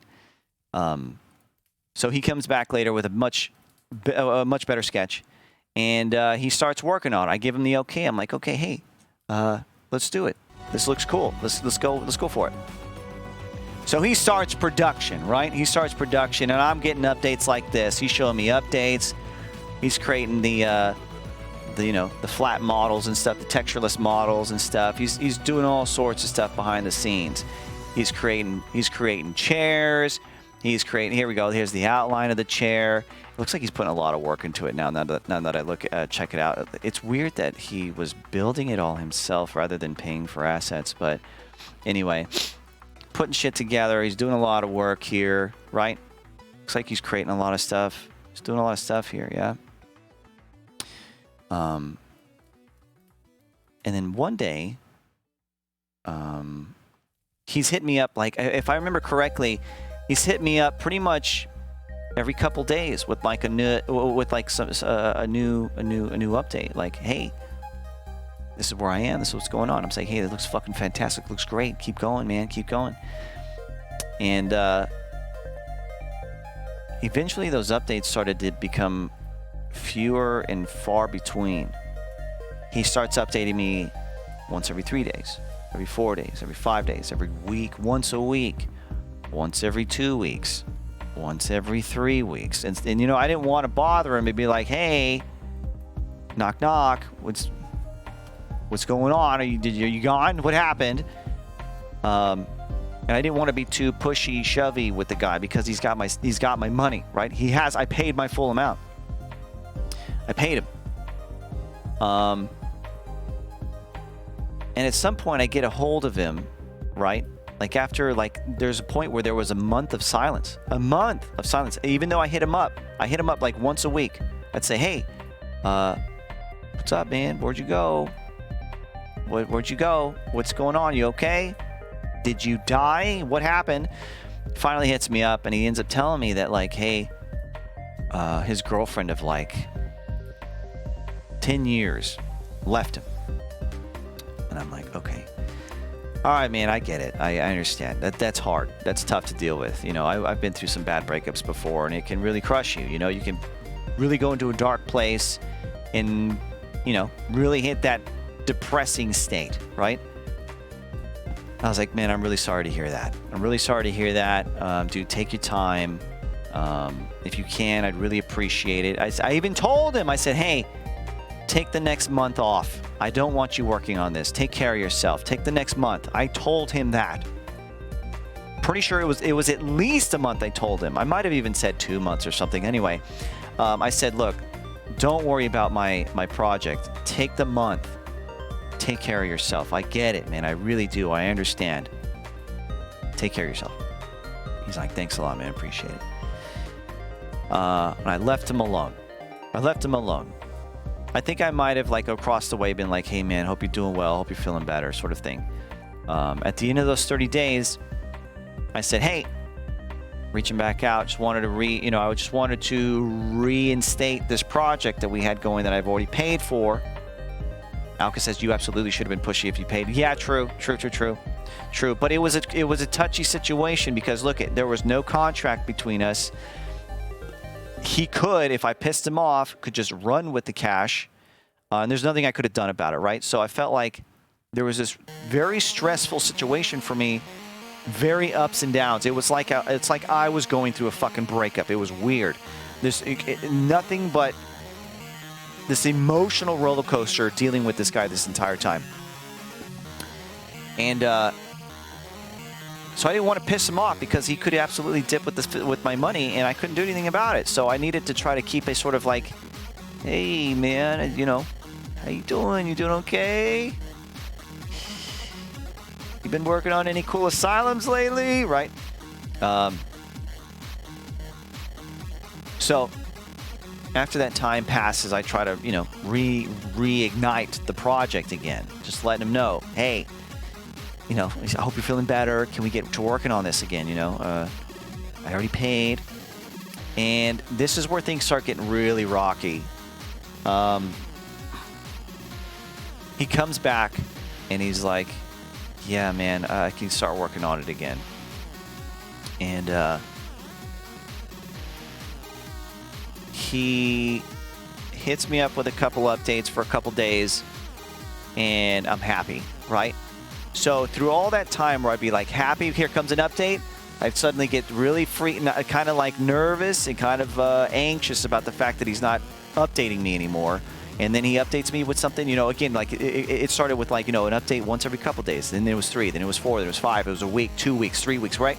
It was those moments of like, he'd come back with it, like, oh, he's alive still, he's still working on it, awesome. And I get fucking ecstatic because I see the updates and I can see what the vision coming through.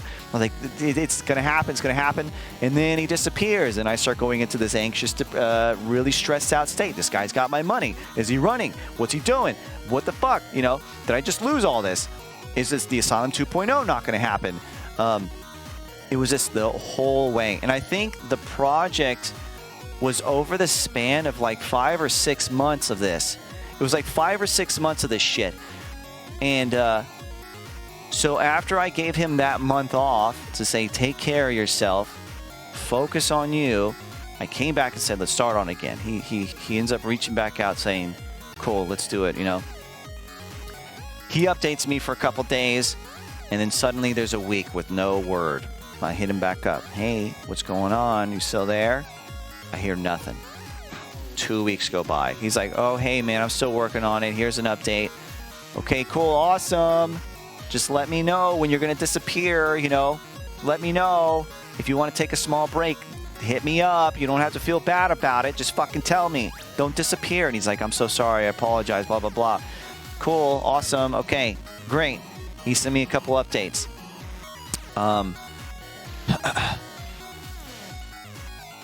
Suddenly he disappears, right? He disappears for, I want to say he disappears for a month. I cannot get a hold of him for like a month and a half, maybe 2 months straight. I cannot get a hold of this guy. And I'm furious. I'm stressed. I'm just full of very negative emotions about this guy. I am so pissed, right? He disappears. I cannot get a hold of him. Remember, he's sitting on my $1,700, right? I paid him $1,700. I've gotten nothing out of it. So that's how you lost your hair? Yes. I used to have a full head of hair before this. So he disappears for like a month and a half or so. I don't remember how long it was, but it was a long time. I disappeared for a long time. Or he did. I remember, I start thinking. I remember in some previous DMs between him and I, he had talked about some streams that he likes to frequent. People that he knows, people that he's worked with. And so I go back and look at these people, you know, I go back and look at the DMs and stuff, and I'm like, I'm going to hit these guys up. I'm going to hit up his friends and see if they've talked to him. So I do. I go through Twitter, I find all these people, and I say, hey. And I wasn't like, yo, find your fucking friend and get his bitch ass over here to finish my job. It was nothing like that. It was more of like a, hey. I sort of gave him the rundown. I said, hey, I was working with so-and-so here recently. I know that he's a friend of yours. He seems to have disappeared off the face of the earth. I want you to make sure he's okay. Is he all right? Is he dead? What's happened to him, right? I came at it more from a standpoint of, hey, I hope your friend's okay. I'm worried about him. Is he fine, right? I didn't even really mention the job. I just mentioned the fact that him and I were in contact and now he's disappeared. Is he okay? Can you double check? And they're like, hey, man, absolutely. Let me see. I haven't talked to him in a little bit. Let me see what's up. He reaches out, right? His friend reaches out to him. A couple days later, his friend reaches back out to me, right? Let's just call him John, right? No, let's say I'm working with Larry. There we go. I'm working with Larry. I reach out to John, his friend. It's another streamer. John, is your friend okay? Is Larry all right? Is he alive? John says, I don't know. Let me see. John goes to Larry. John comes back 2 days later and says, yeah, he's fine. He's doing fine. He's just chilling at home. And that's when I was just like, what did you say to me? Right? Right? He's like, yeah, he's fine. He's just chilling at home, just hanging out. And I was like, are you fucking kidding me? Right? That's when I was like, I wanted to kill the guy. I wanted to kill him. I wanted to go over there and strangle his ass. I was pissed. I was fucking furious. Right? My blood was boiling. I wanted to kill him. Rolling naked in your 17. Right? Right. I was pissed. I was like, oh, he's fine, is he? Oh, he's fine, is he? Right? And John ends up saying like, hey, yeah, I reached out to him. He's fine. He's just hanging out at home. He says he's going to get back to you here in the next couple of days. And he says he apologizes for the long delay. He's going to get back to you. It's like, thanks. Appreciate it. I really appreciate you reaching out.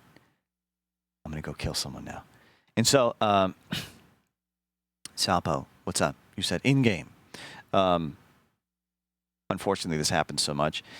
I wouldn't know, but it's happened to me, and man, it fucking sucks. So he finally reaches out. So check this out. Check this out. Oh my God. To speak on how nervous I was. Remember the whole timer I talked to you about?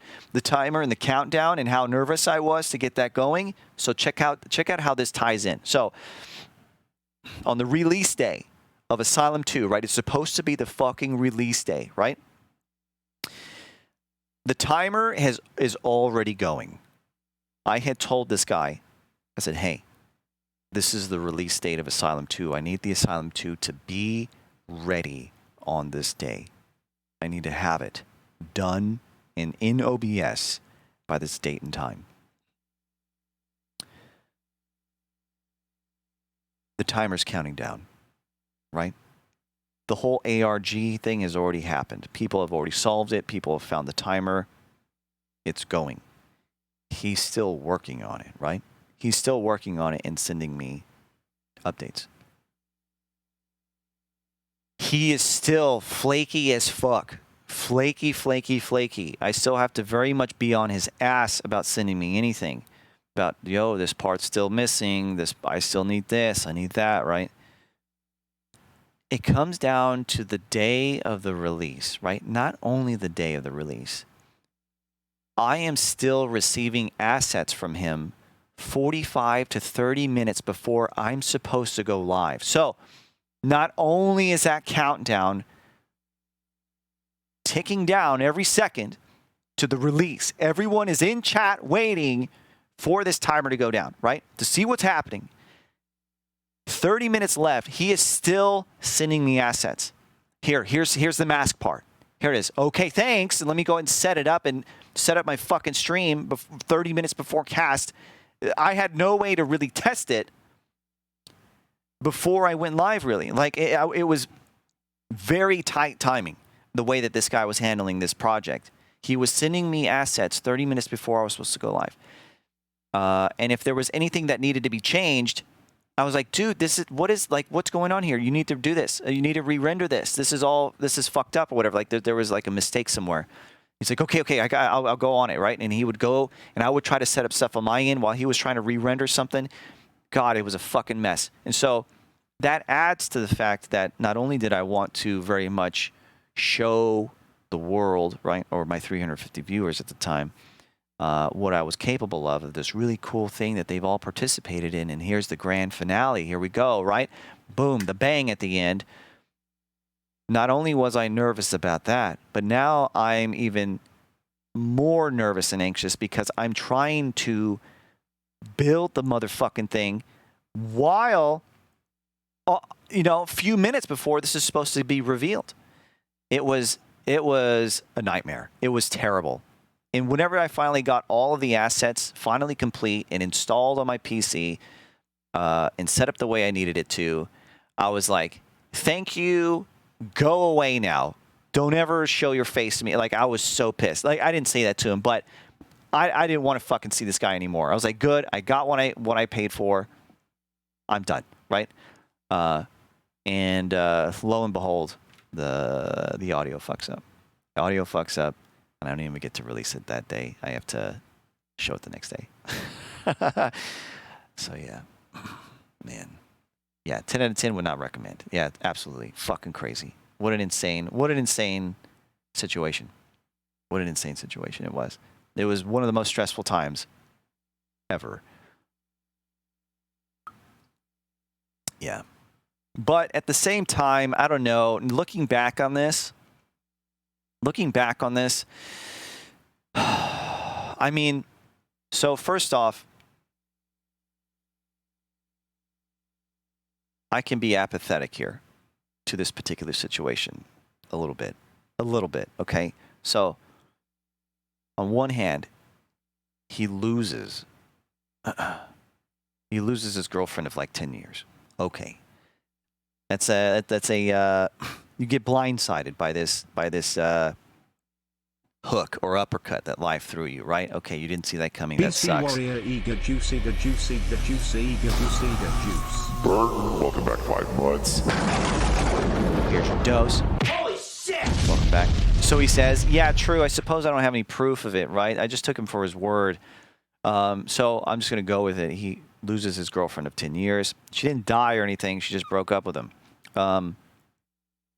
And then actually going back and looking at this now, today, after having experience creating the Asylum 3, going back and looking at this, he lowballed big time. He lowballed big time on what this should have cost, honestly. And I think it was a mix of both. With that being said, okay, I think that this here, what you're looking at, probably easily could have been a $6,000 job. Easily. Given the fact that he was building the chairs and shit himself, right? Look at showing me this here, building chairs and putting these assets together. That's a lot of work. That's a lot of work. So I think it was a mix. I think it's a mix of the fact that he felt he was being lowballed. He was doing a lot of work for a little money, and his girlfriend left him. Right? Now, hold on. With that being said, all right? With that being said, he agreed to the job, right? That's not on me. He agreed to it. And even during the sketch phase, right? During the sketch phase, when he came back with that house idea, right?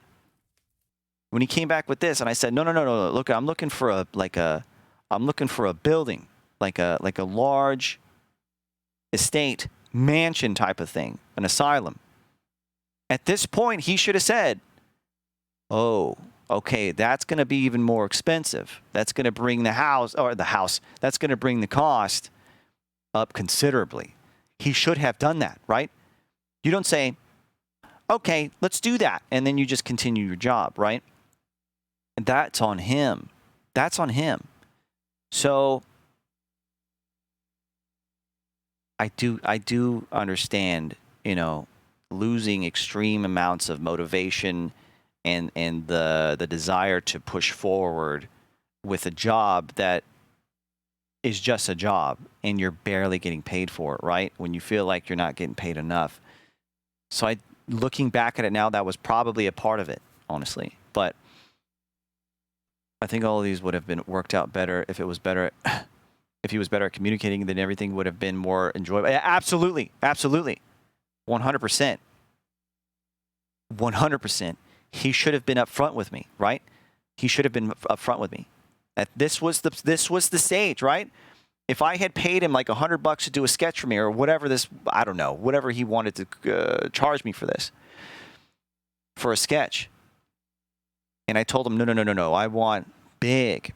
At that point, he should have said, hey, if that's the case, look, it's going to be considerably more expensive if you want 3D work. And that's what he should have done. And the whole time, man, he was very, again, in the beginning, he was very on top of keeping me updated. But yeah, communication just got worse and worse and worse and worse. It was bad. It was a really bad experience. And I told myself, I'm never working with that guy again. It was terrible. It's his own fault. So there's plenty of free, cheap assets out there that you can just get or get a tweak.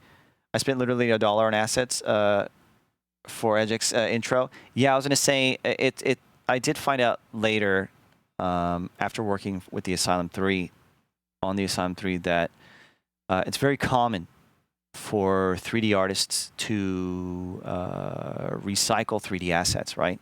So going on like the Unreal store, Unreal shop, or whatever shops there are, right? There's a ton of them.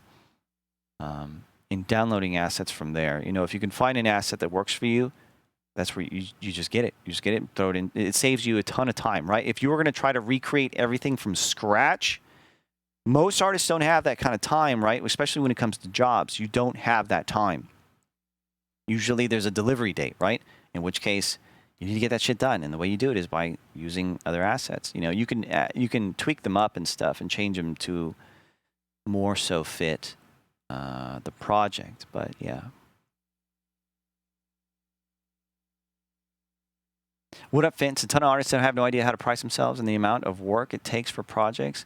Yeah. No, I know you personally have experience. Well, someone in your life that personally has experience with that, or maybe you do too. But that's where things broke down for. Again, I'm just guessing. I'm just guessing that that's how he felt, because he never communicated that to me. He never told me that he felt he was being underballed or underpaid. Right? Underballed? Is that even a saying? Lowballing. Underballed. He never expressed to me that he felt that he was being ball-sacked, freeballed, that he felt that he was being undercarriaged, right? Yeah. That he was being lowballed, yeah. He never expressed that to me, so how could I know? How could I know? But here's the thing, is that he had a pretty large... this wasn't his first rodeo. He had a pretty large portfolio already, working with much larger streamers than myself. Co-Carnage, Biker Man, I think it was his name, and a couple others. These guys were much larger than myself, who could afford to pay many, many thousands, right? Bike Man, yes. Who could afford to pay many, many, many, many, many thousands of dollars, right? These guys made well more than I did and were much larger streamers than I was, and still are. So I would have thought, you know, working with this guy's professional. He's working with big timers. Surely these guys are paying him well. If he came at me with those types of prices, you know, and had been upfront about the kind of work it was going to be, and none of this would have happened, you know? But again, this is all assumption because, again, he was never open about it. He was open about the breakup. Yeah, he was open about that. He told me, you know, he's saying, I just lost my girlfriend. You know, my girlfriend left me. We were 10 years in. She's gone. Again, she didn't die. She left him. And I was very sympathetic. I was very sympathetic to the situation. Very. I understood. I told him to take the month off. Look, don't worry about my project. Put it on the back burner. Take care of yourself, man. We don't have to talk about this. Take care of yourself. I did that. Honest, I mean, and I understand, right? I was in a relationship myself for like almost 4 years, and I didn't get over that shit for a few months, right? I mean, that shit takes a long time sometimes, depending on how close you are and whether you're still in love with that individual when they leave. That can be a very difficult thing to handle. Something that you can't just get over in a month. I know that. However, it's business, man. Like I gave you a month, right? And I understand. I didn't expect him to be over it, but you know, give and take here, man. You know, take a year. Yeah. It took me a long time as well. So I get it. I understand. I get it. I understand what that can do. I understand. But still, he should have been open with me, right? If he was open with me, like, look, man, my head's not in the right place. I can't do this right now. And just kept me in the loop. If he'd just been communicative, whatever, it would have been fine. It would have been. I could have dealt with that. I could have handled that. I could have been okay with that. Do you know if he was doing multiple projects at once? I have no idea.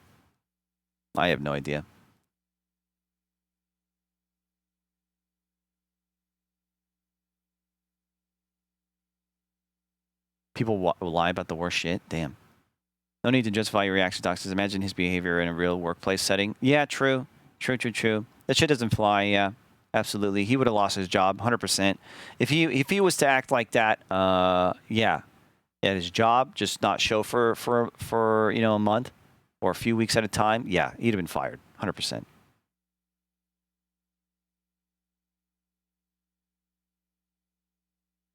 Then took another month, yeah, right.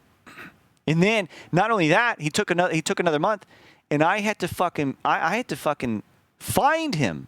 I had to find him because he refused to answer my DMs. I had to fucking find him. God, who knows if the Asylum 2 would have ever happened if I didn't go looking for that motherfucker. If I didn't even go looking for him.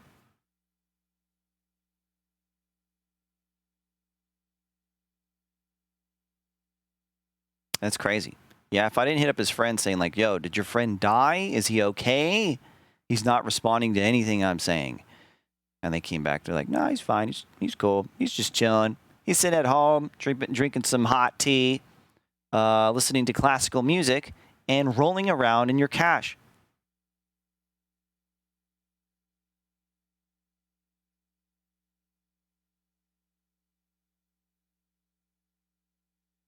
So yeah, got a mom his ass. So yeah, that was pretty crazy. Did you guys hear something? Hear what? Findee became the finder. He probably got scared when you reached his friends. I don't know. There's nothing to be scared about, but yeah, I mean, understandably, I was fucking pissed.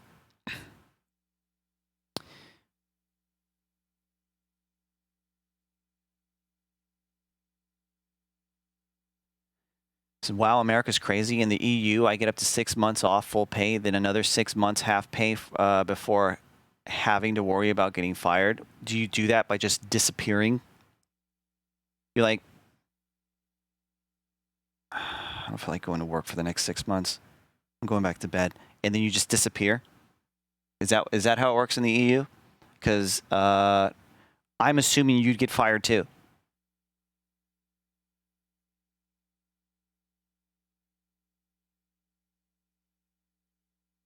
Your boss is like, I don't know, Johnny hasn't been here for the past couple months. I think he's taking the next 6 months off. Keep him on the payroll. Yeah, fuck no. Your ass is gone. If your boss calling you up, hey, what are you doing? Where are you at? Nothing, right? Where are you? Why didn't you come in today? Nothing. Hey, it's been 5 days. Where are you? Are you dead? Call me back. Hey, it's been 3 weeks, motherfucker, right? Hey, sorry, it's been 4 weeks. You're fired. Sure, you'd have been fired 4 or 5 days in.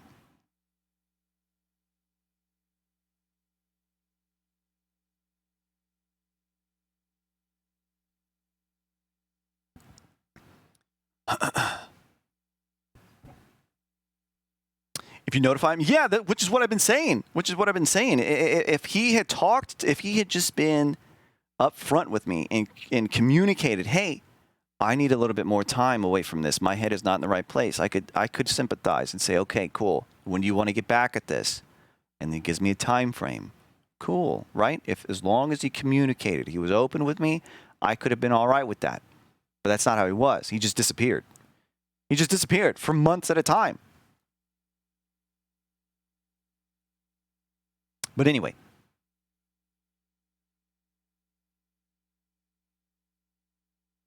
It's been 2 hours. Where are you more likely? What?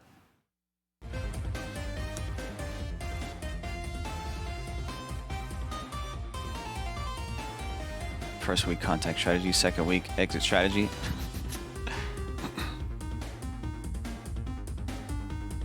Should be common decency. Yeah, absolutely, right? Absolutely.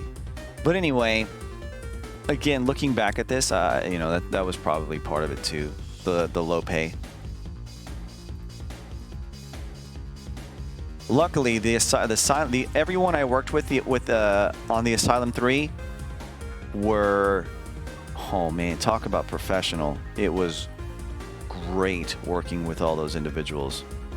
Everyone I chose had been in the industry, either the film industry or the gaming industry, and they were all top class. They worked their asses off. They regular updates, all communicative, always updating me on stuff, all structured. They worked hard, and I can't thank them enough. The Asylum 3 went as smooth as a large project can go, I'll say that. There was plenty of speed bumps with the Asylum 3. Plenty. Things that had me thinking the Asylum 3 wouldn't even happen. But we got through it, and it was a pretty...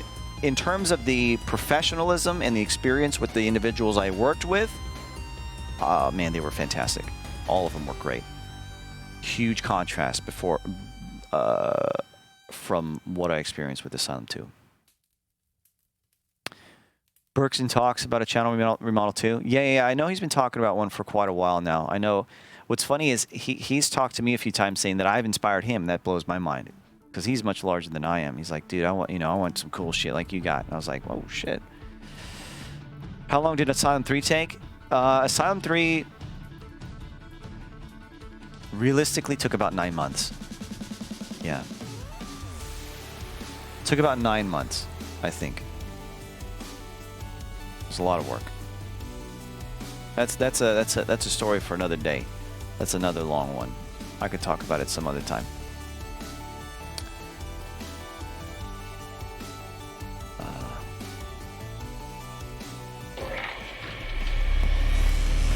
Hey, Burton, coming and gifting one a prognostic. Hey, thank you very much. Appreciate you. Thank you.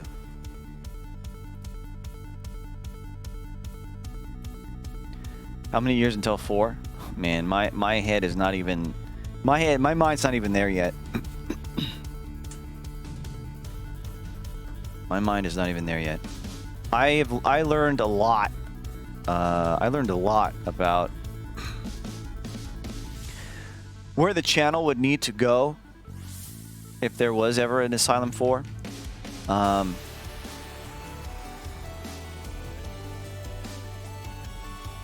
It cannot, I can say this, it cannot continue to go up in fidelity. It can't. It can't. It could, but I can't keep it going higher and higher in fidelity. I don't have the cash for that. So it's going to require more creative, more innovating type of shit if there was ever to be an Asylum 4. If.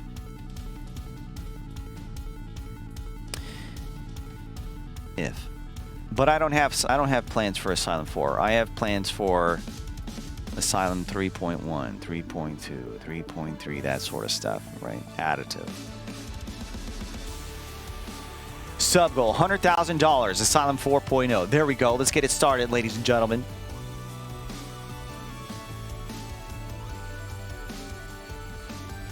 Do another duck hunt for to a donation link. People work their asses off trying to decipher all these different crazy ass codes and shit, and it leads to a donation link. There's already a base for 3.0, since you can always upgrade to 3.5. Says I don't even think we'd seen anything in the west wing of the Asylum. Yeah. There's trust me, I'm aware that there is plenty to expand upon with this. Plenty. But it cannot, for maybe not so obvious reasons to you all, but it's very obvious to me, it cannot continue to look like this. It's unfortunate, but it's true. The amount of time and money that went into what you see here, I would, I'd be put on the streets if I kept going at this rate. I can't do that. At the time when I spent money building the Asylum, I could do it. I could do it because I had saved up a lot. And I was able to get it done. But this is absolutely not like a yearly thing that could continue, right? Or even like every 2 years or 3 years. Much better than most. Right. Now, so here's the crazy thing, right? The longer I sit here, here's something else you have to consider too. The longer I sit here, I don't mean like here physically. I mean in what I have.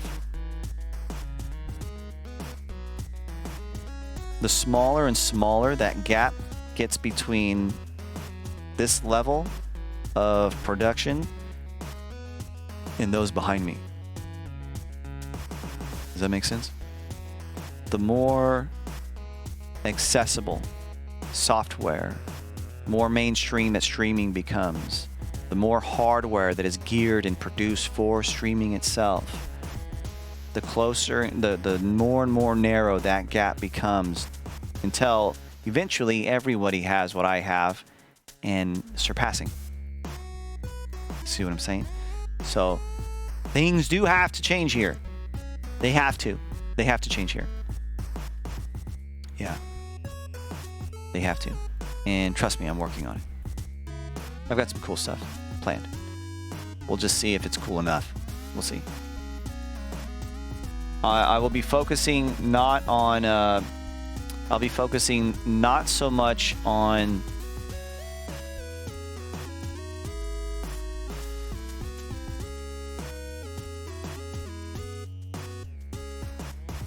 I'm gonna... I don't know if I should even say it. I don't even know if I should even talk about it. It's not like those same things won't get easier for you, so creativity gets you far. Yeah, creativity does get you far. It does. I feel like if the more creative you can be about things, the more you can set yourself apart from others. Yeah, absolutely. Absolutely. Keep it a surprise. Yeah, so I'm not going to give you specifics, but I feel like where I need to go, and with some things that I'm working on, are going to be, man, my voice is starting to hurt, are going to more so be down the road of need to go. Down the road of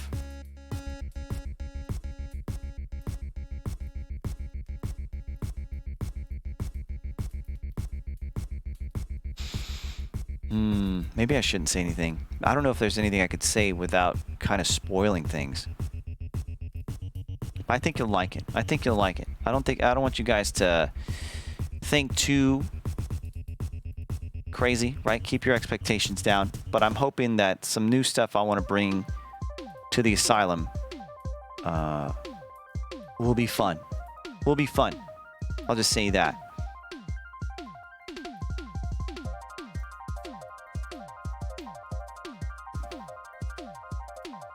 I'm gonna steal all your ideas. Want to increase more production value? No. So I do want to sort of like, I guess, clear the air with that. Again, Asylum 4.0 off the table. Take that shit off the table. Don't even take that shit out of your head. No Asylum 4. Okay? I'm not looking to increase the fidelity of anything. I'm not looking to, because again, I can't do that. Realistically, I can't do that. If you knew how much this shit costs, you'd be like, oh yeah, I understand. There's no way. It would be me like trying to purchase a car every year. Let's just say that. No one's gonna fucking do that unless you're one of those dudes on Shark Tank, right? So, yeah, I can't do that, right? I can't do that. So I have to come at it from a different perspective. I have to come at my stream from a different angle, because I cannot increase in fidelity. We're skipping straight to Asylum 5. Yes. So things, yeah. There have been times where I wished the Asylum didn't look like this, was lower, because it kind of puts you in a corner a little bit. But I'm gonna find some ways to change things up a little bit without meeting the level of detail of these places. Are you not allowed to tell us how much 3.0 cost? No, there's no contract or anything of me. Wait, hold on. What'd you say?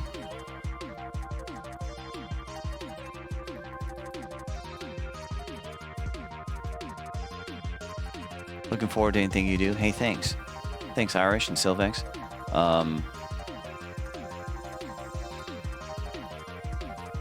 What to do for fun holiday, Julindi?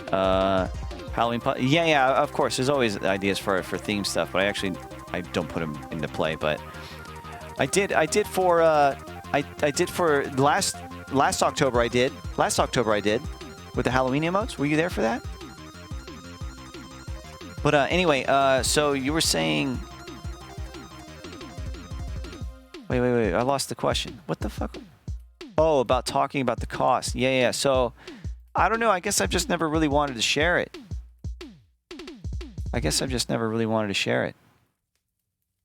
feel like it kind of takes away from things a little bit. I don't know.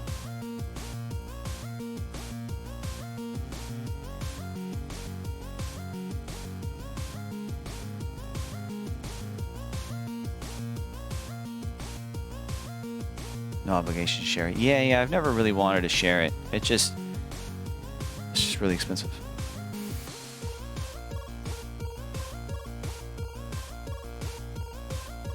No one's business. It was a lot of money. So yeah, I've just never shared it. Never publicly. It was at least $5. Yeah, that I can say. It was at least $5. At least.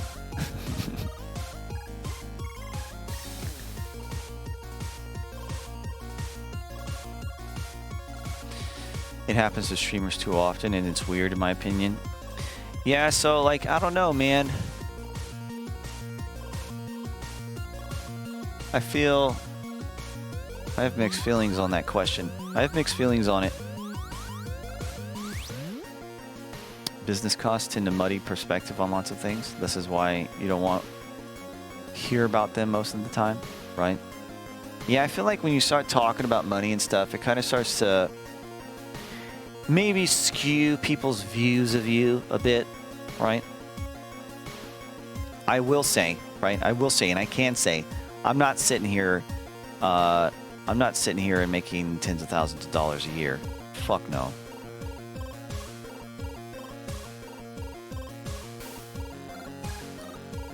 Yeah, I'm no rich by any stretch of the imagination.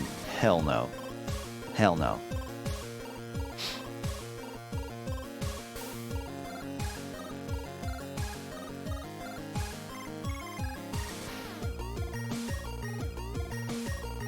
I think between people in the same field working for the same employer, it's a good idea to know your peer's salary, but asking some random person. Oh, right, yeah. That way you know if you're getting fucked or not, I suppose. We're making millions. Rich is overrated anyway? Maybe.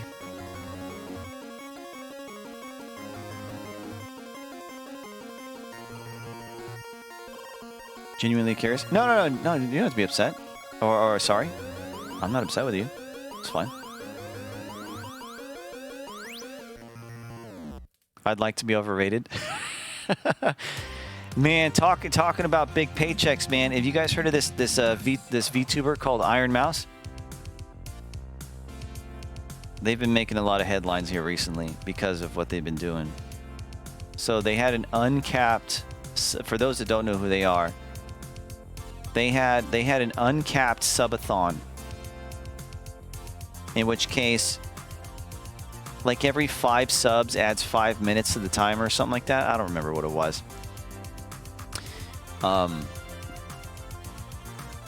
Or sorry, every $5 added 5 minutes, right? So 500 bits, 5 minutes. A sub. Oh, a sub is 15 seconds. Okay. She streamed for 31 days straight. Now,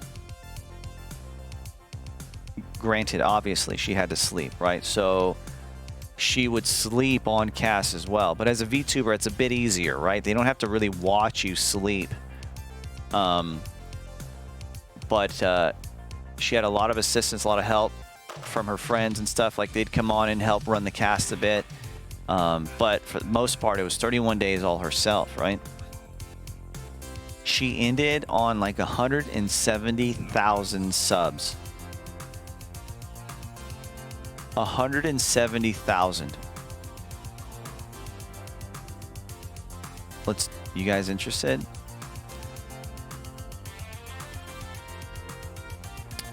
$170.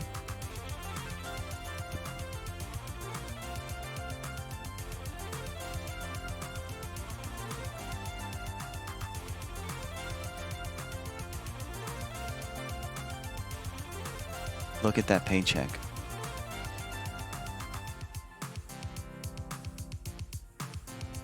And then taxes, yeah. So the amount of taxes you have to pay on that are going to be gross. So that's not all take home, right? But still, that's amazing. That's 30 days of work. 30 days of work. That's fucking crazy. That doesn't count the bits. That doesn't count bits, tier 2s, tier 3s, things like that, right? And donos, right? That's fucking nuts. So I don't know. Let's just say 20% goes to taxes, right? So times 0.8. So a $476,000 paycheck. That's crazy. Now here's the cool thing. And this is something that she's been open with, okay? So I don't have an issue talking about it. She's been open about this. And it's something that became very obvious during this, because when you stream for 30 days, wait, don't? Why not? Why not? She spoke about it to the public. Her 20,000 viewers all know about it.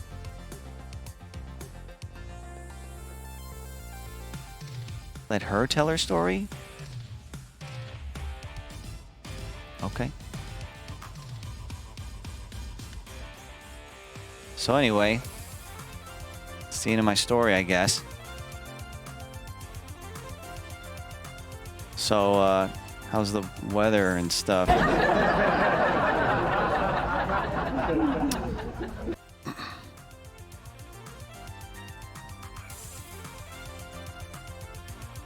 I'm not trying to talk shit about her or gossip about her.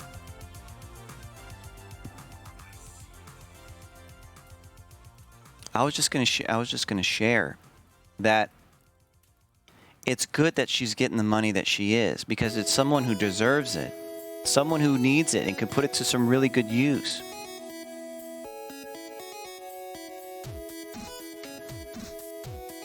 She wishes she never told anyone about it. Okay, all right. All right. Put these to good use.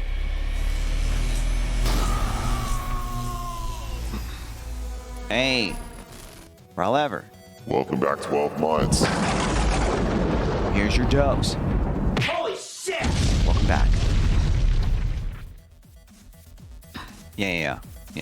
I'll just say that then. Just medical stuff. Yeah, medical stuff, and it's I'll just say that it's cool that she is doing as well as she is, because she deserves it. And I'm sure it comes from a place of like she doesn't want pity, things like that. And I get that. I can understand that. But still, it's cool to know it's not someone out there just going to purchase a yacht or something, right?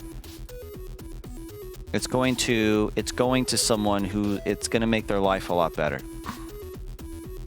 Yeah. It's going to really help her a lot.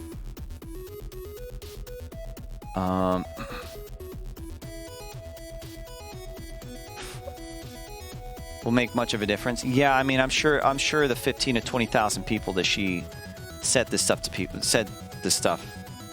I'm sure it's all over Reddit. I'm sure it's, yeah. But that's fine. That's fine.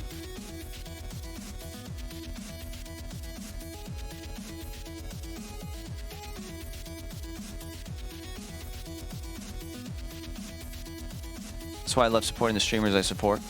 I wish I could do so much more. And it's super kind of you. That's super kind of you. Yeah, I don't know much about her myself. Just what I've been hearing, really. I don't personally watch her. Shusky watched a lot of her content, and she got to learn a lot about her. She was following it like pretty much the whole time. Hey. Danbo, welcome back 36 months. Here's your dose. Holy shit! Welcome back. Yeah, I mean, everyone, you know, we're all human. You never know. You never know what it is that some people, you know, some people are going through, right? It's our job to come on here and try to have fun with you guys. That's it. And honestly, and in the same way that I'm sure she probably feels, it's like she doesn't want to lay that shit on you, right? In the same way that if I ever have something going on in my life, I'm not trying to dump that shit on you, because that's not your concern, right? You're not here to deal with my problems. You're here to chill, have fun, get your mind off your own problems, right? And we just come in here and chill and have a good time. So I get it. I get it.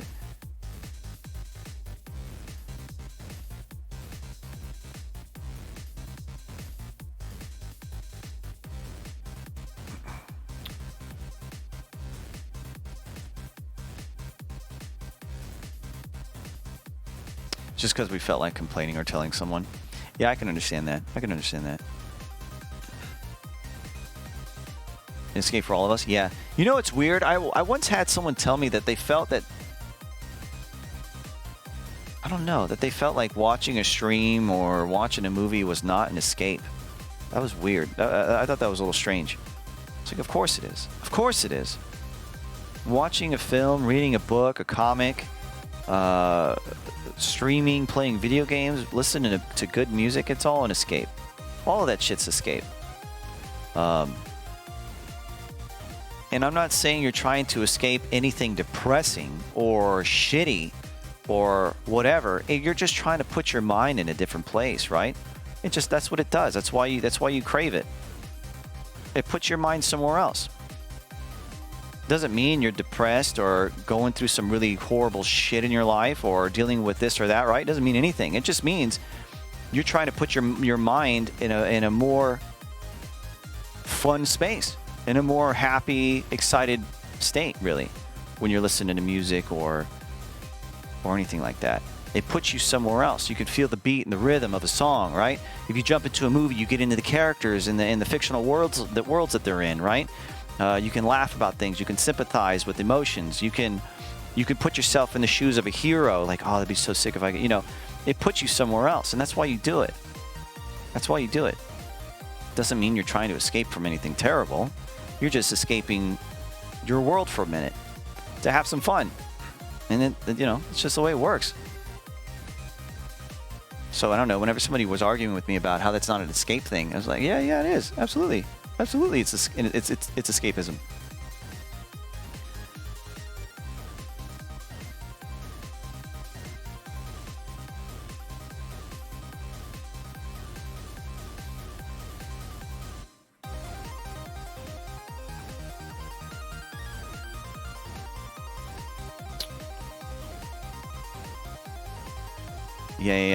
Yeah, for sure.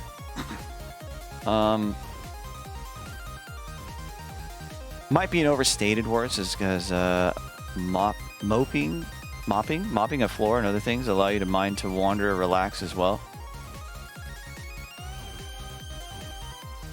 Yeah, interesting point. But here would be my counter to that. That boring, mundane job, your mind can't sit there for too long like that. And so it decides to entertain itself and you go off somewhere else. You're still escaping the task you're doing, aren't you? You're not focusing on like, okay, mop here. Okay, cool. All right. Ooh, there's a piece of dirt right there. Oh, shit, got it right. You're right. You're not in it. Your mind... And I don't know if that's sort of like an ADD thing or anything, right? But your mind then moves to entertaining itself, and so you start thinking about different stuff. Hyper-focused mopping. I mean, I don't know.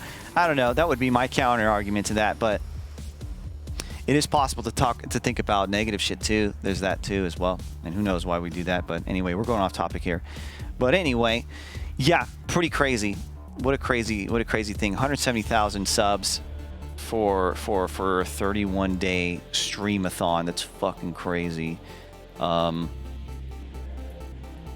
think the record for most subs in 1 month was done by what's that dude's name? He left Twitch. He's now on YouTube. He hit 250,000 subs. Ludwig, yeah, Ludwig hit 250,000 subs. And what's crazy is I didn't even know that happened. I found out much later. Yeah. So he still sits at number 1. Didn't Ninja hit over 300,000 at one point? Subs? No, I don't think so. I think that was his view count. And I think it was over 400,000.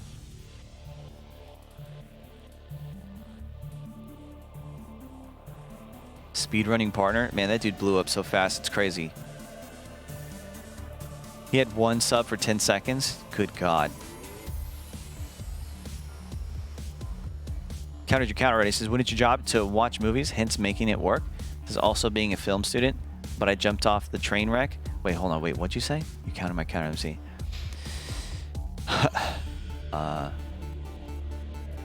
From someone from a mundane as fuck background says you want to be enthralled in your tasks. Is the moment you're not thinking about your job, it's not enough work.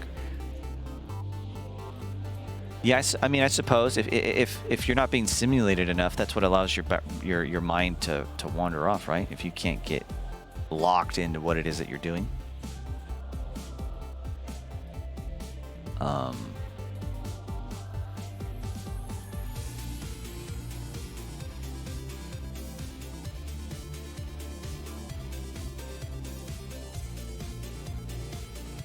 How much does YouTube take from subs or from a sub? I think it's 30. I think it's 30 off the bat, right? I think it is. I think YouTube takes 30%. Yeah, I mean, don't get me started on that. That's an entirely different subject, but yeah. That's an entirely different subject. Twitch is the harshest when it comes to cuts.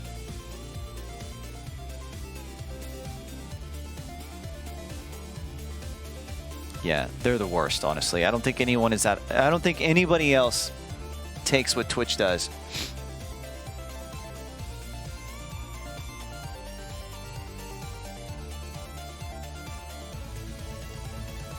YouTube is 30. Okay. Sadly, it's the best though. It's in my opinion, Twitch is the best when it comes to streaming content. Yeah, it is. It is. And I'm sure they know that. YouTube doesn't really compare in features and culture and just the connectedness it all feels, I suppose.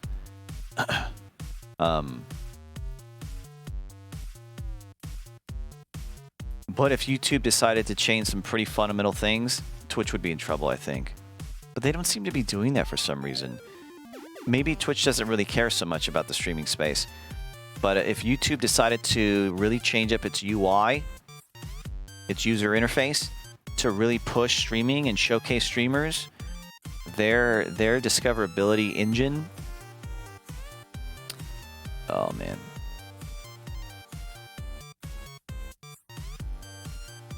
Twitch has community, but even that is dwindling. Not to a point where anything needs to be worried about, in my opinion.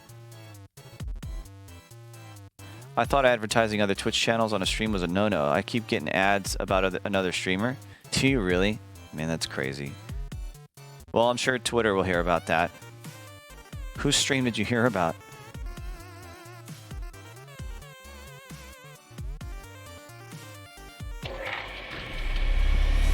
Hey!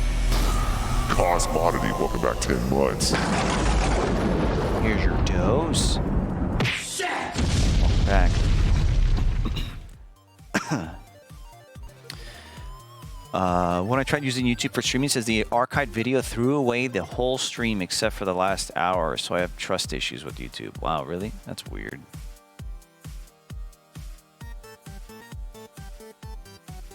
Twitch doesn't feel as mainstream as YouTube. No, they're not mainstream. You can almost walk up to anyone on the street and say, hey, do you know what Twitch is? They'll be like, what the fuck is that? Almost everybody. But if you say, do you know what YouTube is? 9 out of 10 people will say, absolutely. In fact, it would probably be 10 out of 10.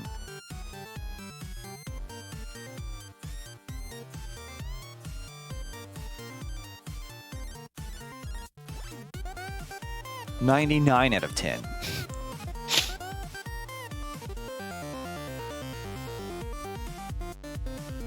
Wouldn't be surprised if YouTube bought Twitch, seeing how they take the same cut. What? Wouldn't be surprised if YouTube has bought...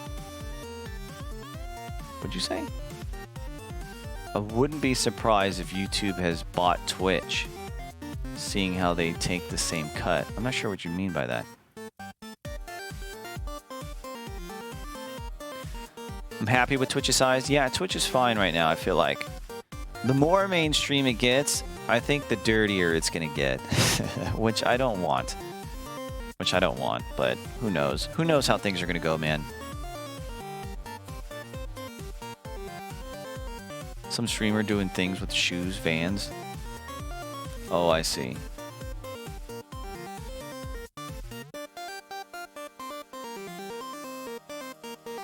YouTube's not set up for streaming since it's still massively lacking compared to Twitch. For example, we set up a live stream for a TED Talk, and in testing, we had to reboot it and change the address of the stream.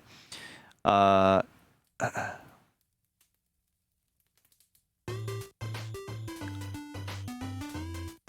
don't know why YouTube doesn't change what it needs to change for streaming to be huge on YouTube. And I know that they can because they did that with YouTube Shorts. They implemented an entirely new thing. And in fact, when you're scrolling on the app and you're scrolling down, you will see YouTube Shorts. You will see them, right? You never see streams. As far as I know, you don't scroll down and see streamers, right?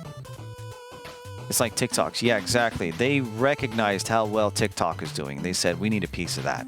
So maybe they just see streaming as not as important. In fact, I would say that that's exactly what that means. YouTube does not see streaming as important as bringing shorts into... Yeah, that's exactly what that means. Yeah. They saw TikTok. TikTok's huge. In fact, I think it trumps YouTube. And yeah, YouTube said, we need a piece of this cake. And they did it. They changed it up.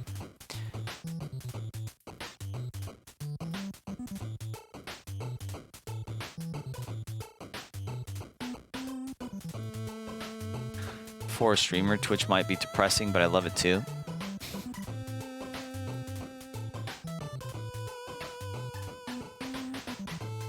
Live streaming akin to Twitch is still in its infancy. I suppose it is. Streaming's been around for a really long time, but in terms of like creativity, yeah, I don't think the surface has really even been scratched in where it could go, right?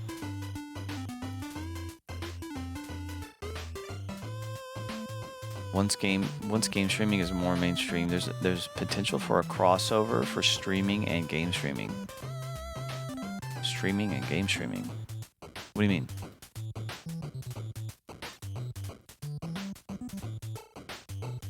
YouTube makes you add the live section to your home dashboard. I've used YouTube for over 13 years. Says, why do I have 0 YouTube merch, but I have tons of Twitch merch? Yeah, that's the culture, right? There's a much more money-spending culture on Twitch than there is YouTube.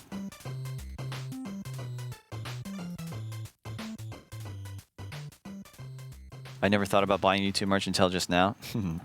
Yeah. It's totally different cultures, for sure. Yeah.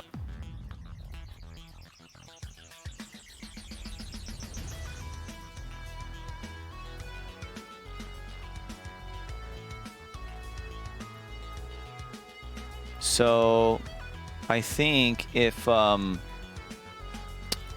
how does it work? Let me see real quick. Like, let's say I want to type in, man, what the fuck is this song? Let's search, Elden Ring. Here we go. So check this out. So if you search someone, let me see. Yeah, so I searched Elden Ring, right? If you're scrolling on YouTube, I don't think you'll find streams anywhere. As far as I know, people also watched. I don't see anything that says live. Now check this out. Watch. Check this out. How many people know how to find? If you want to search Elden Ring, anybody know how to find streams? How many people in here know how to find the stream?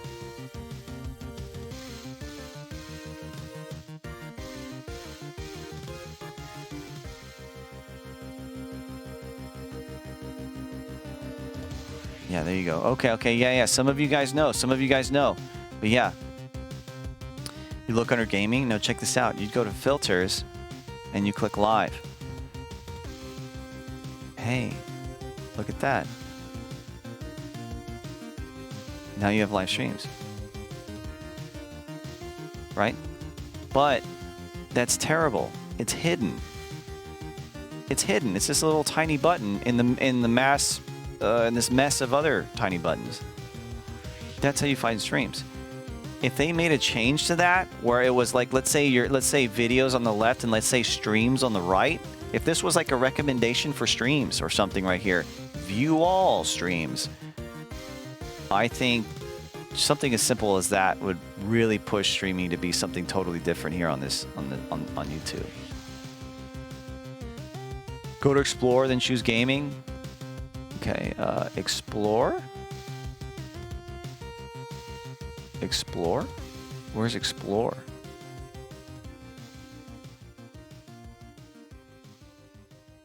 Second from top. Oh, here we go. Explore. And then you said go to where? Gaming?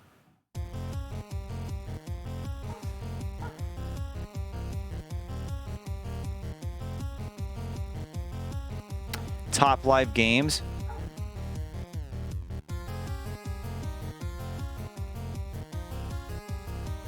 Okay, okay. Well, even check this out. This is interesting. This is interesting. Because not even these videos that are littered all over the place are live streams. Top live. I guess you would just click one of these, Elden Ring. Here we go. Look at how many clicks that is, though. Look at how many clicks that is. That's terrible. That's why it's so difficult to find streams. Right? You click Explore. You click Gaming. You click Elden Ring. Now you're here. It's a lot of clicks. Too many clicks. If you went to the front page and it was a mix of live streams and videos, right? That'd be a huge difference. That'd be a huge difference.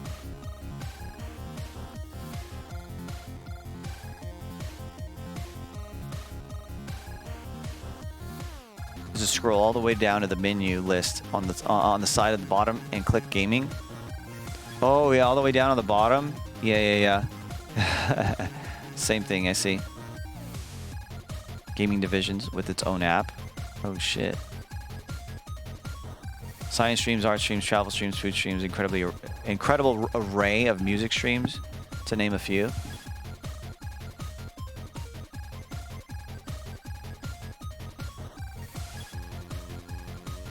Then your Find Me game. Not many English streams either, really?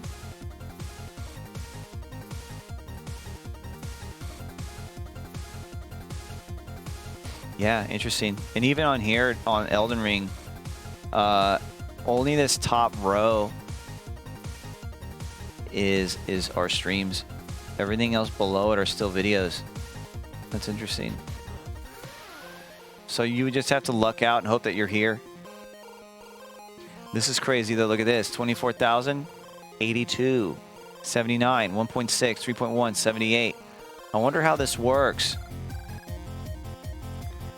But notice how it's not a, it's not like a,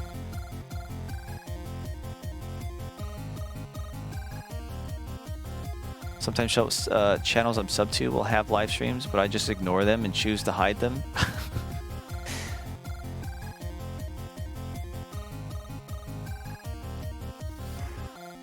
For those that didn't understand or weren't here, Doc signed a $1 million contract deal with YouTube and is teaching us how to explore the platform. Shit, I wish, man. I'd sign a $1 million contract deal just to explain how YouTube works. But apparently, I'm doing a bad job. You guys were telling me how to find streams.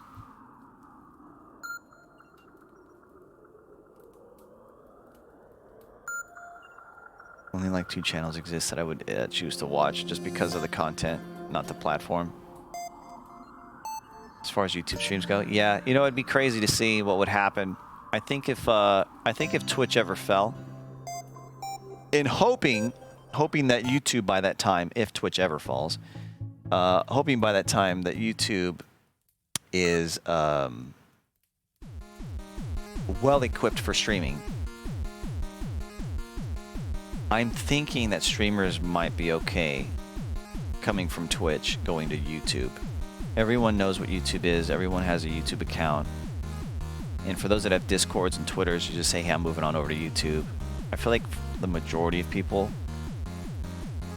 would just migrate to YouTube.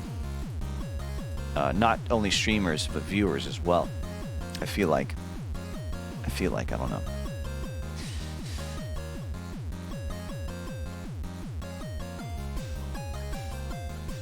Build a community on YouTube with gaming vids, and you can stream with an audience there. I can't stream there. It's in my contract. I can't stream there.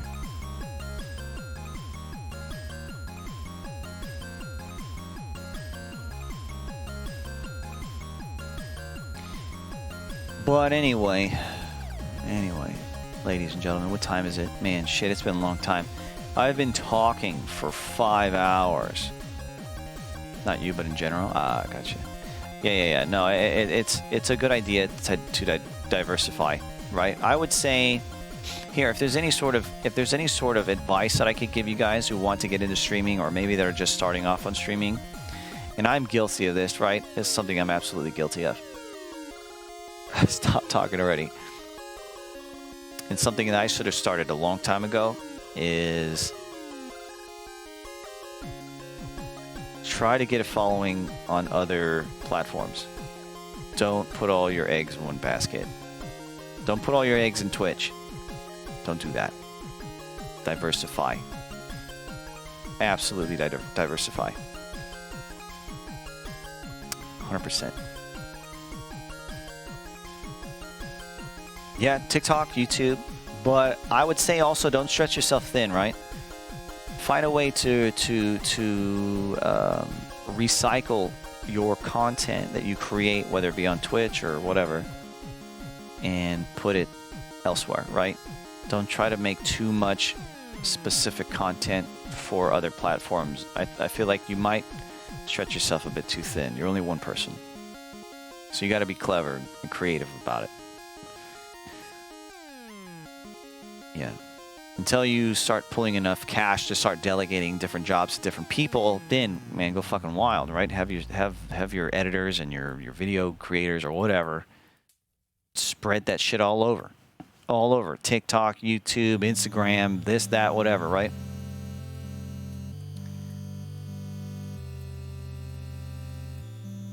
Be muted IRL for days? I would.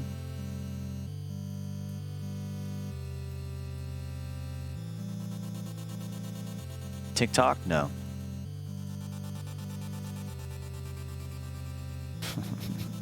Anyway, what time is it? What time is it? Man, what the hell? You guys have all been sitting here listening to me talk? Holy shit. Damn, that's a lot of people. A lot of people just sitting here just listening to me talk. Go to bed. Oh, no, I'm definitely not going to bed after this. What I'm doing is I'm going to go take a huge piss. Because good God, do I have to go. And then I'm going to start doing some work on stuff. Yeah.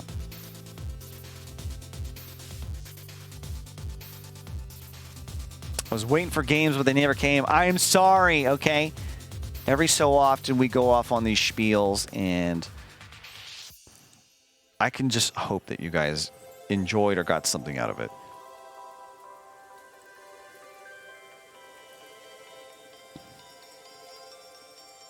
Thanks for hanging, you guys. Appreciate it.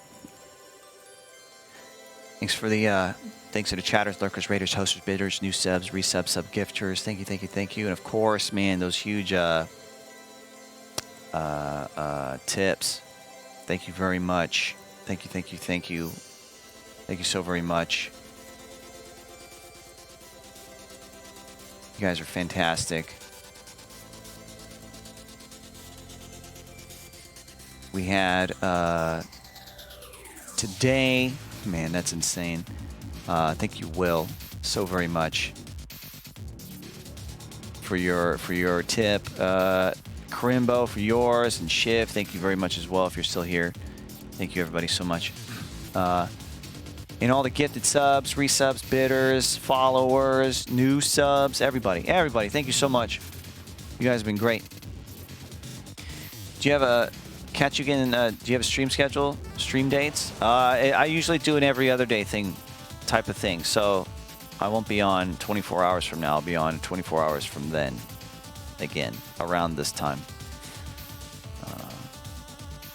I try to stick around. What is it? 12 a.m. Pacific, 2 a.m. Central, 3 a.m. Eastern is where I usually try to go live. Hey, thanks guys. Appreciate y'all hanging out. Hope you guys had a good time. Now we're going to go ahead and raid somebody. Let me look for someone to raid.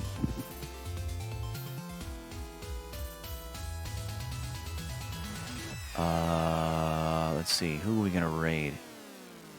Oh yeah, for those I forgot who it was that said they didn't know what raiding was. So I'll show you. You guys will learn. So I'm going to send you guys on over to someone's stream, and then you guys just spam Asylum Raid in their chat. Asylum Raid. You go nuts, and that's how it works. You'll be thrown over there automatically, so you don't have to worry about it. Let's see here. I think I'm going to send you guys on over to...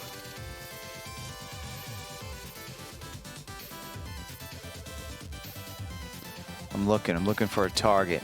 Looking for a target.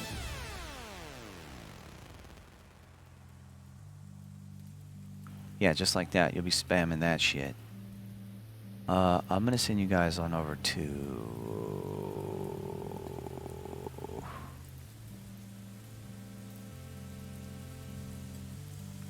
Damn, I don't know, man. Stay on target. What are they playing? What is this? Hold on, let me look at this real quick. What the hell is this? Someone new? I don't know. Hold on, I think I have someone. And my contacts feel so dry.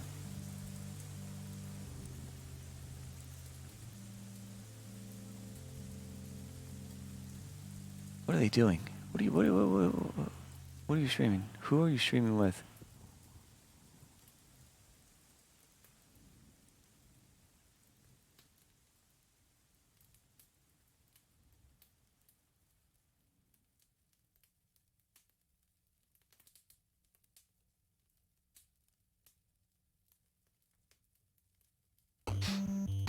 Alright, hold on just a second, okay, alright, I guess I'll go ahead and raid, I'll go ahead and raid... Oh, man. Fuck. I'm having a hard time deciding here. My first raid in someone's stuff? Raiding someone's stuff? I'll go ahead and send you guys on over to...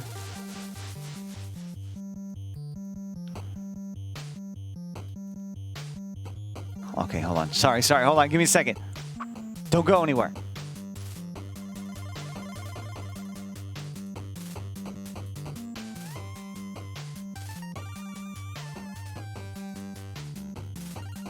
I know, I'm thinking.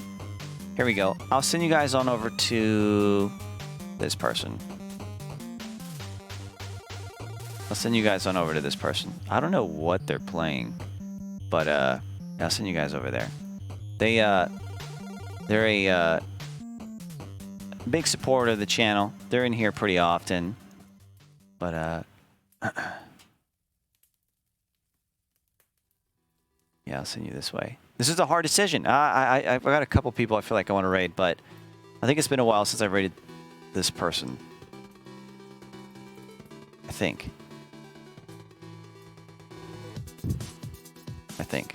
I don't remember. I'm blanking here.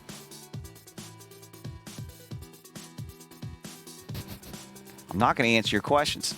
I'm not going to do it. You guys are going to find out when I type the raid command.